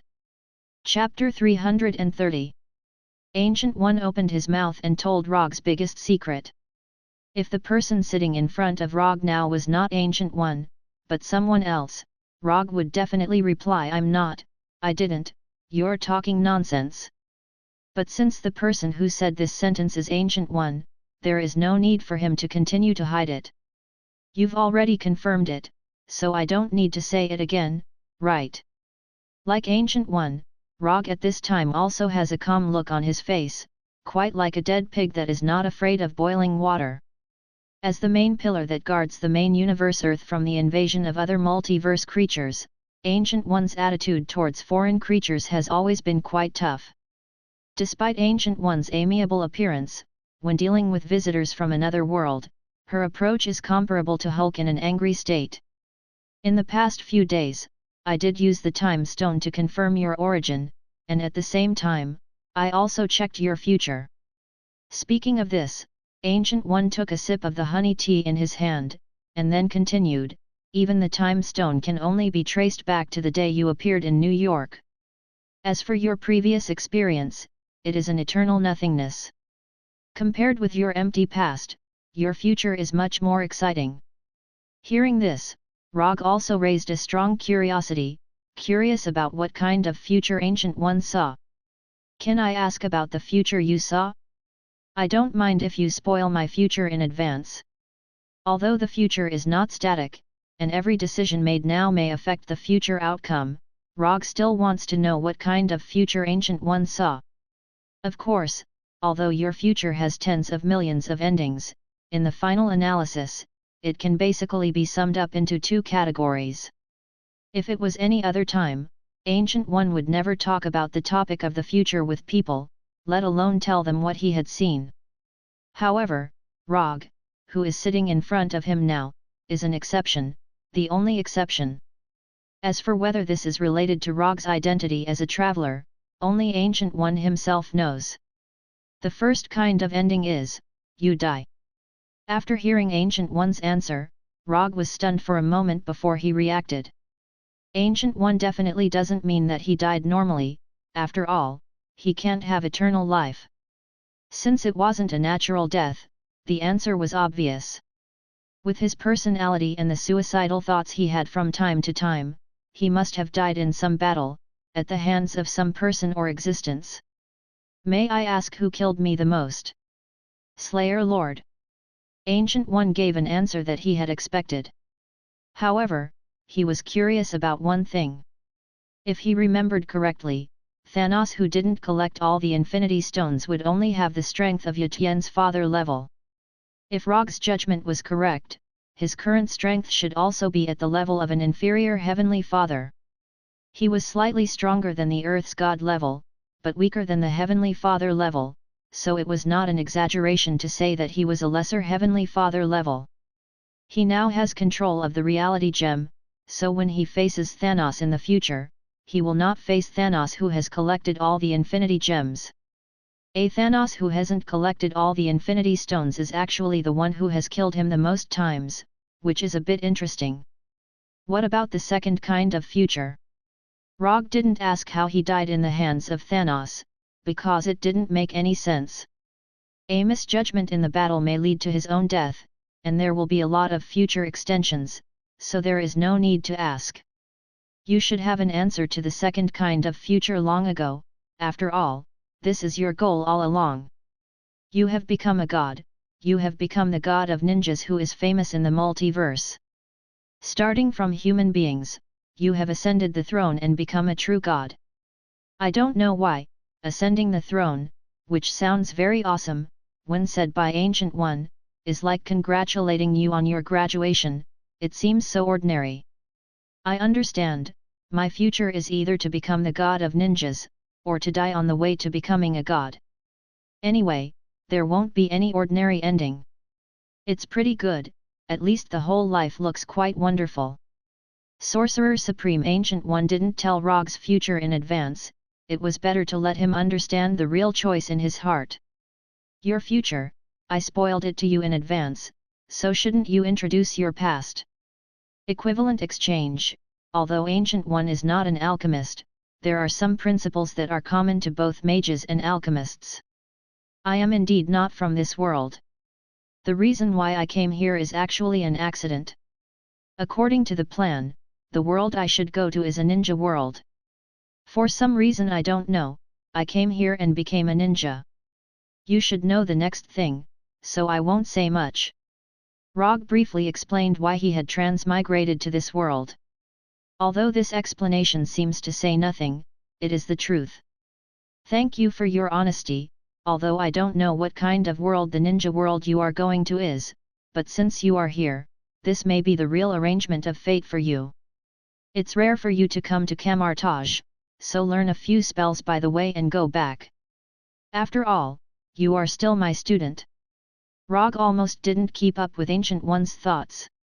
He thought that Ancient One would let him go after confirming his origin and his harmlessness. Then it would be impolite for me to refuse. Although he didn't know what Ancient One was thinking, since Ancient One didn't mind, he certainly wouldn't mind. He was still very interested in Camartage's magic. In the following days, Rogge officially began to learn Camartage's magic as a student of Ancient One. Then, he finally figured out a question that he had wanted to know the answer to for a long time. Sharingan can't copy magic. Although Camartage's magic doesn't need to be recognized by some existence to learn it, before casting magic, it needs to collect energy from other spaces in the multiverse, and then cooperate with spells or gestures to cast it smoothly.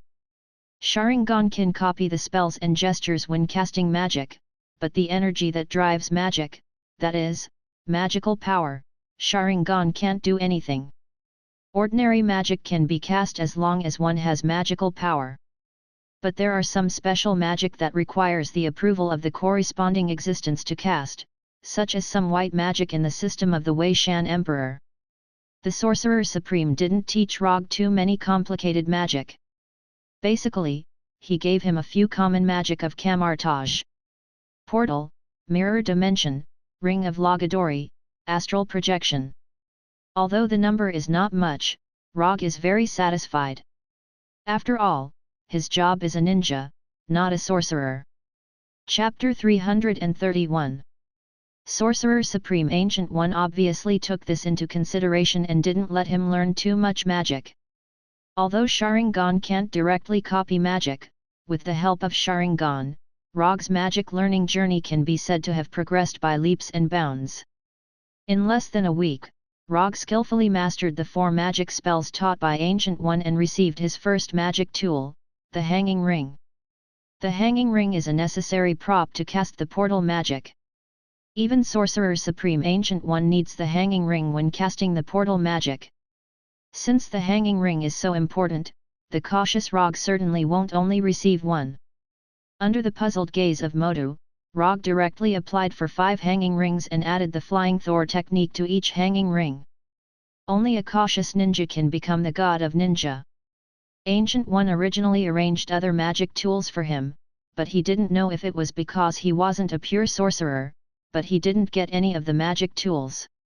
Especially the floating magic cloak that he was very interested in, he rejected it without even thinking about it.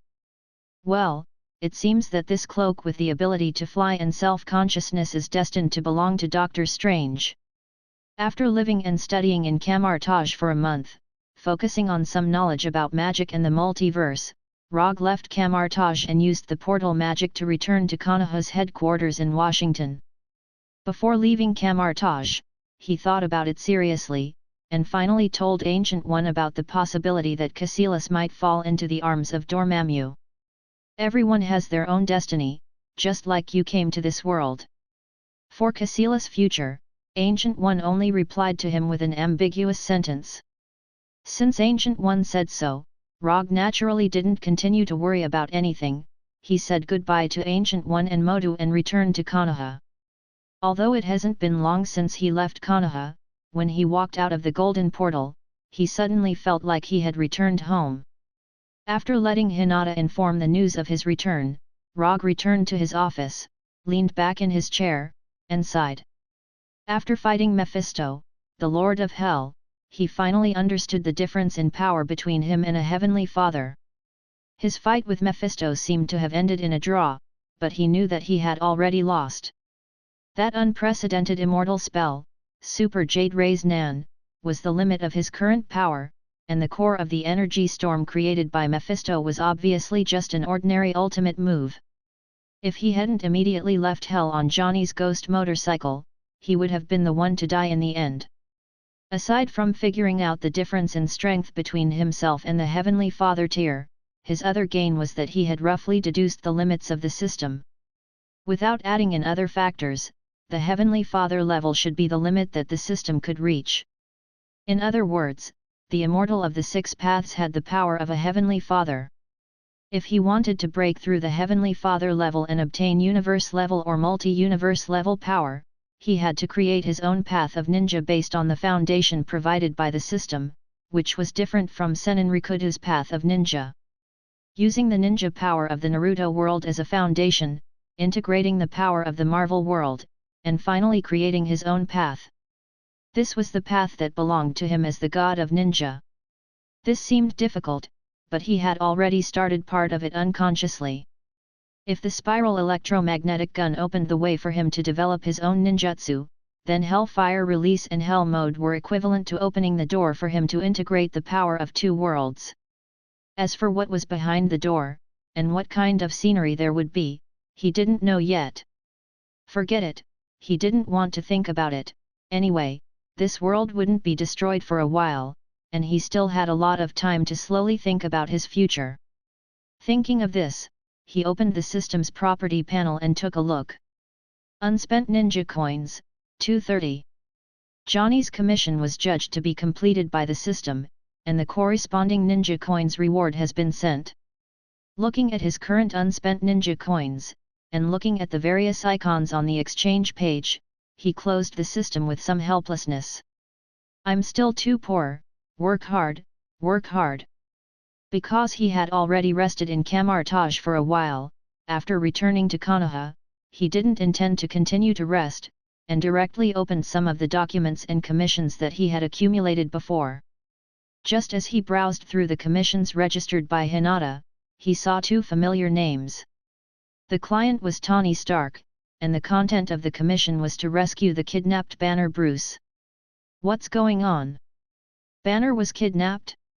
Why did Tawny commission through this channel? Hinata, what's this commission about? Rogge immediately called out Hinata. Hinata's holographic image appeared in front of him and began to explain the ins and outs of the commission. It was indeed Tawny who issued the commission. The reason why he commissioned on Rogge's private commission website was purely because he couldn't contact Rogge. The time of the commission was more than half a month ago. At that time, Rogge was studying magic and the multiverse in Camartage. According to Tawny, it was a dark and windy night. A group of unknown enemies broke into the new base of the Avengers in the suburbs of New York and kidnapped Banner in front of everyone. On the night of the kidnapping, Tawny wasn't in the Avengers base. To be precise, he wasn't in that base every night. Now, only Rogers, Phantom, and others live in the base all year round. The kidnapping happened very suddenly, and it was obvious that it was specifically targeted at Banner. Banner was kidnapped before he even had time to transform. After a later investigation, it was found that the organization that kidnapped Banner was not an organization or force on Earth, but an alien. Among all the people Tawny knows, only Rogge and Thor have experience in this kind of alien travel, so he went to Rogge. As for why he didn't go to Thor, the reason is simple. No one knows how to contact Thor in Asgard. After listening to Hinata's report, Rogge had to admit that the timeline he knew was getting more and more unreliable. Even Banner was kidnapped, how could this world be any better? Although he thought so in his heart, he still has to do what needs to be done. Even if it's not for Tawny and Banner, he still needs to help Hulk. Hulk is his friend. Contact Tawny and tell him that I've accepted the commission. I'll go to their new base tomorrow. A group of aliens came to Earth to kidnap Banner? For some reason, Rogge always felt that these aliens didn't want to kidnap Banner, but Hulk in Banner's body. Chapter 332. Although Banner is a genius scientist with 7 doctorates, Rogge doesn't think that an alien organization will come to Earth to kidnap him. Banner's doctorate is based on the scientific and technological civilization of Earth. Separated from the civilization of Earth, the role that Banner can play will not be so great as to require a special kidnapping. Therefore, compared with the intellectual Banner, Hulk's value is obviously greater. The next morning, Rogge, who spent a pleasant night with Daisy, used quantum transmission to come to the new base of the Avengers. He wanted to open the portal, but he had never been to the new base of the Avengers and he couldn't build a clear picture in his mind and couldn't create a stable enough portal. When the aurora-like brilliant light disappeared, the scene in front of Rogge became a two-story white base. As soon as he appeared, a guard with live ammunition rushed up and aimed their weapons at him. "Relax, I'm here for Tawny." After discovering that the person who came was Yandere Rogge, the guards put down their weapons and took him to a reception room in the base. It didn't take long for Tawny, wearing an expensive custom-made suit, to come to him with Rogers and others. In addition to the old faces such as Black Widow and Hawkeye, he also saw several newcomers who were not particularly familiar with them, including Colonel Rhodes, whom he had met once. Colonel Rhodes, the War Machine, Sam the Falcon, and Scott the Ant-Man, who didn't look very smart but actually had a master's degree in electrical engineering. When he was at Konoha's headquarters yesterday, Rogge took the time to look at the recent development of Avengers. Since the Soul incident caused by Ultron, Avengers has been a lot more low-key, or rather, a lot more low-key on the surface.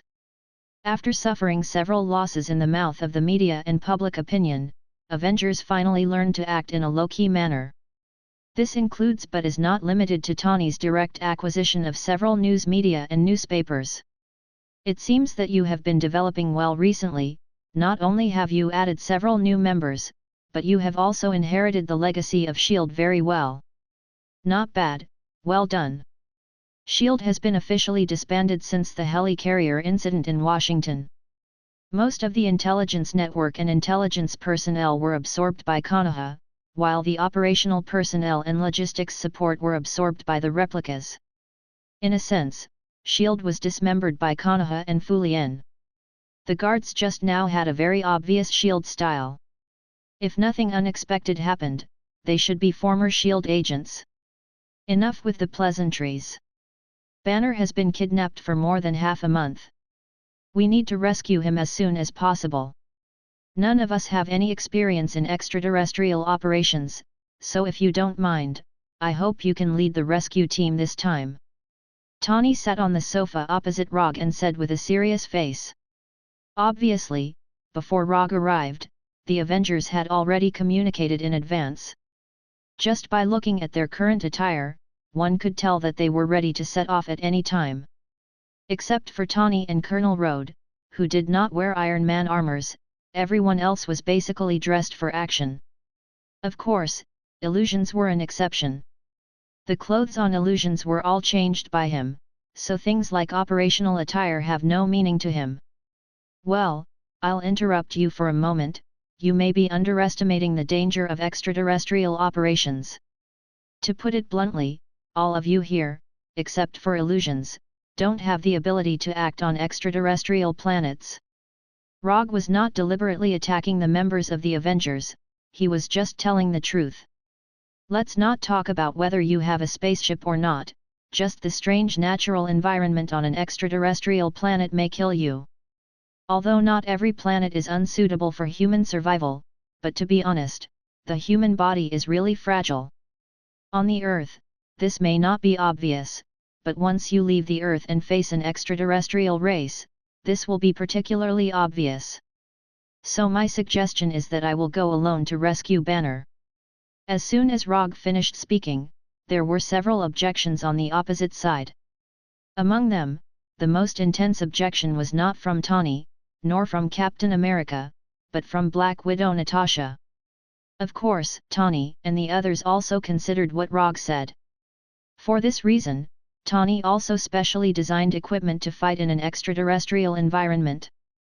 It's just that they haven't really left the Earth after all, so they haven't considered many situations. And more importantly, Rogge obviously doesn't want to take so many people to rescue Banner. After a few minutes of internal discussion, Tawny finally gave their reply. We may not be suitable for extraterrestrial operations, but Illusions doesn't have any concerns in this regard. He can go with you. Although Illusions looks like a human being, he is not a real human being after all. No matter how harsh the environment is, illusions can survive. In their internal plan, illusions is also the first choice for this operation. However, their proposal was directly rejected by Rogge. Illusions won't work. Taking illusions to rescue Banner will only increase the difficulty of the rescue. Why? It was not Tawny who asked, but Rogers of the American team. The reason is very simple. There is a very powerful madman in the universe who is collecting Infinity Stones, and the one on Illusion's head happens to be one of the targets. Letting illusions with Infinity Stones appear in the universe is no different from taking the initiative to deliver the goods. Rogge explained briefly. Although he is not particularly afraid of Thanos now, he doesn't want to deal with a difficult enemy like Thanos in the process of rescuing Banner. It's not appropriate for you to rescue Banner alone. Banner is a part of the Avengers anyway, and we must have someone to go with you. Tony and Rogers didn't say anything. Instead, it was Natasha who spoke. Rogge glanced at Natasha thoughtfully, and he couldn't help but think of the looming emotional line between Natasha and Banner. If you insist on setting off together, then I can only bring the two of them. Other than the two of them, no one else is allowed to come. After that, Rogge pointed to Natasha and Scott, who was standing at the back. Scott? He just joined the Avengers not long ago, and his experience is not particularly rich. Why don't I or Barton go? Rogers of the American team glanced at Scott and then volunteered. No, it can only be the two of them. Scott's ability is more suitable for this mission. In order to rescue Banner, Rogge has no shortage of combatants. What he needs is a team member with special talents, and Scott is a good candidate. As for Natasha, it's because she has a good relationship with Banner and Hulk. Let's do this, Rogge, you take Agent Romanoff and Scott on this trip. In the end, Tawny made the final decision and determined the members of the rescue team. Chapter 333. Asgard, the Golden Palace Council Hall. Thor, who was sitting at the head of the table, seemed to be listening to the minister's reports seriously, but in fact, his thoughts had already flown outside the 9 realms. Since Thor's mother, Odin's queen, Frigga, passed away, Odin was no longer in charge of Asgard and the specific affairs of the 9 realms. All the government affairs were handed over to Thor. Although Thor hadn't officially inherited the throne of Asgard, what he did was no different from the king of Asgard. Asgard was as calm as ever, and the contents of the minister's reports were mostly related to civil affairs. Except for some sporadic war reports from Warnerheim, the entire 9 realms could be said to be peaceful. After listening to the minister's reports for several hours, Thor passed some of the policies proposed by the ministers, and also shelved some new policies that he didn't think were necessary for the time being.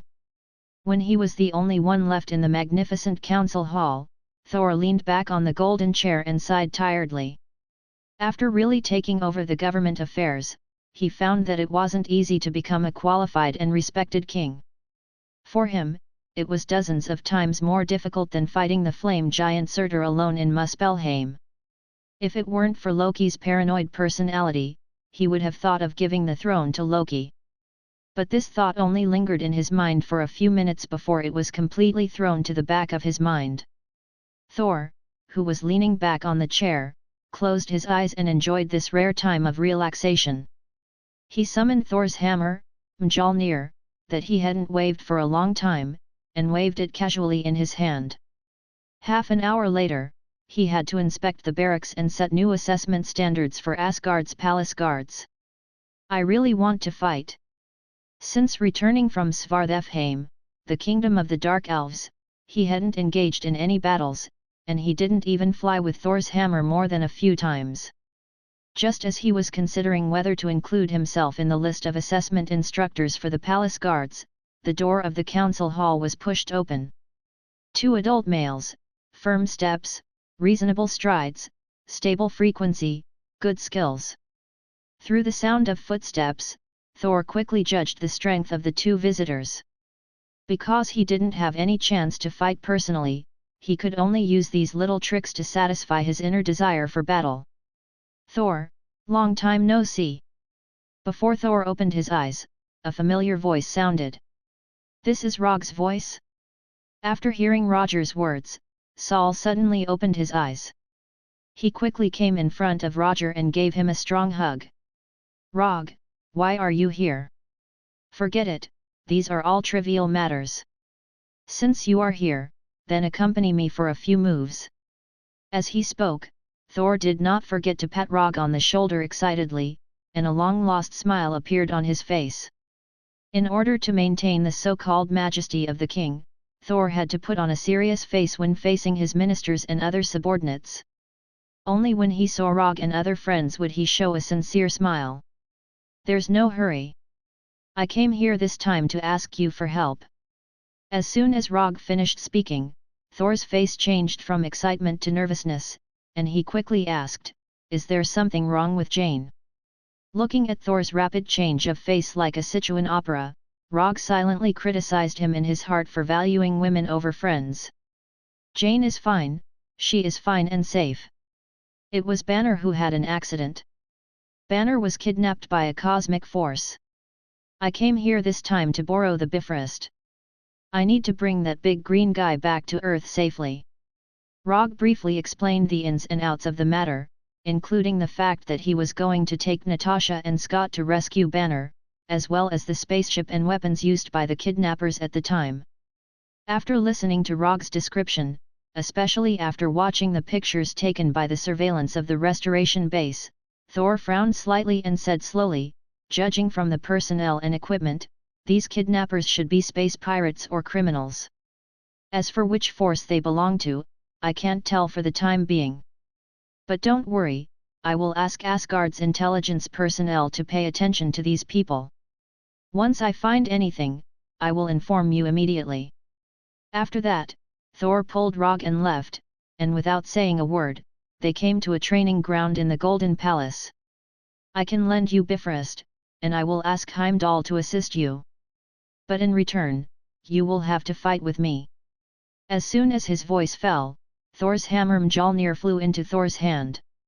After a fierce silver-white lightning, Thor, wearing armor and a red cloak, returned. Without any hesitation, Thor raised the Thor's hammer in his hand and directly attacked Rogge. More than 20 minutes later, Thor, with a bloody nose and a swollen face, lay in the messy training ground with a satisfied look on his face. He had an indescribable sense of satisfaction. Rogge, who was fighting with him, was not much better. His hair was messy, he was sweating profusely, and his right arm couldn't stop trembling. Although he and Saul did not use any powerful moves, it was just a simple exchange of punches and kicks and fighting skills. But with their amazing physique and strength, they still destroyed the training ground. The surrounding walls and floors shattered, and gravel scattered all over the ground. "You are becoming less and less like an earthling. Your physical strength is stronger than the palace guards. I am now beginning to wonder if you are a pure earthling." Saul was able to make such a clear judgment because it was mainly a contest of physical strength. "The opponents I have faced recently are some inhuman monsters, so I strengthened my physical strength training." Although that was the case, what really caused Rogge's physical fitness to improve by leaps and bounds was the further development of the immortal body. Now, even if he didn't deliberately use his monstrous strength, he could easily crush rocks several meters wide. Casually breaking walls and steel plates was as simple as breathing for him. "Sorry, I can't leave Asgard for too long now. I can't go with you to save Banner. But don't worry, as long as you need Asgard's help, Asgard will be your strongest backing in this operation," Thor said with an apologetic look on his face.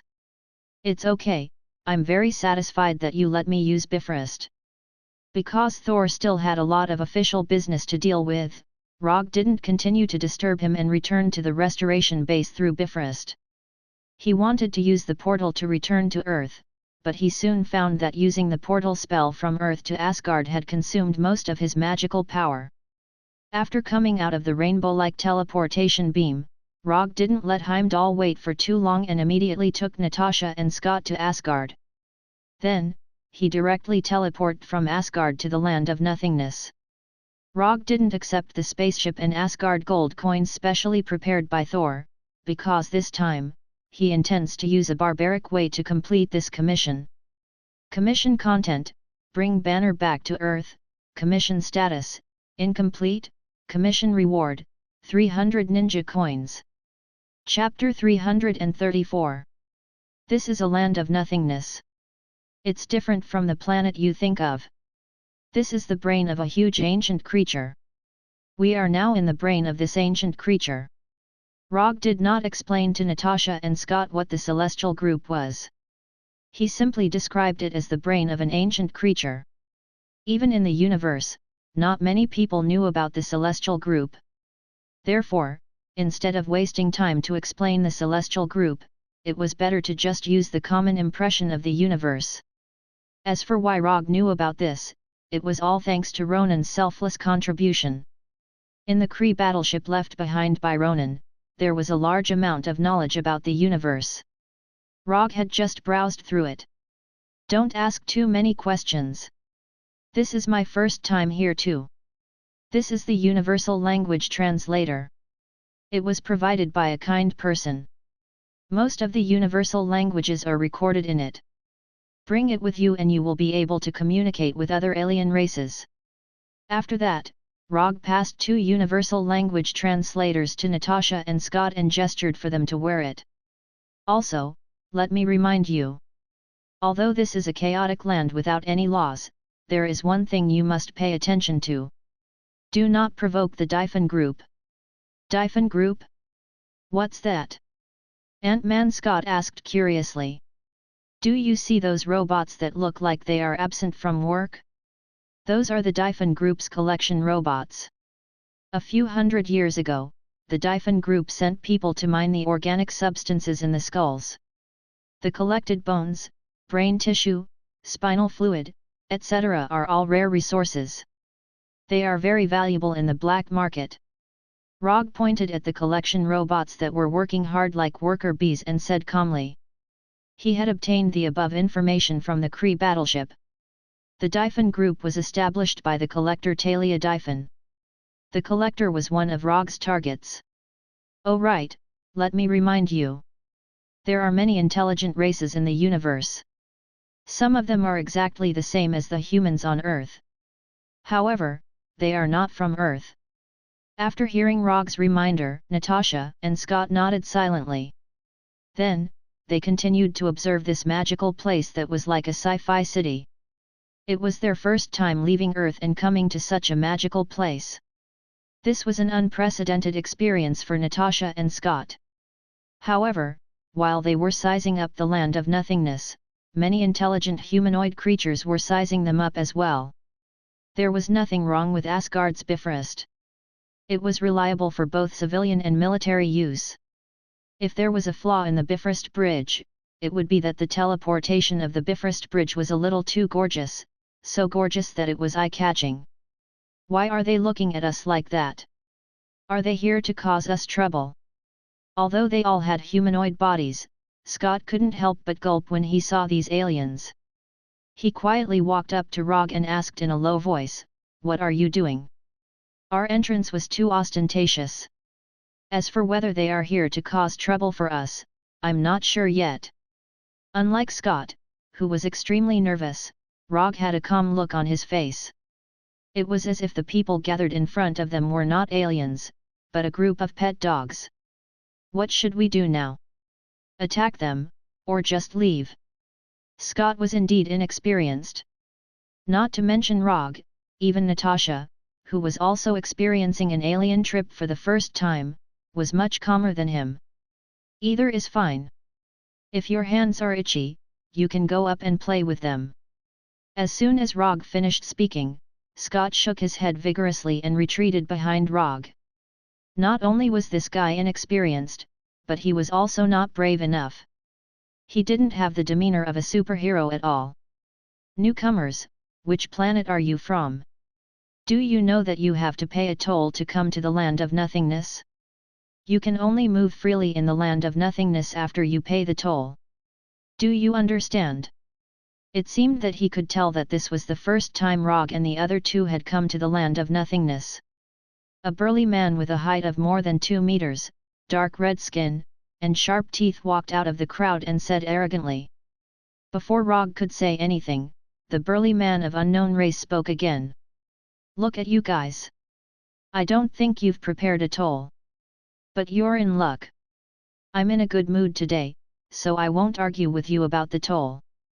Hand that chick to me, and you don't have to pay the toll. If you run into any trouble here, you can mention my name. I'll protect you. How about it? It's a good deal, isn't it? Send that chick over, quick.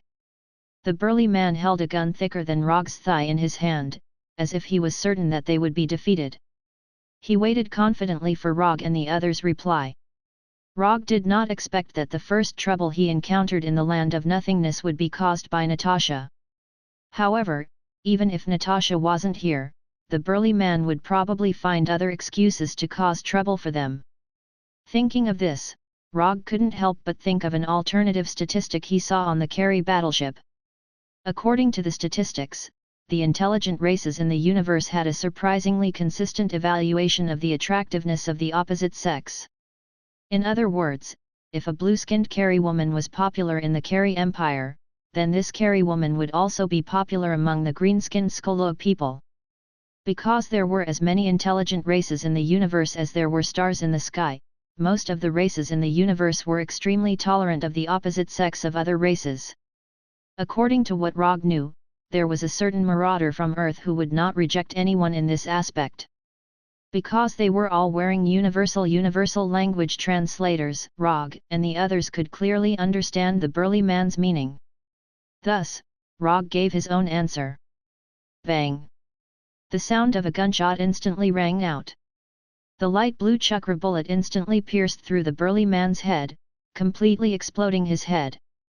Because the speed was too fast, the people present didn't even notice when Rogge pulled out his gun. Remember what I said just now? This is the land of chaos without any laws, so here, you can kill if you want to. Roger smiled and said to Scott and Natasha behind him. Then, he fired 3 more shots. Bang! Bang! Bang! After 3 bullets, there were 3 more corpses with their heads blown off on the ground. If it was any other place, Rogge's action of shooting without saying anything would definitely cause a commotion. But not here, because this is the land of nothingness, a real land of chaos. Chapter 335. Collector Talia Divan was a famous existence in the universe. His obsession with collecting had reached an incomprehensible level. The Collector was one of the oldest life forms in the universe, and he was also a member of the Council of Elders of the universe. No one knew how long he had lived, just as no one knew what kind of power he had. The only thing people knew was that no one could forcibly take his collection from the Collector. Anyone who tried to rob the Collector's collection, without exception, all disappeared. Although there was no nominal ruler in the land of nothingness, Collector Talia Divan was the actual ruler of the land of nothingness. Rogge used the land of nothingness as the first stop of the mission, and he came specifically for Collector Talia Divan. The universe was vast, so vast that it made people feel desperate. It is not an easy task to find Banner's whereabouts in the vast universe. In order to find Banner as soon as possible, Rogge decided to make a deal with the Collector, a deal that the Collector would never refuse. The reason why the land of nothingness became a magical place famous throughout the universe was not only that the place itself was unique, but more importantly, Collector Talia Divan was here. As long as you could give him a unique collection, the Collector would give you a huge return that you could not imagine. Money, power, strength, weapons, resources, even an entire planet, as long as you wanted it, the Collector could satisfy you. To some extent, the Collector was like the spirit of the wishing lamp. As long as you could satisfy him, he could fulfill your wish.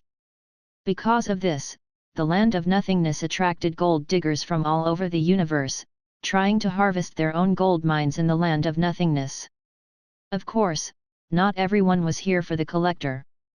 The unique nature of the land of nothingness itself made it the favorite of space pirates, criminals and villains, and people from all walks of life gathered here.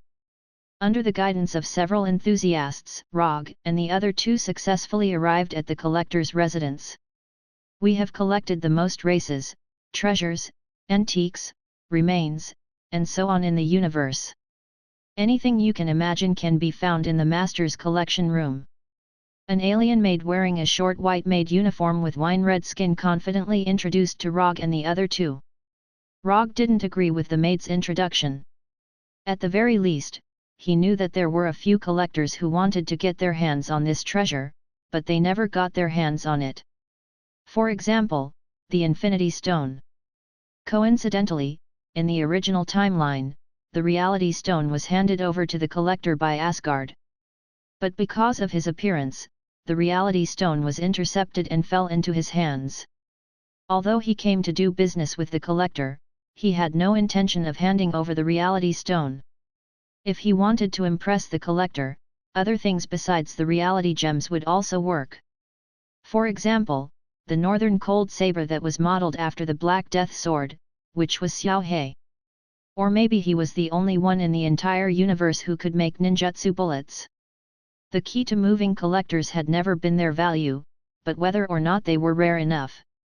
Now, let us welcome the great collector, Thalia Divan. The maid who led the way used exaggerated movements and tone to introduce the collector to Rogge and the other two. Following the maid's voice, a middle-aged man with a head full of white hair and strange clothes slowly turned around and walked in front of Rogge and the other two. Tisk tisk tisk, let me see, 3 rare earthlings. The collector Thalia Divan glanced at Rogge and the other two.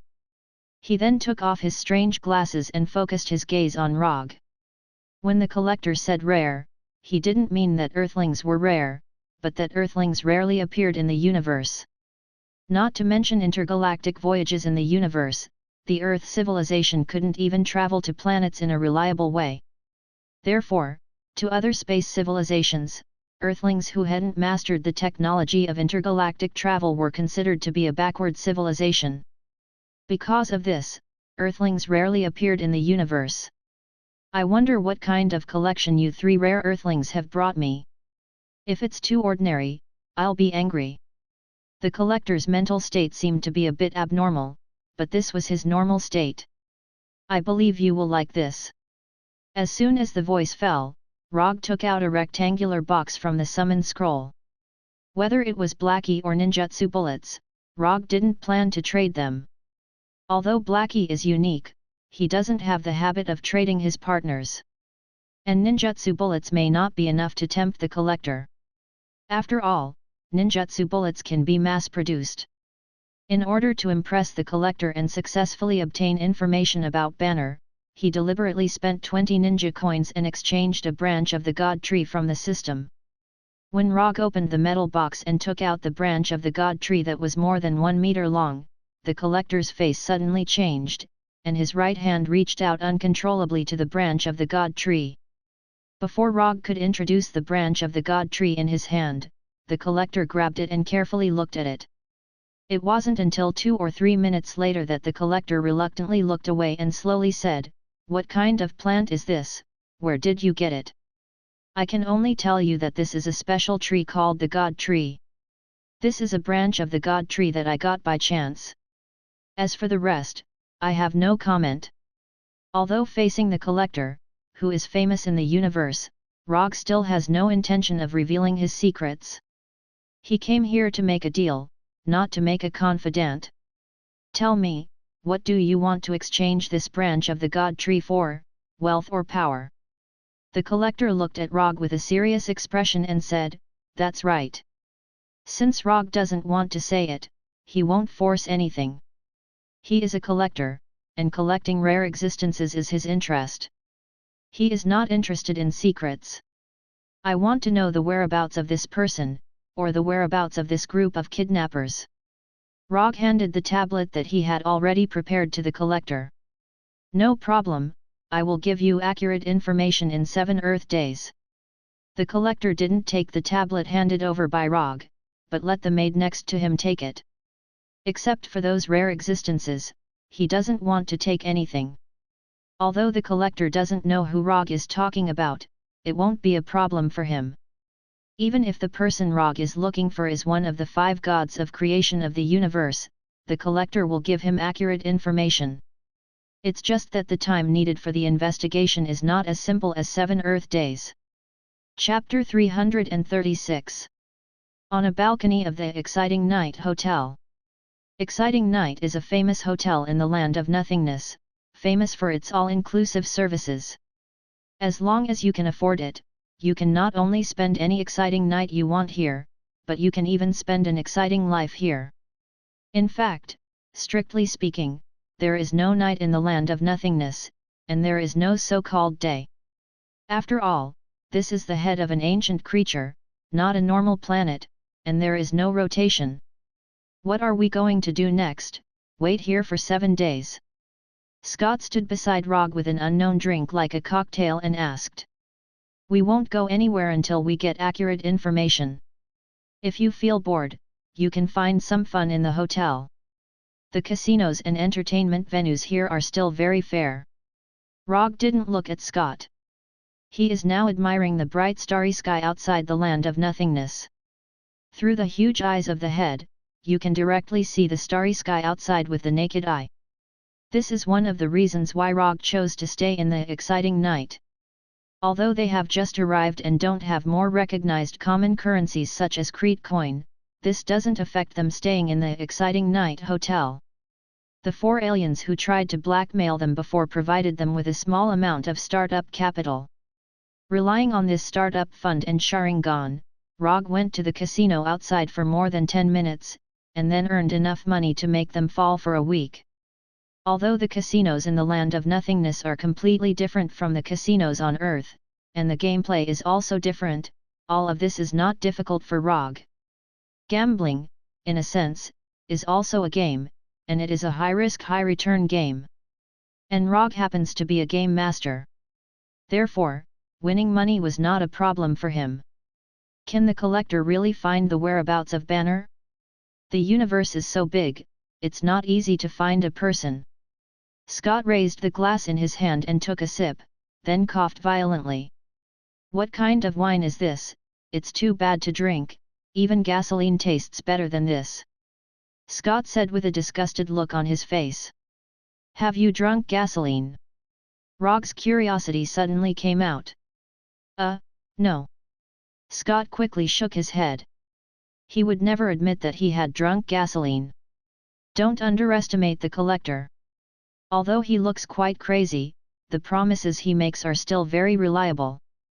After that, Rogge turned around and walked towards the door of the room. Where are you going? Seeing that Rogge was about to leave the room, Scott immediately asked loudly. Ever since they had arrived at the land of nothingness, Scott had wanted nothing more than to stay by Rogge's side 24/7. In this place where there was no law at all, he could only feel a sense of security by Rogge's side. We're going to have fun. If you want to go out, remember to bring Little Black along. As soon as he finished speaking, the northern cold blade hanging from Rogge's belt was thrown in front of Scott. Before Scott could reach out his hand, the pitch-black northern cold blade disappeared. Instead, it was Xiao He, who was nearly 3 meters tall, had a mouth full of sharp teeth, and a pair of huge white eyes. Hello, I am Xiao He. After changing from the northern cold blade form to a humanoid form, Xiao He greeted Scott in a friendly tone that he understood. Ah! But obviously, Scott couldn't accept Xiao He's friendliness. Rogge ignored Scott's screams and left the room straight, then knocked on the door of the next room. Not long after, the door of the room was opened. The person who opened the door was none other than Black Widow Natasha, who was wearing a special black combat uniform that vividly displayed the curves of her body. What happened to Scott? I seem to have heard his screams just now. It's okay, he met a new friend and was just a little excited. The people of the Avengers didn't know about Xiao He, and Rogge didn't intend to explain it to them. So until now, Natasha thought that only the 3 of them participated in the rescue operation of Banner. After entering Natasha's room, Rogge directly took out a bottle of unknown drink that was slightly more pleasing to the eye from the wine cabinet and poured a glass for himself and Natasha. "When did you get together with Banner?" After handing one of the glasses to Natasha, Rogge asked casually. "Together? I wasn't with Banner, I just wanted to save my companions." Natasha froze for a moment. She thought that Rogge wanted to tell her about the next arrangement, but she didn't expect Rogge to ask such a question. "Really? You didn't look like you just wanted to rescue your companions at the Avengers base." Natasha is a very smart woman, otherwise, she wouldn't have become a top spy, so she instantly understood why Rogge said that. "Banner is indeed a very talented man, but he's not my type, and he hasn't recovered from Dr. Ross's breakup yet." Natasha picked up the glass and took a sip, and a blush quickly appeared on her delicate face. "Not only do you have such a misunderstanding, but others also have similar ideas. Rogers even took the initiative to set me up with Banner." At this point, Natasha smiled bitterly. "Wait, the person you like is not Banner, then it can't be Hulk, right? Do you like Hulk?" Rogge knows that there is some kind of emotional thread between Natasha and Banner. After all, this is the case in the timeline he knows. But now it is clear that the development of things is completely different from what he remembers. Natasha doesn't like Banner, but she likes Hulk. This development trajectory is a bit out of the ordinary. However, after thinking about it carefully, this wasn't something impossible. Although Hulk is very different from normal people, in a sense, Hulk is also a good man. "No, I don't like Hulk either. Also, put away those dirty thoughts in your mind. Natasha is worthy of being an experienced top spy." Although Rogge hasn't said anything yet, Natasha can see what he is thinking at a glance. "Ahem, I'm a gentleman. I won't have any inappropriate thoughts." "No, you don't like Banner, and you don't like Hulk, then why are you so nervous? This is not the mental state a qualified spy should have." Rogge soon found the blind spot. "Are there only these animal instinctive thoughts left in your men's minds? I have carried out several missions with Hulk. In the process of carrying out the mission, I found that Hulk is not as barbaric and violent as people think. He doesn't like to use violence, and he doesn't want people to be afraid of him, but no one has ever cared about what he thinks. Everyone thought of Hulk as a powerful barbarian warrior, but they never thought about what Hulk wanted. Hulk is lonely, he also wants friends, he also wants someone to really care about him, not treat him as a weapon, a tool. Hulk has mentioned you many times in front of me. He said that you are his friend. You will eat barbecue with him. You will teach him fighting skills. He said that you will teach him a top martial art called Hachiman Tong Kao in the future." He doesn't know why, but after listening to Natasha's words, two thoughts suddenly emerged in Rogge's mind. The first is that Natasha seems to have an inexplicable motherly love for Hulk. The second was that Hulk, this little guy, actually really remembered what he had said before. After the commission is completed, he will try to teach Hulk the Hachiman Tong Kao. Since Hulk regards him as a real friend, Rogge will naturally live up to Hulk's expectations. And he also wants to see if Hulk, who has practiced the Hachiman Tong Kao, can kick out the legendary ending. Chapter 337. Time passed in a flash. Unknowingly, Rogge and the other two had already spent 5 Earth days in the land of nothingness. At this time, there were only 2 days left before the time promised by the Collector. Although the Collector hadn't contacted them in the past few days, Rogge wasn't worried that the Collector would violate the promise. As long as the Collector still wanted the Tree of God's branch, the Collector would definitely find out the accurate information within the agreed time. While waiting for the Collector's reply, Rogge didn't stay idle. He prepared all the equipment needed for interstellar travel. Although it was called equipment, it was actually a small interstellar spaceship of good quality. Rogge originally planned to win a spaceship in the casino fair and square, but ever since his reputation spread out in the land of nothingness, no one was willing to compete with him at the gambling table. Instead, one by one, they began to compete with him in a gladiatorial battle. Remember Ronan, the accuser who was defeated by him?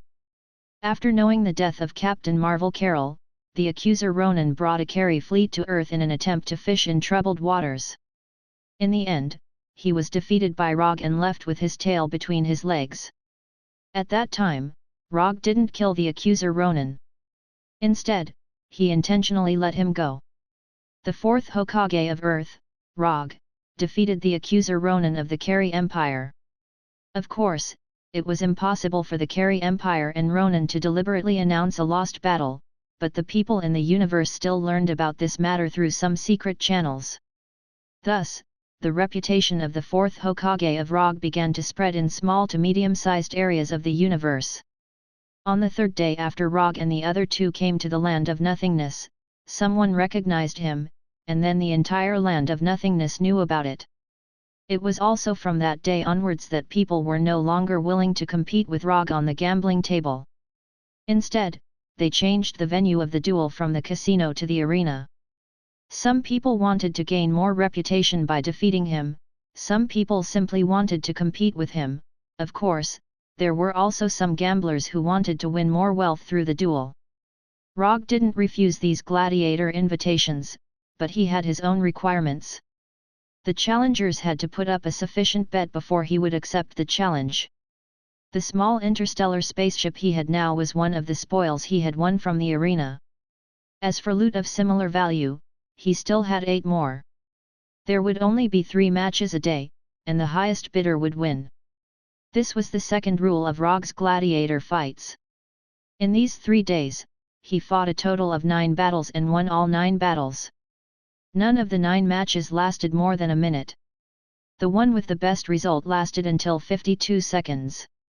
By now, not many people were willing to fight with him. After all, no one liked a gladiator battle that was guaranteed to fail. Are you still going to the arena today?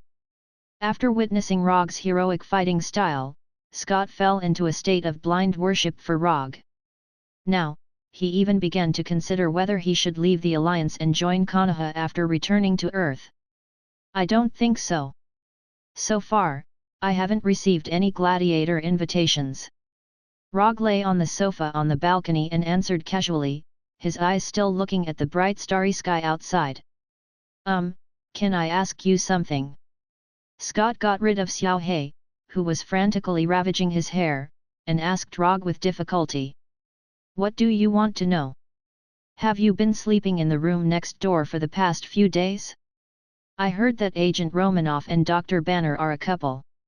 Isn't it a bit inappropriate for you to do this? Looking at Scott's hesitant look, Rogge shook his head helplessly. They are not a couple. You all think too much, and I don't like to put a hat on people. If it was someone else, Rogge wouldn't bother to explain. But since Scott had such a question, he didn't mind explaining it for the sake of his current teammate, lest Scott have any bad associations. Really, then there's no problem. But speaking of which, Agent Romanoff's figure is really... Before Scott finished speaking, Rogge grabbed his shoulder and flew straight into Xiao He's arms. Since Xiao He showed his true form, Xiao He had been entangled with Scott, like a black Labrador who saw his favorite frisbee. Xiao He, let go of me, I'm warning you, let go of me quickly. Damn it, put your tongue back, stop licking my head. Scott had tried to become smaller or bigger to get rid of Xiao He's ravages, but unfortunately, all his resistance failed. Just when Rogge thought that today was going to be so dull, there was a sudden noise on the street outside the hotel. In the Land of Nothingness, fighting in the street was not uncommon. Especially near casinos, bars, and other entertainment venues, this kind of thing was even more common. But this time, Rogge's eyes were on one side of the battle. There was a raccoon holding an energy gun and screaming crazily, and a treant that was several meters tall. It can't be such a coincidence, right? After seeing the raccoon and the treant, Rogge's eyes quickly swept through the surrounding crowd, trying to find several other familiar figures. But unfortunately, except for the raccoon and the treant, he didn't find any other people in his memory. the genetically modified raccoon, Rocket, and the treant of the giant flower god clan, Groot. Xiao Hei, look after Scott and Natasha, I'm going out. As soon as his voice fell, Rogge used the body flicker technique to leave the balcony of the room, and his whole person disappeared completely. In just a moment, he came near Rocket and Groot. You bunch of waste monsters, listen to me, this guy is my prey. If you don't want to die, get out of my way. Rocket pointed his gun at a person in front of him and said in a fierce tone. I'm Groot. Groot, who was standing on top of Rocket, also made a boxing pose and echoed in a low voice. Although they were now surrounded by more than a dozen enemies of different figures, Rocket and Groot didn't show any fear, instead, they had a proud posture of victory. Looking at Rocket with a fierce expression and baring his teeth, Rogge began to wonder if the Galaxy Awkward Dance Group had been established. In the timeline in his memory, the Galaxy Awkward Dance Group should have been established at this time, but they haven't successfully obtained the advanced achievement of Awkward Dance Saves the Universe. However, judging from the performance of Rocket and Groot at this time, the Galaxy Awkward Dance Group didn't seem to have even a shadow. Although Rogge didn't know who the prey Rocket was talking about was, he was sure of one thing, that is, Rocket and Groot were doing the work of bounty hunters. Chapter 338. When did he become a bounty hunter? Rocket couldn't even remember. He only vaguely remembers that he seemed to have taken the initiative to erase two memories that may be very important to him. Whether those two memories are really that important, he's not very sure, because he doesn't know what those two memories are. The oldest memory Rocket can recall now is meeting Groot in prison, meeting the most important partner of his life. Although it's been a long time, he still remembers the first sentence Groot said to him in the prison cell. I am Groot. Later, he and Groot escaped from prison, the two formed a bounty hunter team and began to wander around the universe. Recalling the days when he wandered around with Groot, Rocket's ferocious face showed a trace of gentleness. But this gentleness came and went quickly, without waiting for the surrounding enemies to answer. Rocket pulled the trigger and released a torrential rain of bullets. Da-da-da-da-da. The energy gun in Rocket's hand is not an ordinary weapon, but a killing weapon he carefully modified. Not to mention that the ones surrounding them are just a group of low-level villains, even if they are standing in front of the elite soldiers of the Carry Empire, Rocket is confident that he can quickly eliminate them in a short time. No one thought that this 1-meter-tall raccoon would be so violent, not caring about the surrounding crowd and shooting without any hesitation. The already noisy environment became even more chaotic. Gunshots, screams, and wails rose and fell one after another, forming a different kind of music. The moment Rocket fired, Rogge decisively used the body flicker technique to retreat a distance to avoid being shot. While Rocket was shooting wildly, Groot didn't stay idle. The branches turned into hands and quickly extended to attack the enemy behind Rocket. Rocket is responsible for the frontal attack, Groot is responsible for the support. With amazing tacit understanding, Rocket and Groot didn't say a word and instantly played a superb cooperation. In just a few seconds, Rocket and Groot finished off all the surrounding enemies, as well as their mission target. Damn, this fat pig is also dead. Rocket ran to the front of an abnormally fat alien and cursed as he looked at the face that had been completely smashed. I am Groot. Rocket and Groot's mission this time was to capture this fat guy alive. When the rocket was fired, it deliberately avoided the target's position. But he didn't expect that the target would eventually die from a stray bullet flying out of nowhere. The mission failed, which not only means that they came here in vain, but also wasted their little funds. Thinking of the high docking fee of the Void, as well as the wasted energy of the spaceship, Rocket's face became even more ugly. At this time, Rocket saw Rogge. Because of Rocket and Groot's brazen action, the surrounding crowd to escape to the scene. Except for Rogge, there was no one else around him. This is the main reason why Rocket can see him at a glance. I'm not, if you don't want to die, then I'll kill you. Rocket didn't know Roger, nor had he seen Rogge's previous gladiator fights. So in his view, Rogge is just a curious passerby. After many years of bounty hunter career, Rogge understood a truth, that is, you have to show enough fierceness and overbearingness, so that there won't be people who don't have eyes to look for trouble. But this time, Rogge miscalculated. Rogge ignored Rogge's angry shout and went straight to Groot, curiously looking at Groot's body. Although Groot has a humanoid body, his life form is completely different from that of humans. Rather than saying that Groot is a humanoid creature, it's better to say that he's a tree with a humanoid body. Rogge doesn't know much about Groot's race, the flower god Colossus, but when Groot just attacked, he perceived a familiar yet strange aura from Groot's body. Using the energy in the body as the source of life, it accelerates and controls the growth of plants, using it to attack or defend. Although the specific operation process may be different, the principle of Groot's body growth is the same as that of Mokuton. The only difference is that the energy they use is different. Groot uses a lifelike energy, while Rogge uses chakra. This is simply a living Mokuton with self-consciousness and life. The more he looks at Groot, the more Rogge feels that Groot is similar to Mokuton. "Hello, my name is Rogge, I'm a ninja from Earth." Looking up at Groot's face, Rogge introduced himself. "I'm Groot." For some reason, Groot also has an inexplicable sense of familiarity with Rogge, who suddenly appeared, as if he met a member of his clan. "Nice to meet you." After that, Rogge reached out his right hand and shook hands with Groot, who was squatting down. "I'm Groot." Although he has a universal language translator, Rogge can't understand Groot's words at all. The universal language translator he is now carrying is a product of the Kari Empire. It can only translate the language already recorded in the Kari Empire's language library, and the language used by Groot is not in it. Just as Rogge was thinking about how to communicate with Groot, Rocket's voice sounded again. "Boy, I'm warning you for the last time, get out of here immediately, or..." Rocket didn't say the rest of the words, he just loaded the energy gun in his hand again. "Kaka." The crisp sound of loading sounded, Rogge's face suddenly became a little dissatisfied. He can understand Rocket's arrogant attitude, but taking the initiative to provoke him again and again, this is a bit unreasonable. "What if I don't?" Rogge turned and looked at Rocket not far in front of him and said with a look of dissatisfaction. "Then you."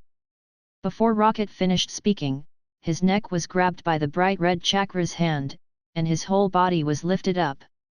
As for the energy gun in his hand, it was shattered by chakra's hand in the first place. In general, Rogge rarely uses the nine-tailed chakra first.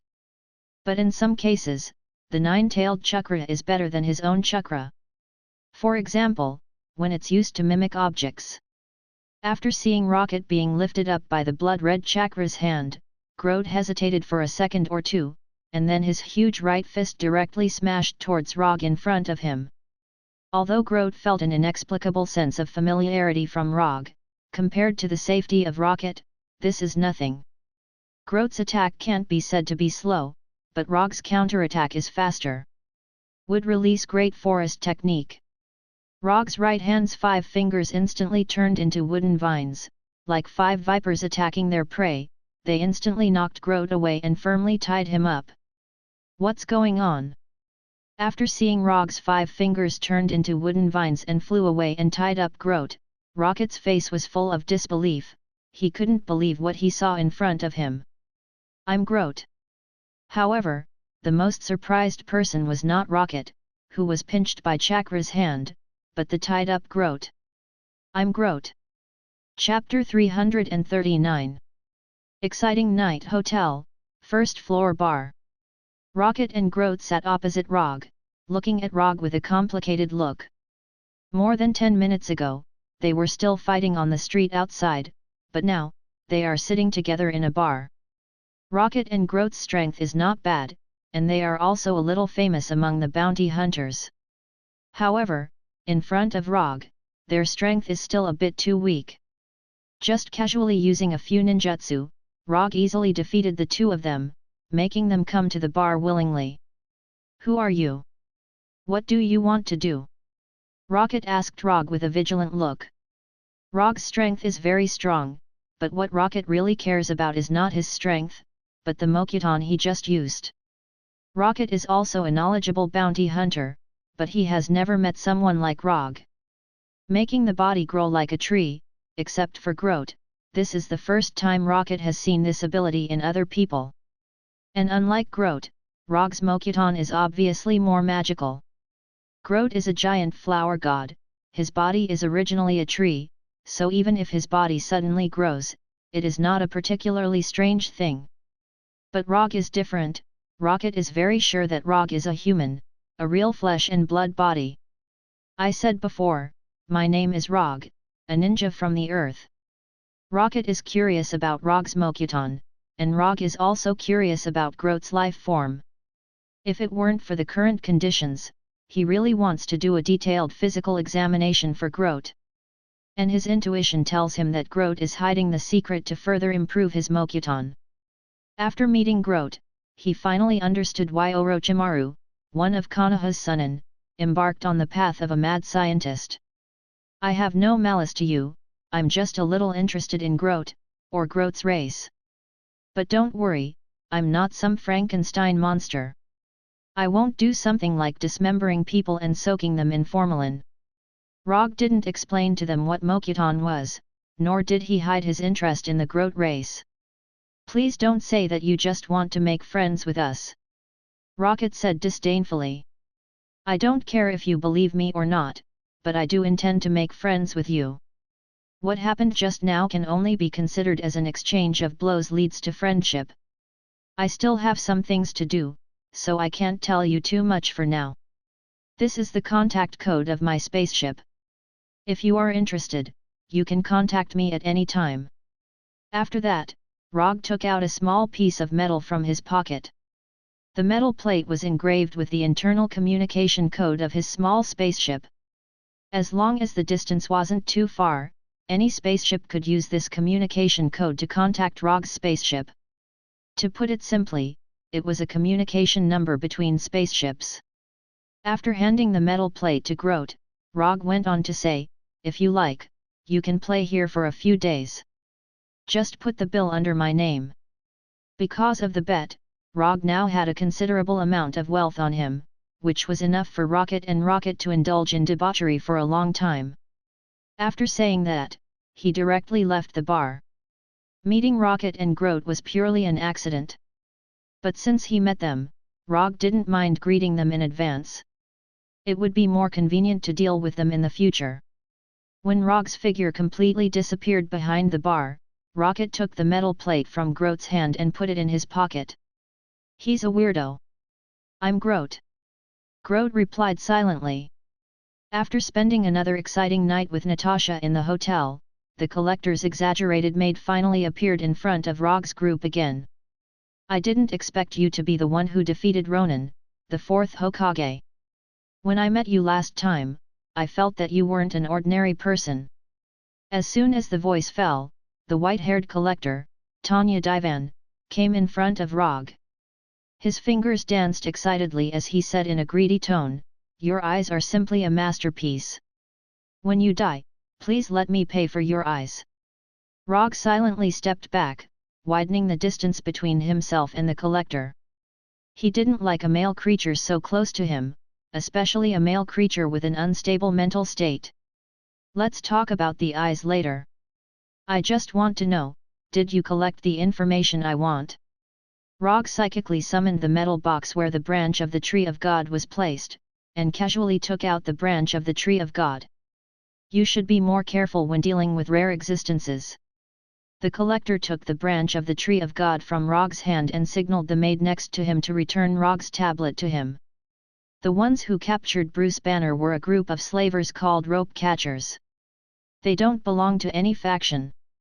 They capture all kinds of powerful creatures in the universe, and then sell these creatures to customers who need them.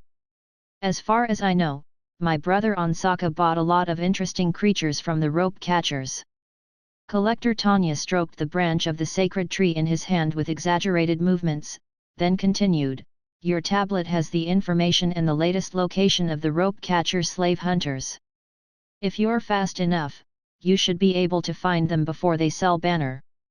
Rogge turned on the tablet and saw the star map on it, as well as the planet whose coordinates were specially marked. Xandar. The rope catchers are on Xandar? If Rogge remembered correctly, Xandar was the planet where the New Star Army's headquarters was located, and it was also one of the most orderly planets in the universe. The rope catchers were a slaver group, and if they took the initiative to go to Xandar, it was no different from a fugitive going to the police station. Xandar was a place where a street brawl could land one in jail for serious crimes. Isn't this information a little wrong? Xandar will not allow the existence of slavers. The brighter a place is, the easier it is for darkness to breed.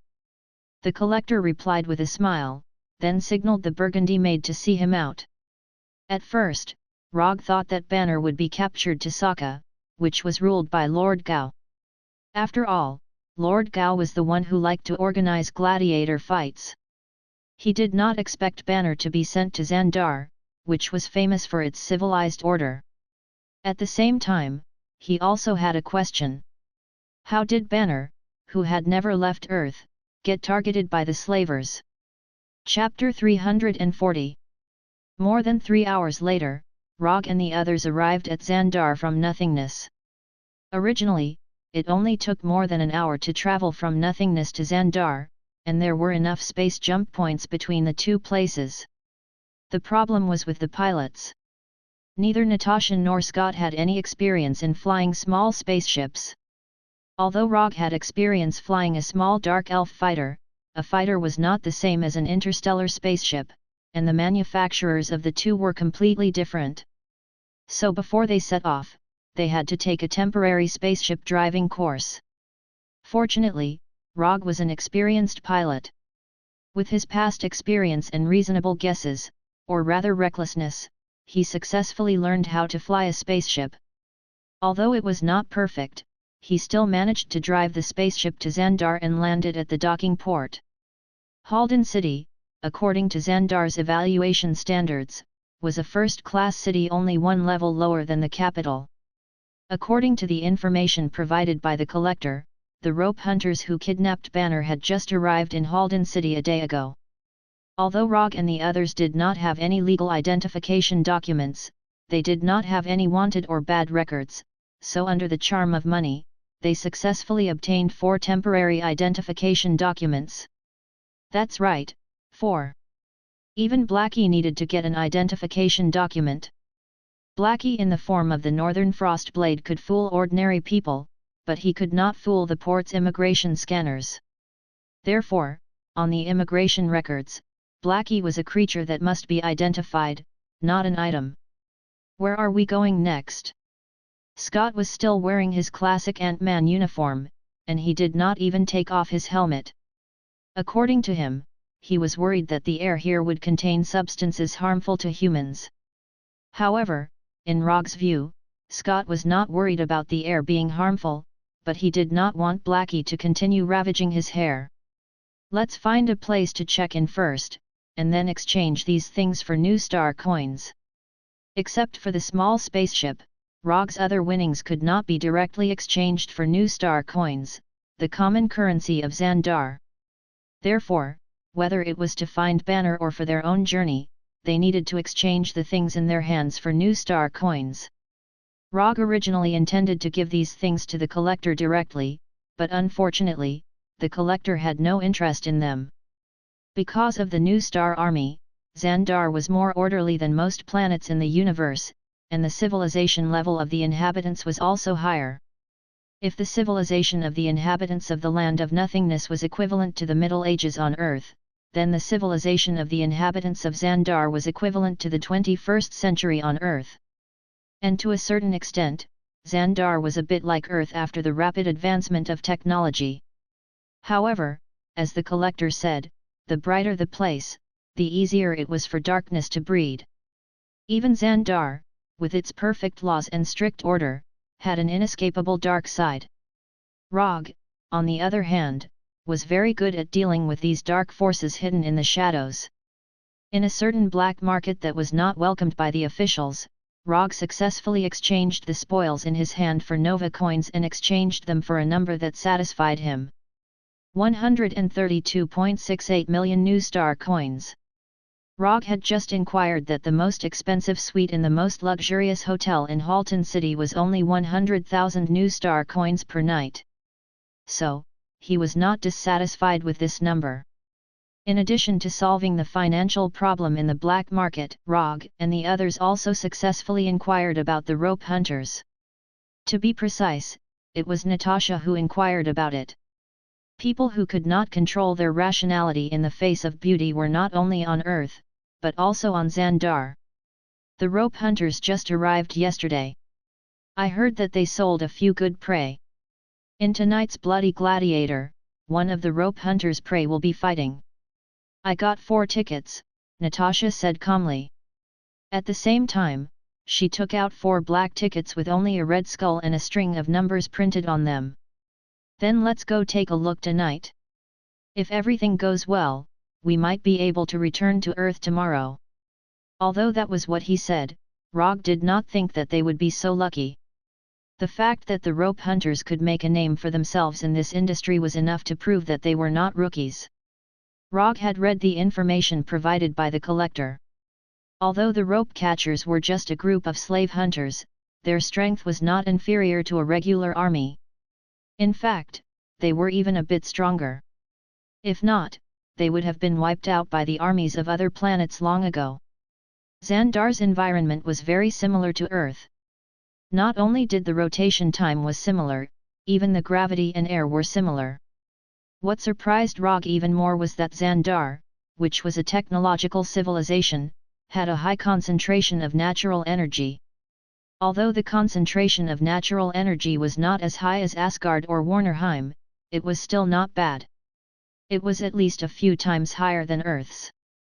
When night fell, Rogge and the other 3 arrived at the venue of the Bloody Gladiator.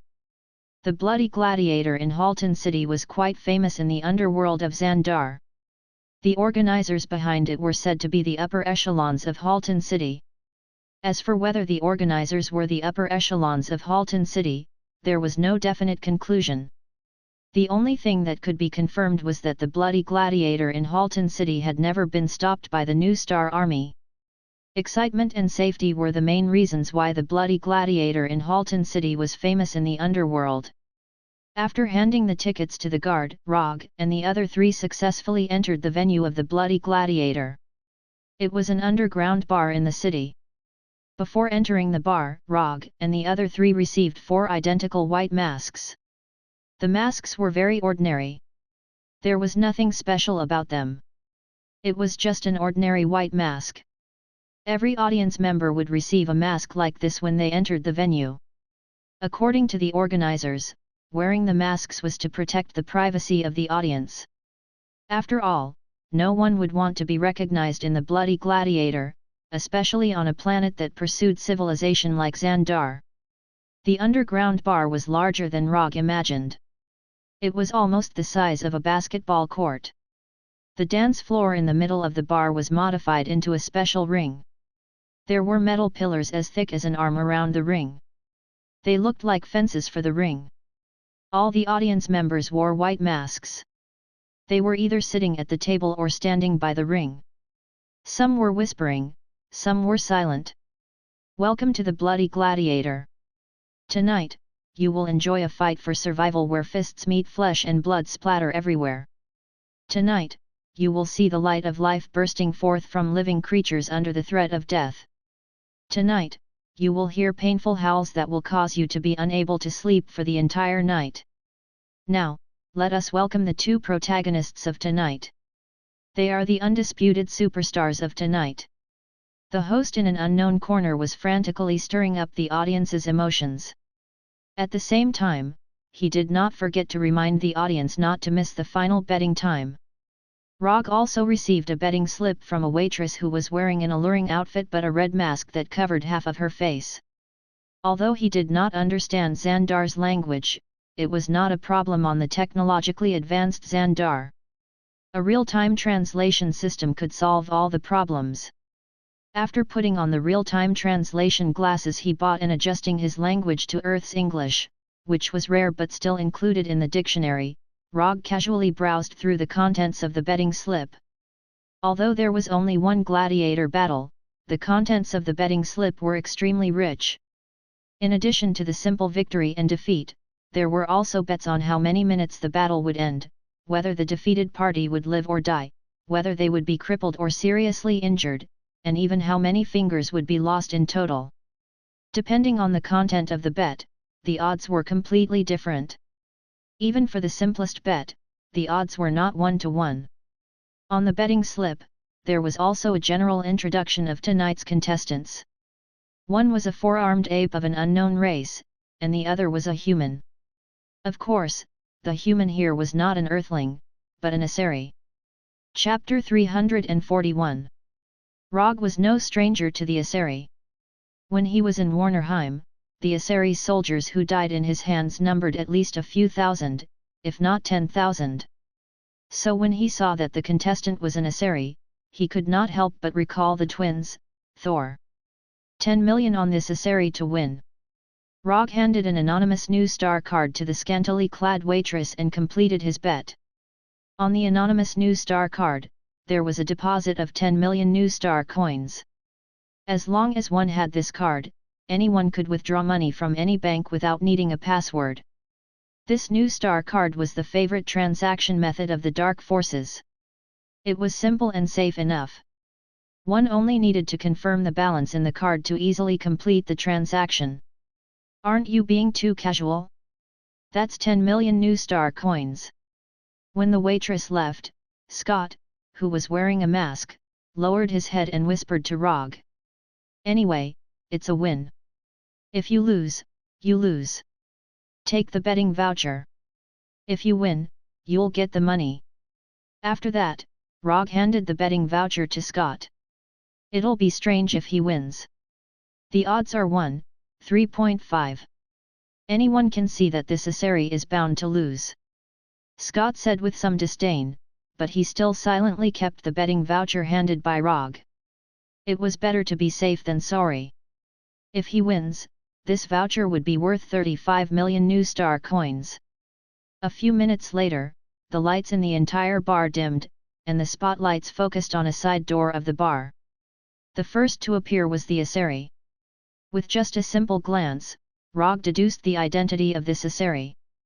This was a Chiliarch of the Sword and Shield Brigade. He had a sword in his right hand and a shield in his left hand. The armor on his body was also the standard armor of a Chiliarch in the Asari army.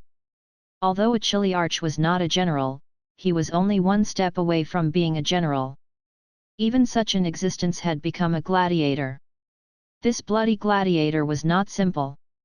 Amidst the cheers of the audience, the captain of the Sword and Shield Chiliarch of the Asso Divine Army walked up to the arena unhurriedly. His face was as resolute as ever, as if he was not in the arena of a gladiator, but on a glorious battlefield. After the host casually introduced the Chiliarch's battle record, the crowd erupted into thunderous cheers. Amidst the roars of the audience, the four-armed berserk ape that was locked in the cage was pushed out. When the metal column on the stage emitted a light blue electric radiance, the four-armed wild ape in the cage was pushed to the entrance of the stage. Without needing any instructions, the moment the cage door was opened, the four-armed berserk ape rushed out like a mad bull. The metal pillar of the arena rose completely, and a high-temperature lightning cage was completely formed. In the next second, the 3-meter-tall, four-armed giant ape clashed with the Asari Chiliarch of Sword and Shield. Whether it was in terms of size, strength, speed, or endurance, the four-armed berserk ape had an absolute advantage. The only thing the Chiliarch of Sword and Shield could count on was his battle experience and superb combat skills. The odds of the four-armed berserk ape were only 1/0.5. From the setting of the odds, it was easy to see the difference in strength between the two. As expected, within a few minutes, the Asari Chiliarch of Sword and Shield was at a disadvantage. Wounds began to appear on his body, and he was gasping for air. Rogge had fought with Asari warriors before, so he knew the approximate strength of a chili arch. If his judgment was correct, the chili arch of sword and shield would be completely dismembered by the four-armed berserk ape in 2 minutes at most. Seeing the chili arch of sword and shield doing his best to block the four-armed berserk ape's attacks and seize every opportunity to counterattack, Rogge's memories of Warnerheim appeared again. To save or not to save? Not long after entering the bar, he secretly used chakra to check the situation in the bar. Although there were many life signals in the bar, none of them could be considered an expert. If he wanted to save the chili arch of sword and shield in the ring, it would not be as easy as eating, but it would not be too difficult either. After thinking seriously for a few seconds, he finally made a decision. Take half a step back, raise your shield, and slash. Turn left, half squat, and slash. Stab, shield bash, jump, heavy slash. The chili arch of sword and shield heard the voice. At first, he did not pay attention to the voice that came from nowhere. However, he soon realized that the voice's guidance was indeed the best choice under the circumstances. After trying a few times, the chili arch of sword and shield decisively gave up his plan and began to fight according to the voice's instructions. Other than the chili arch of sword and shield, no one else noticed the voice's existence. Even Natasha, who was sitting next to Rogge, did not notice it. Using chakra, Rogge accurately transmitted his voice to the chili arch of sword and shield, guiding him on how to fight. In terms of raw strength, the chili arch of sword and shield was far inferior to the four-armed berserk ape. This was also the main reason why his odds were as high as 3.5. However, the four-armed berserk ape was still a beast without intelligence. As long as the chili arch of sword and shield could withstand the first few rounds of attacks from the four-armed berserk ape, he could use human intelligence to slowly kill the four-armed berserk ape. However, in order to do this, not only did he have to have rich combat experience, but he also had to have sharp combat instincts and essential combat skills. When experience, intuition, and skills were combined, he could change the outcome of the battle and gain the right to live. On the surface, the one fighting in the ring now was the A.K.A. chili arch of sword and shield. However, in reality, the one fighting the four-armed berserk ape was a different kind of Rogge. Not long after, the audience below the ring realized that the four-armed berserk ape, who had the upper hand, was gradually falling into a disadvantageous position. The four-armed berserk ape's attacks began to miss and become ineffective, while the chili arch of sword and shield kept leaving wounds on the four-armed berserk ape's body. Light green blood began to spread in the ring, and the four-armed berserk ape's movements began to slow down. Reverse shield, right knee, triple slash, back of the neck, stab. The chili arch of sword and shield took advantage of the four-armed berserk ape's unstable body and quickly went behind the four-armed berserk ape, stabbing the four-armed berserk ape's neck with the sword in his right hand. When the A.K.A. chili arch pulled out the sword from the back of the four-armed berserk ape's neck, light green blood spurted out from the wound and dyed the chili arch green. He won? He really won. Scott stared at the arena in disbelief, and he almost lost control of his emotions and shouted out loud. While Scott was waving his arms excitedly, Natasha turned her head and looked at Rogge, who had been silent all this while. Natasha didn't know why, but she felt that she had seen the chili arch of sword and shield's fighting style somewhere before. That style of fighting style that was at his fingertips and treated close combat like a game was very similar to that of someone she knew. No, it wasn't just similar, it was exactly the same. The fighting style that the chili arch of sword and shield used was Rogge's fighting style. Chapter 342. Did you help the chili arch? Natasha asked in a low voice. Before speaking, she wisely turned off the universal language translator in her ear. In a gladiator fight, helping one side is obviously cheating. Once discovered, the consequences are very serious. Although Natasha is cautious enough, she is not Rogge after all. When she thinks about problems, she instinctively uses herself as the standard. For Natasha, doing something that will anger others in their territory is not a very wise decision, Her strength does not allow her to do so. But she ignored one point, that is, for Rogge, he has enough strength to crush everyone present. The level of strength determines the difference in thinking and behavior. I stayed in Warnerheim for a while, and I have a good impression of the Asari race. Rogge did not say that his main job in Warnerheim was to kill Asari soldiers, but he changed to a more euphemistic way of saying it. Won't this cause other problems? Although she knew why Rogge wanted to help, Natasha was still a little worried. From the moment we came here, we were destined to have some unpleasant things with the organizers of the gladiator fight. It's troublesome anyway, it doesn't make any difference whether it's earlier or later. The reason why the rope catchers came to Xandar was to deliver goods to the organizers of the gladiator fight. So if they want to know the whereabouts of the rope catchers, the organizers of the gladiator fight are a good direction. This is also why they came to the gladiator fight. Although Banner may have been sold directly to the organizers behind the gladiator fight, this possibility is very low. Otherwise, it would not be the four-armed berserk ape that appeared tonight, but the Hulk. Scott excitedly took the voucher to receive the prize money, and Xiao He also consciously followed behind Scott.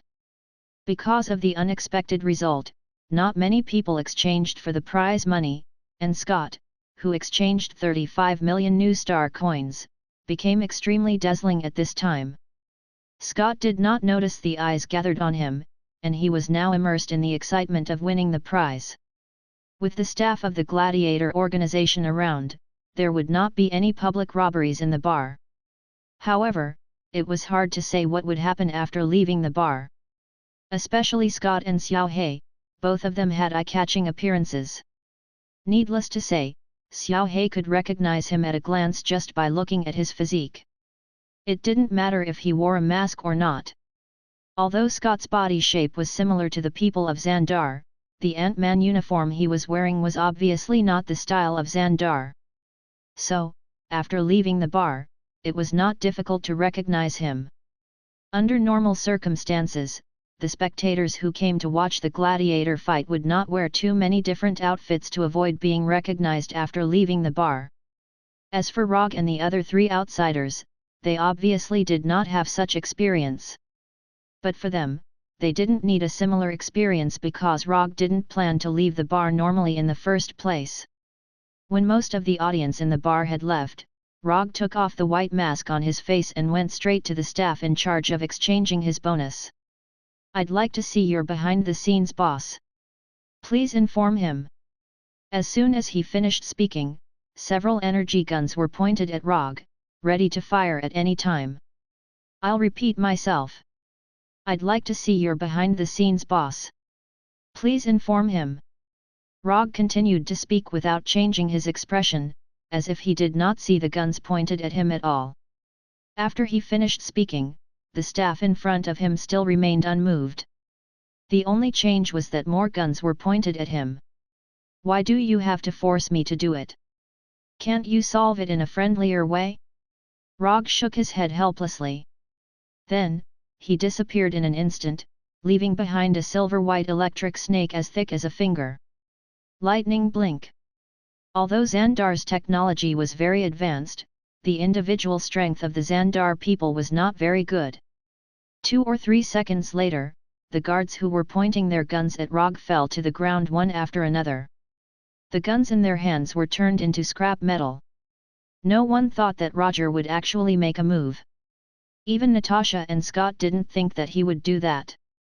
"Blackie, if anyone tries to resist, just eat him," Rogge said calmly, then returned to the staff in charge of the competition's bonus. This time, without needing him to say anything, the middle-aged man from Xandar immediately took out a palm-sized translucent device that looked like a mobile phone and contacted the person who could really make the decision. Half an hour later, Rogge waited for a Xandar person who also had green skin but was more than 2 meters tall, as well as a whole team of fully armed soldiers. Unlike the undisciplined guard he had casually knocked down earlier, these warriors were all wearing the same black combat uniform, each of them exuding a fierce aura. This was a team that had been on the battlefield. Rogge quickly made a judgment. Who are you? Who sent you to provoke the bloody gladiator society? The 2-meter-tall Xandar person glanced at Rogge and asked coldly. You don't have to care who we are. We have no interest in your bloody gladiator society. We're just here to buy information. Buy information? Ha ha ha ha. After hearing Rogge's answer, the tall Xandar person laughed wildly as if he had heard a joke on a talk show. A few small fries from an unknown planet, after injuring my people, you actually want to buy information from me? Are your brains filled with sewage? Among the many intelligent races in the universe, there were many that looked exactly like humans on Earth. Other than the collectors, who were knowledgeable and had sharp eyes, very few people could tell that Rogge and the others were Earthlings at a glance. The Xandar person in front of him was a good example. I don't like to say the same thing 3 times. This is the second time. I'm here to buy information. 35 million new star coins, I want the latest information on the rope slavers. Rogge put the new star coins that Scott had just received on the table and said unhurriedly. If the guy in front of him still could not be communicated with, he did not intend to continue. Although violence could not solve all problems, it could solve most of them. And the one in front of him was the kind that could be solved with violence. You. The Xandar person wanted to say something, but after feeling the amazing aura emanating from Rogge, he fell silent. This guy is dangerous. Chapter 343. You have to follow the rules when buying information, but you're not following the rules now. After a few seconds of silence, the tall Xandar said word by word. Although the Xandar's face was still cold, his tone was much friendlier, without the previous arrogance and disdain. Rules need to be backed up with strength. I'm the strongest here, so my words are the rules. The other party gave in, but that didn't mean Rogge would follow suit. When dealing with these guys who made a living in the dark, either admit defeat from the start or be overbearing to the end. Rogge didn't like to admit defeat, and he wouldn't admit defeat, so he chose his favorite and most commonly used method. Looks like you've got us. Although our bloody gladiator isn't a powerful organization famous in the universe, we're not an existence that anyone can easily provoke. As soon as his voice fell, the Xandar abruptly picked up the bottle on the table and smashed it on the ground. Bang! The bottle exploded, and dozens of muzzles were instantly aimed at Rogge and the other 3. You're very strong, but your companions aren't as strong as you. As long as I give the order, a dozen holes will immediately appear on the bodies of your companions. You want to try? As one of the leaders of the bloody gladiator, Max was very confident in the subordinates he brought. Although his subordinates weren't members of the New Star Army, each one of them was no weaker than an official member of the New Star Army. And compared to the warriors of the New Star Army, his subordinates had more combat experience, and their fighting methods were more ruthless. Although he only brought 30 people, these people were enough to fight against the New Star Army in Halton City, and they might even be able to take down the entire city under the protection of the New Star Army. The reason the bloody gladiator could monopolize the underground arena in Halton City was not only because of the few higher UPS behind them, but also because they had the strength to intimidate the weak.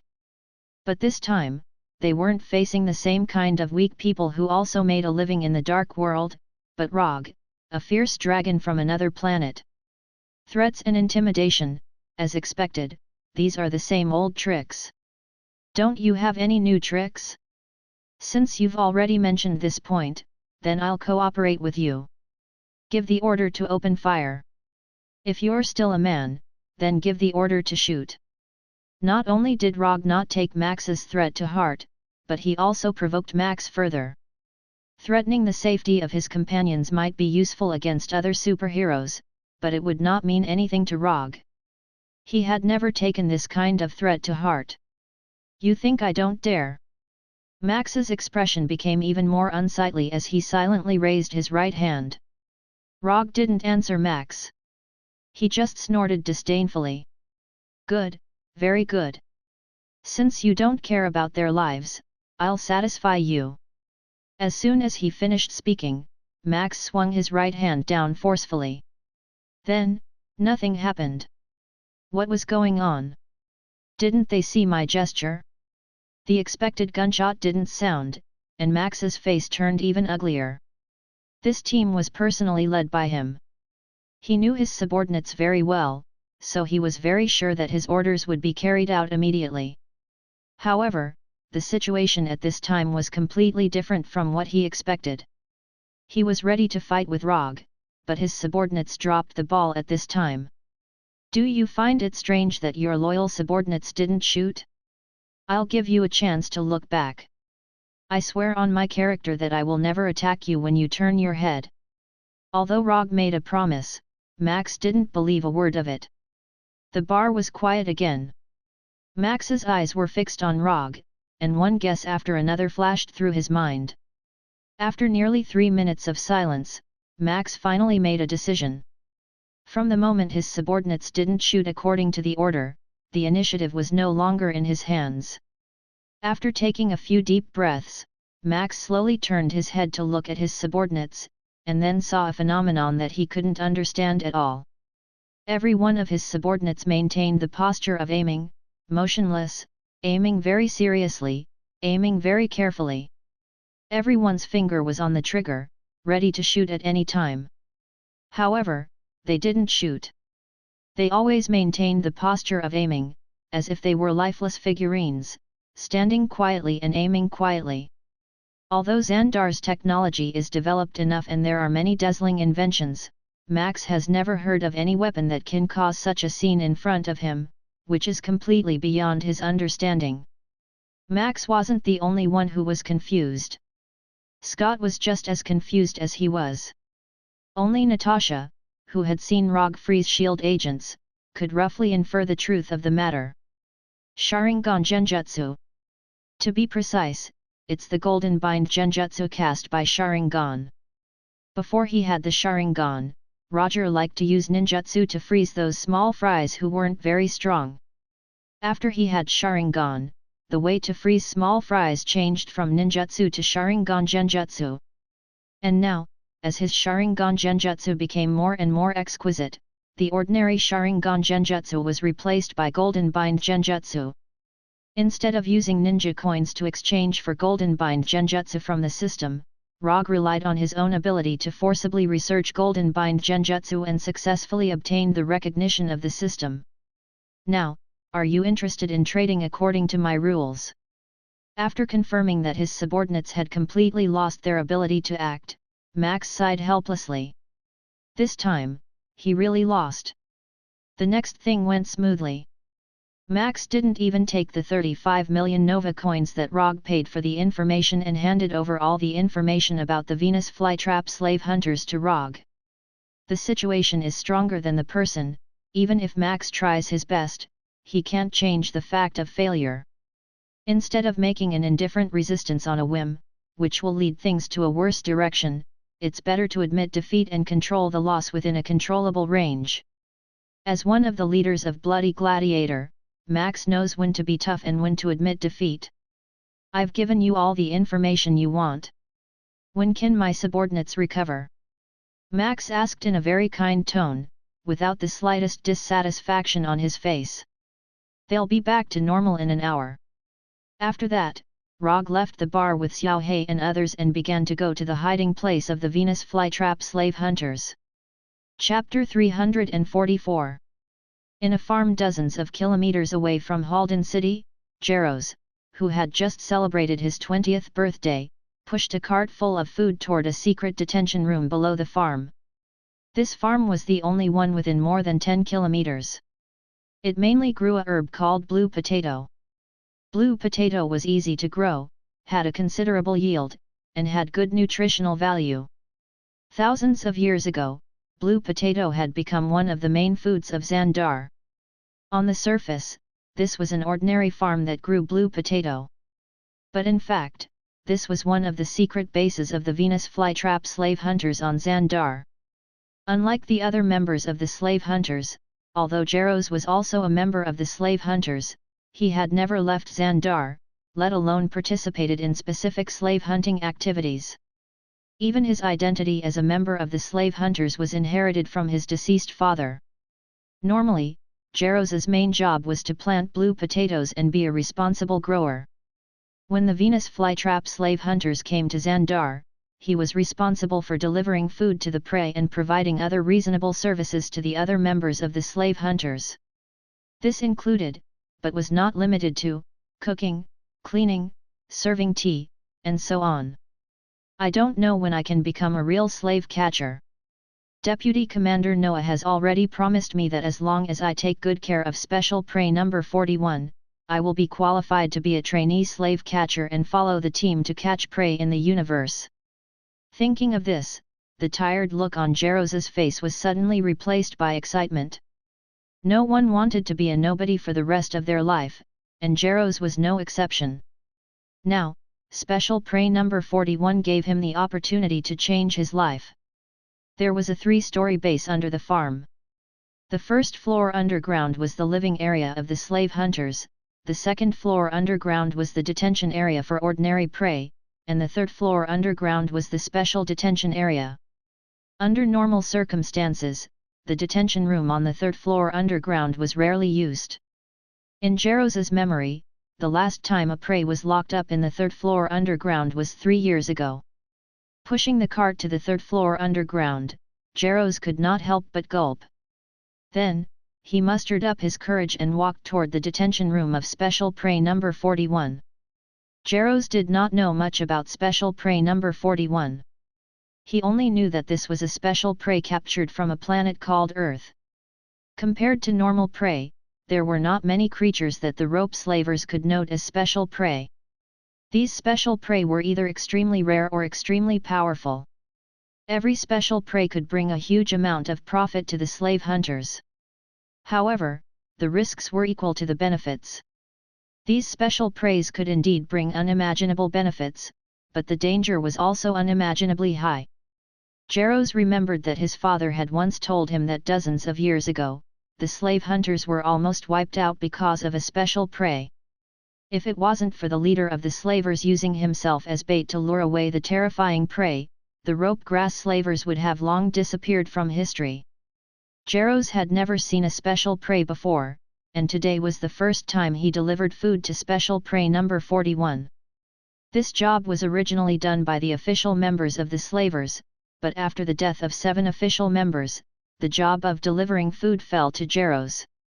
I can do it, I can definitely do it, I will definitely become a real slave catcher. Jeros pushed the dining cart forward slowly in the dimly lit passageway. Every few steps, he would encourage himself. Although this meal delivery mission was very dangerous, Jeros believed that Deputy Head Noah would not deceive him. I have reached an agreement with Special Prey number 41. He will not continue to hurt the person who delivers the food. You can go there without worry. Although it was the first time Jeros had met Deputy Commander Noah, he didn't doubt Deputy Commander Noah's words. Deputy Head Noah was a powerful existence who had won 3 consecutive victories in the Sokka planet arena. Such a powerful existence had no need to deceive a small character like him. While Jeros was pushing the dining cart to the detention room, Hulk, who was noted as Special Prey number 41 by the slave hunters, was in his room, working hard on his fighting practice. Boxing, Muay Thai, Brazilian Jiu-Jitsu, Sanda, Israeli martial arts, Scark fighting system of the UA Special Forces. What Hulk was practicing now was the fighting technique that Rogge left in his memory with illusion false memory. Even though Hulk didn't look very agile, under his hard work, not only did he successfully master these fighting techniques, but he also gradually summed up his own fighting techniques. For this reason, Hulk also gave his fighting technique a name that he liked very much. Invincible Hulk Fighting Technique. Although this name didn't look like much, its power was not ordinary. Especially when combined with Hulk's astonishing strength, this fighting technique really had an invincible aura. While Hulk was working hard on his fighting technique, the thick metal door of the detention room was opened, and Jeros walked in with the dining cart. "Hello, I am today's meal delivery man, my name is Jeros." Jaros tried hard to control his nervousness and said in a calm tone as much as possible. However, after seeing Hulk's amazing body and his proficient fighting skills, Jaros couldn't help but swallow his saliva. This person is so strong. After more than 10 seconds, Hulk stopped punching and walked step by step to Jaros, who also had green skin. Hello. After a simple reply, Hulk directly sat on the ground and used his palm, which was bigger than Jaros' head, to take out food from the dining cart. The dining cart full of food didn't even last 3 minutes in front of Hulk, who had an amazing appetite, before it was completely consumed. After drinking the last nutrient solution in his hand, Hulk looked at the motionless Jaros in front of him and said slowly, "This food is not enough. Next time, Hulk wants 3 times the amount." Although Hulk's tone was very calm, Jaros felt that he wasn't talking to a human, but a prehistoric beast. This kind of terrifying oppression was even stronger than that of Deputy Commander Noah. Jaros finally understood why Deputy Commander Noah's right hand was bandaged and there were obvious bruises on his face when he met him. "No problem, 3 times the amount, I'll remember it." Jaros replied quickly with an unprecedented speed, but in the next second, Jaros, who was oppressed by Hulk's aura, completely fainted. "Big guy, long time no see." When Jaros' body fell forward uncontrollably, Rogge's voice sounded. Chapter 345. Rogge, why are you here, and Natasha? Seeing Rogge and Natasha coming in from the door of the room, Hulk's expression became extremely happy. "I knew you were kidnapped, so I came to save you." While speaking, Rogge looked at Hulk seriously, and a look of doubt appeared on his face. Judging from Hulk's current appearance, he doesn't seem to mind the fact that he was kidnapped. Hulk was not kidnapped, it was Banner who was kidnapped. Hulk is very strong, Hulk will not be kidnapped. Hulk explained very seriously, and he didn't forget to wave his fist as he spoke. Although Hulk shares a body with Banner, Hulk is very clear that he is him and Banner is Banner. He won't admit that the weak Banner is Hulk. Well, it was Banner who was kidnapped, not Hulk. "Let's go, I'll take you back to Earth. You shouldn't like to live in this kind of cell-like room." Rogge didn't argue with Hulk about who was kidnapped and directly changed the subject. After getting the information about the rope grass slavers from Max of the Bloody Gladiator, Rogge immediately rushed over with Natasha and others, for fear that Hulk would be taken away again if they were too slow. However, after secretly sneaking into the underground base of the slave hunters, Rogge found that things were a little different from what he had imagined. He originally thought that the rope grass slavers would try their best to avoid the appearance of Hulk and reduce the possible risks as much as possible. But after coming here, he found that the slave hunters didn't care much about this. Even this room specially used to detain Hulk seems a bit casual. Although this detention room is not bad and can effectively detain most of the creatures. But it is still not enough to completely lock up Hulk. With Hulk's strength, if he wants to leave here, he only needs to consume some stamina and he can easily leave here and destroy the entire underground base on the way. Go back to Earth? Hulk, don't go back to Earth. Hulk is going to Sokka Star, Hulk is going to participate in the gladiator fight, Hulk is going to fight for Hulk's glory with his fists.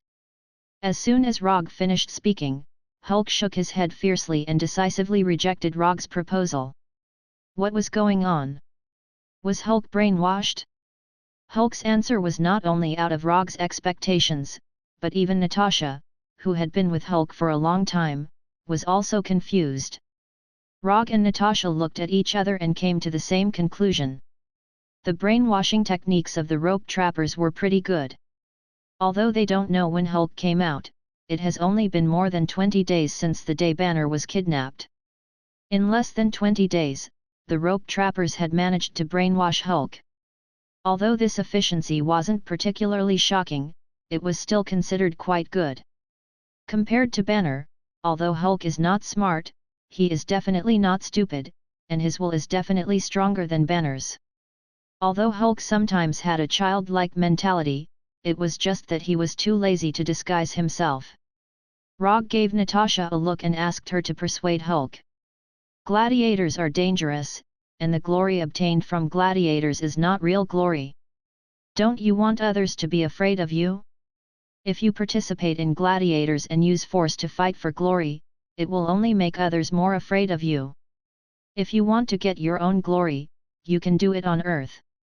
You are a superhero on Earth, and people on Earth like you, and they will be proud of your glory. Natasha slowly came in front of Hulk, holding Hulk's huge right hand with both hands, and said in a gentle tone. Looking at Natasha's gentle demeanor at this time, Rogge couldn't help but think of the profession of a kindergarten teacher. Hulk was the stubborn child in the kindergarten, and Natasha, the kindergarten teacher, was trying to persuade him. Although the picture shown was very similar to normal situations, the feeling it gave people was exactly the same. When the person who was persuading him became Natasha, Hulk's refusal obviously lessened a lot. However, after a few seconds of silence, Hulk shook his head silently and rejected Natasha's proposal. Earth doesn't like Hulk, Sokka planet likes Hulk. Noah promised Hulk that Hulk would become a hero that everyone on Sokka planet would like. Hulk wants to fight, Hulk doesn't want to disguise himself, Hulk wants to be recognized by others. Although Rogge has never seen Noah, he knows that the Noah mentioned by Hulk is the deputy head of the slave hunters. In the information provided by the Collector and Max, there is information about Noah. Before Noah became the deputy head of the slave hunters, he was a gladiator on Sokka planet, and he was a gladiator with some achievements. But unlike other gladiators, Noah participated in gladiators as a free man. So after fighting a few gladiators and getting 3 consecutive victories, he left Sokka planet and joined the rope hunters. Just as Natasha was about to continue to persuade Hulk to return to Earth, a violent explosion suddenly came from the ground, attracting the attention of the 3 of them. Xiao He and Scott did not sneak into the 3rd floor with Rogge but were left outside by him. Unsurprisingly, this explosion should be caused by Xiao He and Scott. After the explosion, Rogge suddenly made a decision. The commission he accepted was to bring Bruce Banner back to Earth. The commission did not specify a clear return time, so he did not have to consider the specific return time. In addition, he has a certain interest in Sokka planet, a planet famous for its sports. Hulk obviously doesn't want to return to Earth now. Although Rogge can take Hulk back by force, he doesn't intend to do so. Since Hulk wants to go to Sokka planet to participate in the gladiators, and he happens to be a little interested in Sokka planet, it's better to go to Sokka planet together to satisfy Hulk's hope and satisfy his own curiosity. Get up, I'll accompany you to Sokka planet to participate in the gladiators. Speaking of which, I don't seem to have a serious physical competition with you. Why don't we officially compete in the arena of Sokka planet? Although Rogge and Hulk have fought a few times before, those battles were not considered official. At that time, Hulk was either fighting Wood Dragon and Wood Arhat, or getting hit by his Tsukuyomi. Hulk has never officially competed with him in physical skills. Really? Do you really want to go to Sokka planet with me? After hearing Rogge's words, Hulk instantly became excited. He suddenly stood up, grabbed Rogge's shoulders with his huge hands, and shook Rogge's body excitedly. Chapter 346. No, I don't agree with this plan. Before Rogge could answer Hulk, Natasha quickly stopped him. Although Natasha didn't know what kind of planet Sokka was, she was very sure that once Rogge and Hulk arrived at Sokka, they would definitely make a big move that would surprise everyone. Whether it was Rogge or Hulk, neither of them were law-abiding people. The 2 of them were equivalent to 2 human-shaped self-propelled nuclear bombs with the safety off, and they were the kind with a large yield. Hulk wants to go to Sokka, Hulk agrees with the plan. Without waiting for Rogge to answer, Hulk said to Natasha with a firm face. Although Natasha was the only friend Hulk recognized in the Avengers, Hulk couldn't make concessions at this time. Since Hulk has agreed, then let's go to Sokka planet. Just treat it as an extra activity before returning to Earth. Hulk had no dissatisfaction with Rogge's statement. As long as he can go to Sokka to participate in the gladiator fight, returning to Earth or something is not unacceptable. At this time, Hulk was no different from a real child. If you want to persuade Hulk, you have to follow Hulk's train of thought. This is like coaxing a child, you have to use the child's way of thinking. Looking at Rogge and Hulk who quickly reached an agreement, Natasha sighed helplessly. She is not Rogge. She doesn't have the strength to forcibly take Hulk away, so once Rogge and Hulk reach an agreement, all she can do is to cooperate silently. When they left the detention room, Hulk turned around and glanced at the unconscious Geros. After thinking for a few seconds, he grabbed Geros and brought him out of the detention room. Rogge and Natasha didn't say anything about Hulk's move. He's just a small character, there's nothing to worry about. Since Hulk likes him, then let him take him. Anyway, there can't be any accidents. The battle in the farm continued. Although Xiao He and Scott were at an absolute disadvantage in terms of numbers, the combat power they showed was not worse than the slave hunters. This was especially true for Xiao He, who had fused with 20 Lord-rank symbiotic demons. Xiao He's strength was simply overwhelming. Although Little Black wasn't a symbiotic entity under the normal concept, Little Black could do anything that a symbiotic entity could do, and it could do it better. According to the symbiotic demon's levels, Xiao He could be considered half a monarch rank. Ordinary slave catchers couldn't even withstand one strike from Blackie. Only those elite slave catchers could block Blackie for a few seconds. Fortunately, the vice leader of the slave hunters, Noah, was also in the farm. Otherwise, Blackie alone could quickly kill all the slave hunters in the farm. As an experienced slave catcher, Deputy Leader Noah quickly recognized Blackie's identity. Although it was slightly different from the symbiotic demon in his memory, he was 100% sure that Blackie was a symbiotic demon. Perhaps it was because its master was Rogge, but Little Black also had the thought of obtaining pleasure from the battle. Under Little Black's intentional indulgence, Noah, who was holding a two-handed greatsword, had a rare chance to catch his breath. In the beginning, Noah and the other slave catchers used firearms. However, under Little Black's unstoppable attacks, they helplessly realized that using firearms would only make them die faster in front of Little Black. Thus, each of them took out their cold weapons and began to fight with Little Black in close combat. Of course, other than cold weapons like swords and knives, they also used some special capturing weapons. For example, sonic weapons and flame weapons that targeted certain special creatures. However, Little Black wasn't one of those common symbiotic demons. Sonic weapons and flames couldn't cause fatal damage to him.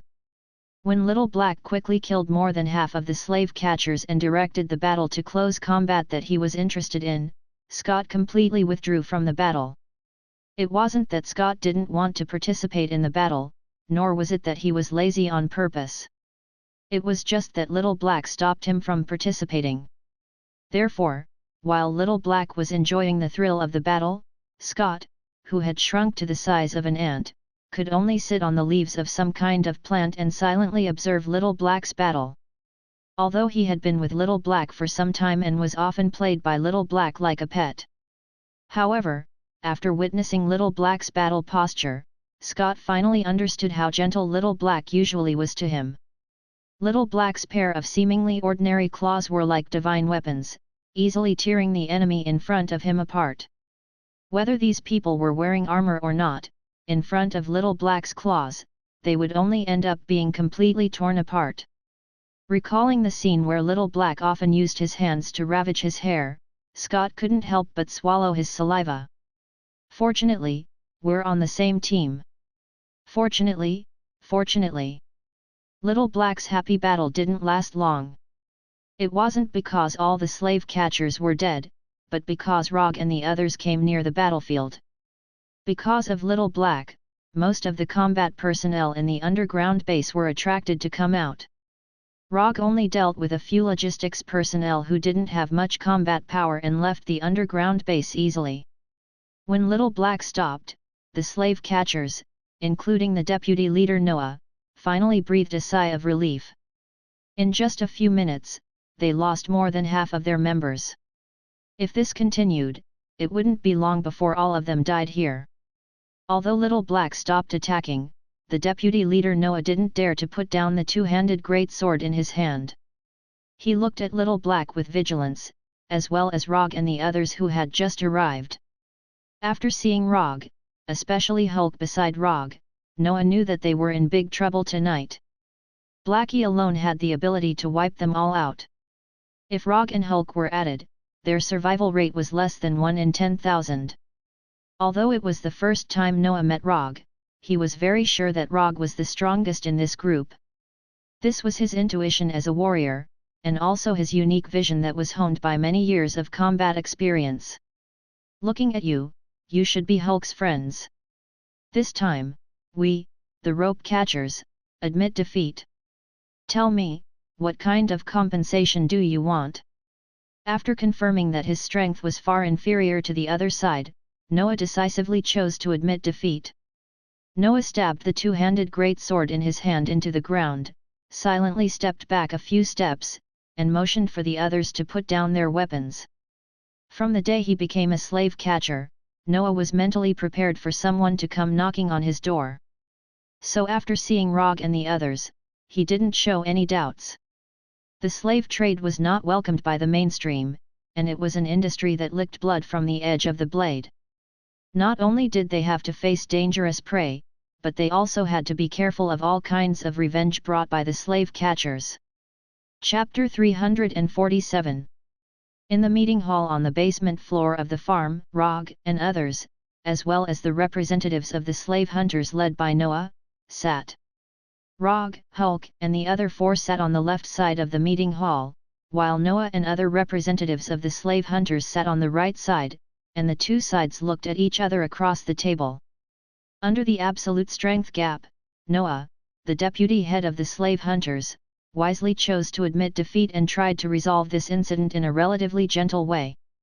You kidnapped Hulk and brought us a lot of unnecessary trouble.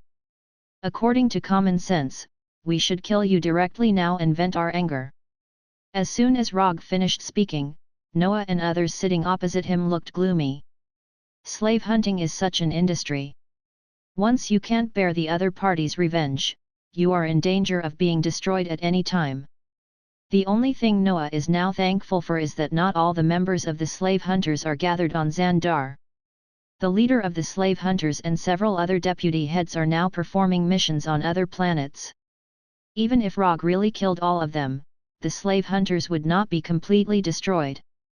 But you didn't do that, which means that there is still a possibility of reconciliation between us. As the deputy head of the slave hunters, Noah can be regarded as experienced and knowledgeable, so he immediately grasped the key in Rogge's words. Yes, we do have the possibility to reach a reconciliation. But the premise of reconciliation is that you can give us what we want. Having said this, Rogge paused for a few seconds, then continued, I don't know what you said to Hulk that made him want to participate in the Battle of Sokka. But since he has such an idea, we will naturally meet his request. First of all, we want the specific coordinates or interstellar map of Sokka. Secondly, you have to pay reasonable compensation for your wrong behavior this time. The specific compensation is up to you. I only have one request, that is, the price of compensation is 3 times Hulk's value. Finally, I want the specific information of the planet where the blooming giant elephant clan is located. If not, you can hand over a living blooming giant elephant clan treant to me, except for the bounty hunter named Groot. Rogge unhurriedly stated all of his requests. The first request was the simplest one, and it was also the prerequisite for fulfilling Hulk's wish.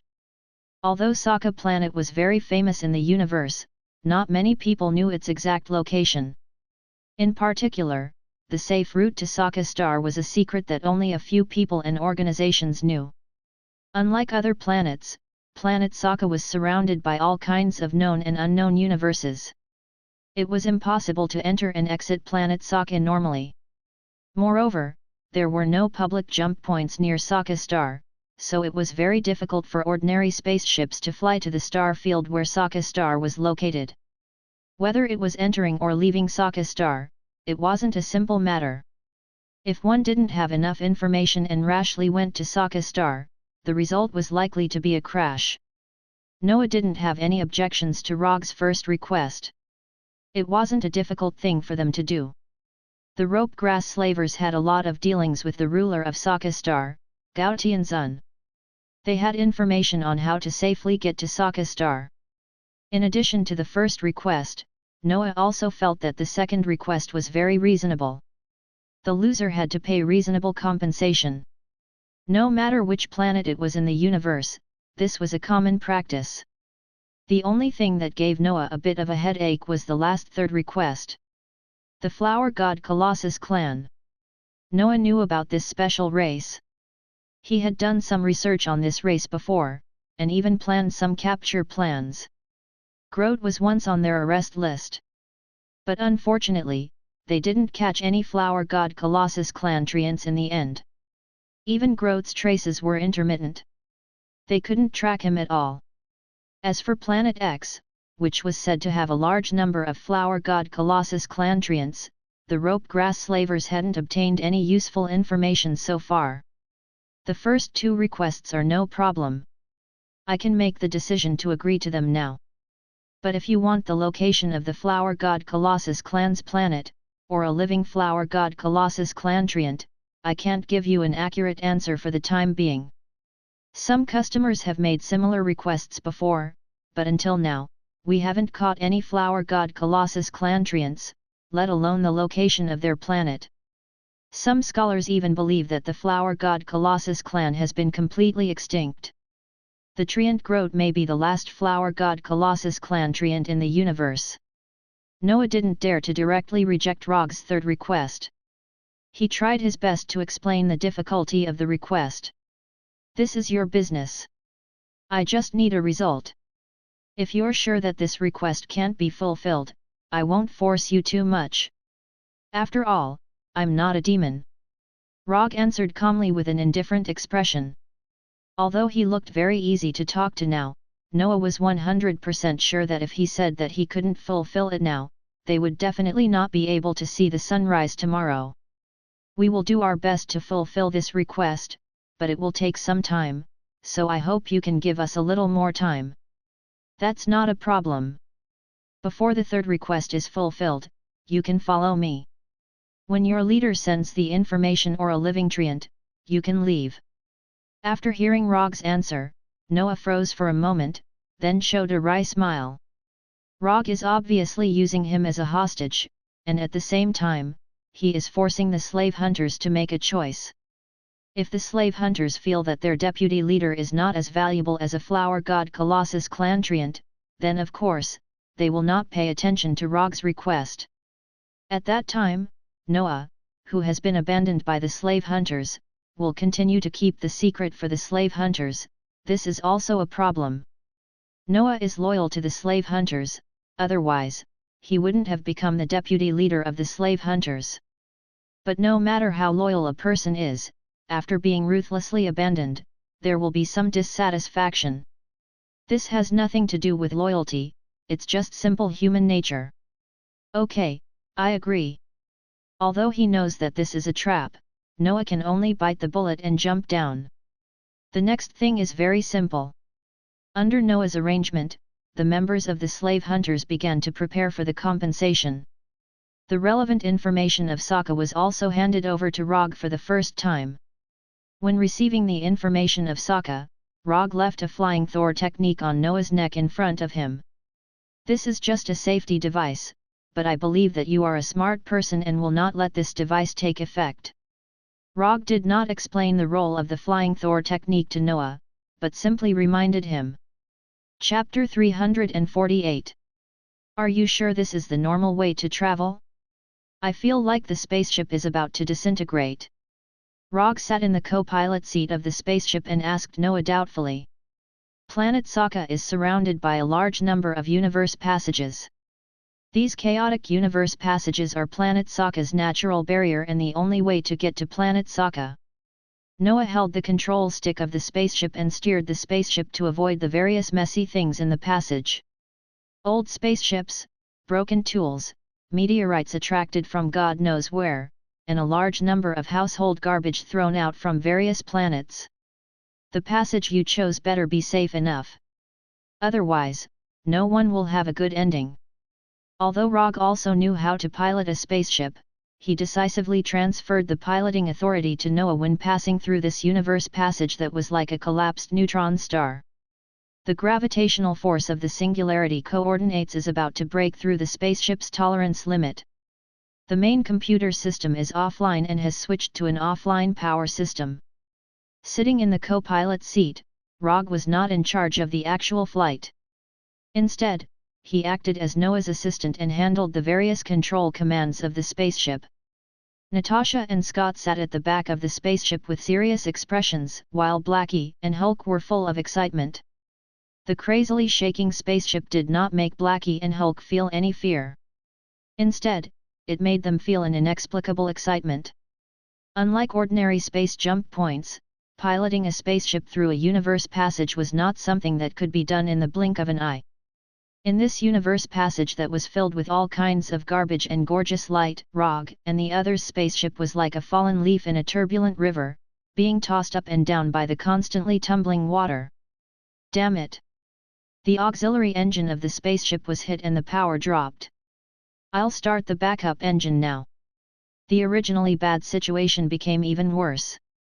Roger synchronized the latest situation to Noah, who was in the driver's seat. Don't worry, we'll be out soon.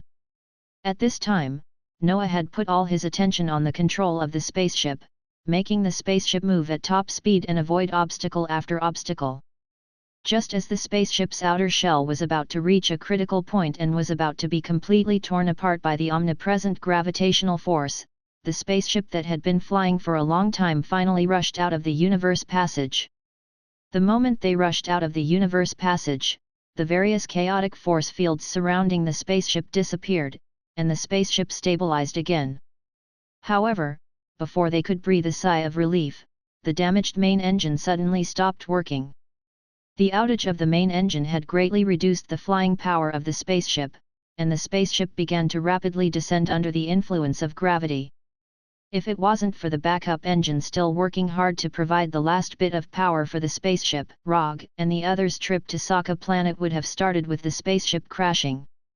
But even so, their final outcome wasn't any better. The backup engine allowed them to temporarily avoid the danger of a crash, but the process of landing was still not perfect. Under Noah's control, the battered spaceship made an emergency landing on a garbage mountain near the space channel, ending its life. I'm starting to miss Asgard's Bifrost. After coming out of the spaceship that could no longer take off again, Rogge said with great nostalgia. Asgard clearly had the ability to build spaceships, so why would he spend extra resources to build the Rainbow Bridge? In addition to the deterrent effect of force at the beginning, the comfortable teleportation experience is also a reason that can't be ignored. Compared with the teleportation of the Bifrost, the experience of just passing through the universe passage was like a nightmare. Rogge was even ready to use Susanoo and Infinite Mode at any time. Have you been to Asgard? After hearing Rogge's complaint, Noah asked curiously. Yes, and I have a certain reputation in Asgard. Rogge added. He wasn't worried about what impact Noah would have on Asgard if he knew about this. Not to mention that Noah was only one person. Even if he pulled the entire slave hunters, it would be useless in front of Asgard. After moving his hands and feet, Rogge used the super light rock technique to fly up. As far as the eye could see, there were garbage mountains of different sizes. These garbage from various planets fell from the colorful universe passages in the air, piling up into garbage mountains. In addition to these garbage mountains, Rogge also saw some aliens in strange clothes. These people were like ants looking for something in the garbage mountains, and from time to time, they avoided all kinds of garbage falling from the sky. After using chakra perception to perceive their life energy, Rogge landed on the ground made of garbage again. There is no city nearby, except for garbage, scavengers, and flying garbage ships. Rogge said what he saw, and then looked at Noah. There are many gathering places on this planet, and most of the scavengers live in these gathering places. There is only one city on this planet, Sokka City, which was built by Gao Tianzun. Of course, you can also call it the City of Champions. Noah was the only person who had been to Sokka Star, so now he was not only Rogge's hostage, but also Rogge's guide. Before departure, Noah fulfilled Rogge's second request and compensated Rogge 900 million new star coins. The slave hunters originally planned to sell Hulk for 300 million new star coins, but they did not find a suitable buyer on Xandar, so Noah later had the plan to sell Hulk to Gao Tianzun. Not long after Noah finished his explanation, a group of scavengers armed with all kinds of weapons arrived in front of them menacingly. These scavengers witnessed the scene of the spaceship crash landing, so they rushed over like hyenas on the prairie. It seems that we have a new spaceship. Although the spaceship piloted by these scavengers looks similar to a garbage ship, in any case, it is a spaceship that can fly. Are you gladiators or ordinary people? One of the scavengers took off the mask on his face and asked casually. However, no one answered him. Blackie, deal with them, remember not to dirty the spaceship. Rogge glanced at these scavengers casually and said to Blackie beside him. No problem, I like to bully the weak the most. As soon as the voice fell, Blackie pounced on these scavengers like a black tiger and began the process of bullying the weak. It didn't take long for these scavengers to become fragmented corpses. Chapter 349. Sokka City, Central City, Arena Theme Hotel. Under the leadership of Noah, Rogge, and others piloted a broken spaceship and successfully arrived at Sokka City, where they stayed at the Arena Theme Hotel specially built for extraterrestrial tourists. Although Sokka has an exclusive currency, the currencies of other advanced civilizations, such as Xandar's New Star Coin and the Kari Empire's Kree Coin, can also be used here. However, in order to facilitate the transaction, Rogge still took out 500 million New Star Coins from the 900 million New Star Coins and exchanged it for Sokka Planet's legal currency, Champion Coins. As for the remaining 400 million New Star Coins and the more than 100 million New Star Coins he originally had, Rogge has no plans to exchange them for the time being. Xandar's New Star Coins can be used on many planets, while Sokka Planet's Champion Coins are only valuable on Sokka Planet. Leaving some New Star Coins will also facilitate their activities on other planets in the future. Although for now, they don't have such plans for the time being. But it's always good to be prepared. The 50 million Champion Coins exchanged for 500 million New Star Coins were equally distributed by Rogge to Natasha, Scott, and others. Even Xiao He and Hulk received 10 million Champion Coins that belonged to them. As for Noah, a hostage is not eligible to get a share of the money. After dividing the money, Xiao He took the lead and left with Scott, eager to have some fun. Hulk didn't plan to wander around, so Rogge arranged the task of guarding Noah for Hulk. As for him and Natasha, of course, they will rest in the hotel for a while. When night fell, Xiao He returned to the hotel with the exhausted Scott and reunited with Rogge and others. After resting comfortably for an afternoon, Rogge and Natasha enjoyed a dinner in the style of Sokka Planet before taking them to the most important and most popular place in Sokka City, the Champion Arena. Next to the Champion Arena is the tallest building in the city, which is also the building where the ruler of Sokka Planet, Gao Tianzun, lives. The shape of the building is like a pile of large and small square blocks stacked together, and the color of the outer wall is as red as blood. On the outer wall of the building, there were 4 conspicuous statues. According to Noah, these 4 heads not only symbolized the 4 strongest champion gladiators, but also the gladiatorial culture of Sokka Star. Horse-face Thor, Ares the god of war, 2-headed beast, and humanoid. Noah briefly introduced the gladiators represented by the 4 statues. There was a hint of admiration in his tone. Rogge remembered that in the original timeline, Hulk's statue also appeared on the building, and it was in the most conspicuous position at the top. But because of him, the future that should have existed had disappeared. Although Hulk still came to Sokka Star, it was completely different from when he had inexplicably wandered to Sokka Star. Hulk, you can try to carve your own statue too. You should like the feeling of being worshipped and liked by everyone. Rogge said encouragingly as he patted Hulk's sturdy arm. Hulk will work hard. Hulk nodded heavily, exuding an extremely serious aura. There were two main ways to participate in the championship battle in the gladiator arena. The first way was to become a slave gladiator of Gao Tianzun, and then be arranged by Gao Tianzun. Although this was the simplest way, it was also the way that the fewest people chose. Because becoming a slave gladiator of Gao Tianzun meant that they would completely lose their freedom. Everything, including their life, would belong to Gao Tianzun. Therefore, anyone who had a little confidence in their own strength would use the second way, which was what Noah once used, to participate in the gladiator arena as a free man. Participating in the gladiator arena as a free man, regardless of the outcome, would not lose their freedom. But then, the free gladiators who participated in the gladiator arena must start from the most basic multi-person melee. Multi-person melee, team battle, individual battle, preliminary battle, championship battle. The free gladiators must start from the multi-person melee, step by step to the individual battle, and win 10 consecutive victories in the individual battle to qualify for the championship battle. Noah fought from the multi-person melee all the way to the individual battle and won 3 consecutive victories in the individual battle. If it was a slave gladiator of Gao Tianzun, it would be much simpler. As long as one was strong enough, one's first gladiator battle might be the championship battle. There would be a number of gladiator battles every night in the gladiator arena. There would be multi-person melee battles, team battles, and individual battles. The time of the championship battle was not fixed. Sometimes there would be one battle every week, and sometimes there might not even be one battle in a year.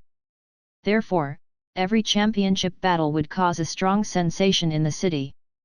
If Hulk wanted to achieve the achievement of having a statue on the wall, not only would he have to win the championship battle, but he would also have to win many times in a row in order to obtain the title of the strongest gladiator champion and successfully hang his statue on the building. After helping Hulk register for the free gladiator arena, Rogge and the others came to the arena first and booked a VIP box above the arena. Blackie also wanted to register for the competition, but before he could do so, he was pulled away by Rogge. Hulk was a warrior anyway. Why would a weapon like you join in the fun? Rogge took a cup of Sokka Star's specialty drink and sat casually on the sofa in the box, waiting for the gladiator battle to begin. Are you so sure about Hulk's participation? If Hulk's performance is too good, it may cause Gao Tianzun to make a move. Noah stood behind Rogge and asked doubtfully. There's nothing to worry about. Although Gao Tianzun likes to gamble, he is not an unreasonable robber. He won't do something like robbing. Even if he really wants to rob Hulk, he has to be able to do it. Rogge was not sure what kind of strength Gao Tianzun had, but he was sure that if he wanted to take Hulk and the others away from Sokka Star, Gao Tianzun would not be able to stop him. It didn't take long for the list of the first multi-person melee battle to be projected over the arena. In addition to a simple portrait and name, there was also the odds for each gladiator. Rogge glanced at it. Hulk's odds were not high, only 1 to 2. Not only was Hulk's odds not high, but the odds for the other gladiators were also about 1 to 2. Only Cronen's odds were 1 to 1.8. Go and bet on Hulk's victory. As soon as his voice fell, Rogge threw his championship card to Noah. It contained the 10 million championship coins he had just exchanged today. Although Hulk's odds were not high, there was no reason to let go of such a sure win bet. When Rogge took out his championship card, Natasha and the others also took out their championship cards and let Noah place his bet. Chapter 350. Unlike other gladiators, the number of gladiators in a multi-person melee was not fixed. It could range from 5 or 6 gladiators to 20 or 30 gladiators. The number of gladiators that Hulk participated in this multi-person melee was relatively large. There were more than 20 gladiators. When these gladiators from different planets, with different purposes, and with different weapons poured out of the various passages of the arena, the atmosphere in the arena suddenly became fanatical. The cheers of the audience came one after another, and the host quickly introduced the gladiators in the arena with very provocative words. Hulk, who had green skin and a tall stature, was as conspicuous as he could be on Earth. In this arena where a large number of alien races gathered, the big Hulk was not particularly eye-catching. Instead, he looked a little ordinary. At the very least, compared to those opponents who were wearing armor and wielding weapons, he didn't have any weapons in his hands, and he only wore a pair of elastic shorts. He looked so simple and ordinary. If it weren't for his good figure, most of the audience would have regarded him as a cannon fodder character. Hulk, who participated in a gladiator battle for the first time, was not as excited as his other opponents. He just glanced at the arena and the audience curiously. After looking around carefully, Hulk saw Rogge and the others sitting in the box on the top floor and immediately showed a simple and honest smile. "I've finished betting. These are the betting vouchers." Noah, who had just returned from betting, took out 4 betting vouchers and planned to distribute the betting vouchers in his hand. "Just take it. Anyway, you'll have to get your bonus later." Rogge did not take the betting vouchers in Noah's hand and answered casually. At the same time, he waved his hand at Hulk in the arena. When those gladiators just appeared on the arena, he used chakra perception to sense the strength of life energy in their bodies and then came to a conclusion that he already knew the answer. There were more than 20 gladiators in the arena. Except for Hulk, all of them were small fries. Even if Hulk fought all of them alone, the battle would be over in 3 minutes. In addition to sensing the strength of the gladiators' life energy, he also deliberately sensed the audience in the arena. More than 100,000 spectators had gathered in this circular arena that was comparable to 2 football fields. Most of the audience were ordinary people with nothing special about them. In some of the VIP seats and private rooms, Rogge sensed dozens of slightly noteworthy targets. The life energy of a few of them was not much weaker than Hulk and Blackie. It seemed that there were still some special people present at the scene, but he didn't know how strong they were. The strength of life energy was not equivalent to actual combat strength. Some special races were born with astonishing life energy, but their combat strength could not be more ordinary. After the host introduced the gladiators in the arena one by one, a red smoke bomb was launched into the sky above the arena, signifying the start of the battle. The moment the smoke bomb exploded, the atmosphere at the scene reached its peak. Without any hesitation, the gladiators in the field attacked the enemies in front of them one after another. The battle royale of more than 20 gladiators officially began. The Cronan warrior with a stone body was the first to go berserk. He hammered the first enemy to death in a few hits, then strode towards the second enemy. Unlike the gladiators who were completely excited, Hulk at this time felt like he had not fully entered the state. He looked blankly at the gladiators who were constantly killing each other. Although Hulk did not take the initiative to attack, he quickly attracted the attention of the other gladiators because he was unarmed.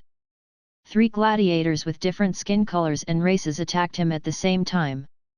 When the weapons in the hands of the 3 gladiators were about to hit Hulk, who had been in a state of disorientation, finally entered the state of combat. Hulk roared and suddenly exerted force in his legs. His whole body was like a green heavy truck, rushing in front of one of the gladiators. Before the gladiator with a sword in both hands could react, he was completely knocked out by Hulk. His whole body was like a baseball that was hit, slamming into the metal wall of the arena. Boom! The moment he hit the metal wall, the gladiator with flesh and blood exploded like a watermelon falling from a high altitude. Bright red blood and broken limbs splattered everywhere. After knocking the gladiator away, Hulk did not stop at all. He showed flexibility that was completely inconsistent with his body size. He quickly came in front of another gladiator, and his huge right fist hit the gladiator's chest like a cannonball. Boom! Unlike the explosion just now, the gladiator who was hit by Hulk's right fist made a low muffled sound. His chest was completely caved in, and he had completely lost his life before he fell to the ground. After killing the two gladiators in a flash, Hulk jumped and fell from the sky like a meteor. His thick right leg directly stepped on the gladiator's head, completely crushing his head. He made 3 moves and killed 3 gladiators. Hulk did not make a move, but once he made a move, it was amazing. He quickly attracted the attention of most of the audience. Although the strength of these audience members was not very good, and their vision was not very sharp, they had seen too many gladiators after all. So, they could easily distinguish which gladiator's strength was outstanding. The attack was simple and violent, and the scene was bloody and violent. Hulk's fighting style perfectly met the requirements of these audience members. Soon, cheers for Hulk sounded in the arena. Hulk! Hulk! Hulk! Hulk! Listening to the cheers that were getting more and more orderly and intense, Hulk smiled. He smiled happily. This was the first time he heard others cheering for him. This was the first time he saw people like his battle. This was the first time he was liked because of his battle. Hulk wants to fight. Hulk wants to fight. Hulk wants to fight. Hulk roared excitedly, venting the depression and unhappiness that had accumulated in his heart for many years. On this day, Hulk found the meaning of fighting and the glory that he had longed for a long time. When Hulk was completely excited, the chaotic battle in the arena quickly came to an end. Except for the stone-bodied Cronan warrior, no other gladiator could withstand Hulk's punch. Whether they were wearing armor or not, whether they were strong or not, their ending was to be killed by Hulk's punch. Simple, violent, and without any suspense, he killed them with one punch. When Hulk was the only one left in the arena, the cheers of the audience were like a volcanic eruption that resounded throughout the entire arena. This was originally a mixed battle with many gladiators that was not much to watch. However, with his own strength, Hulk turned a battle that was not much to watch into his personal debut.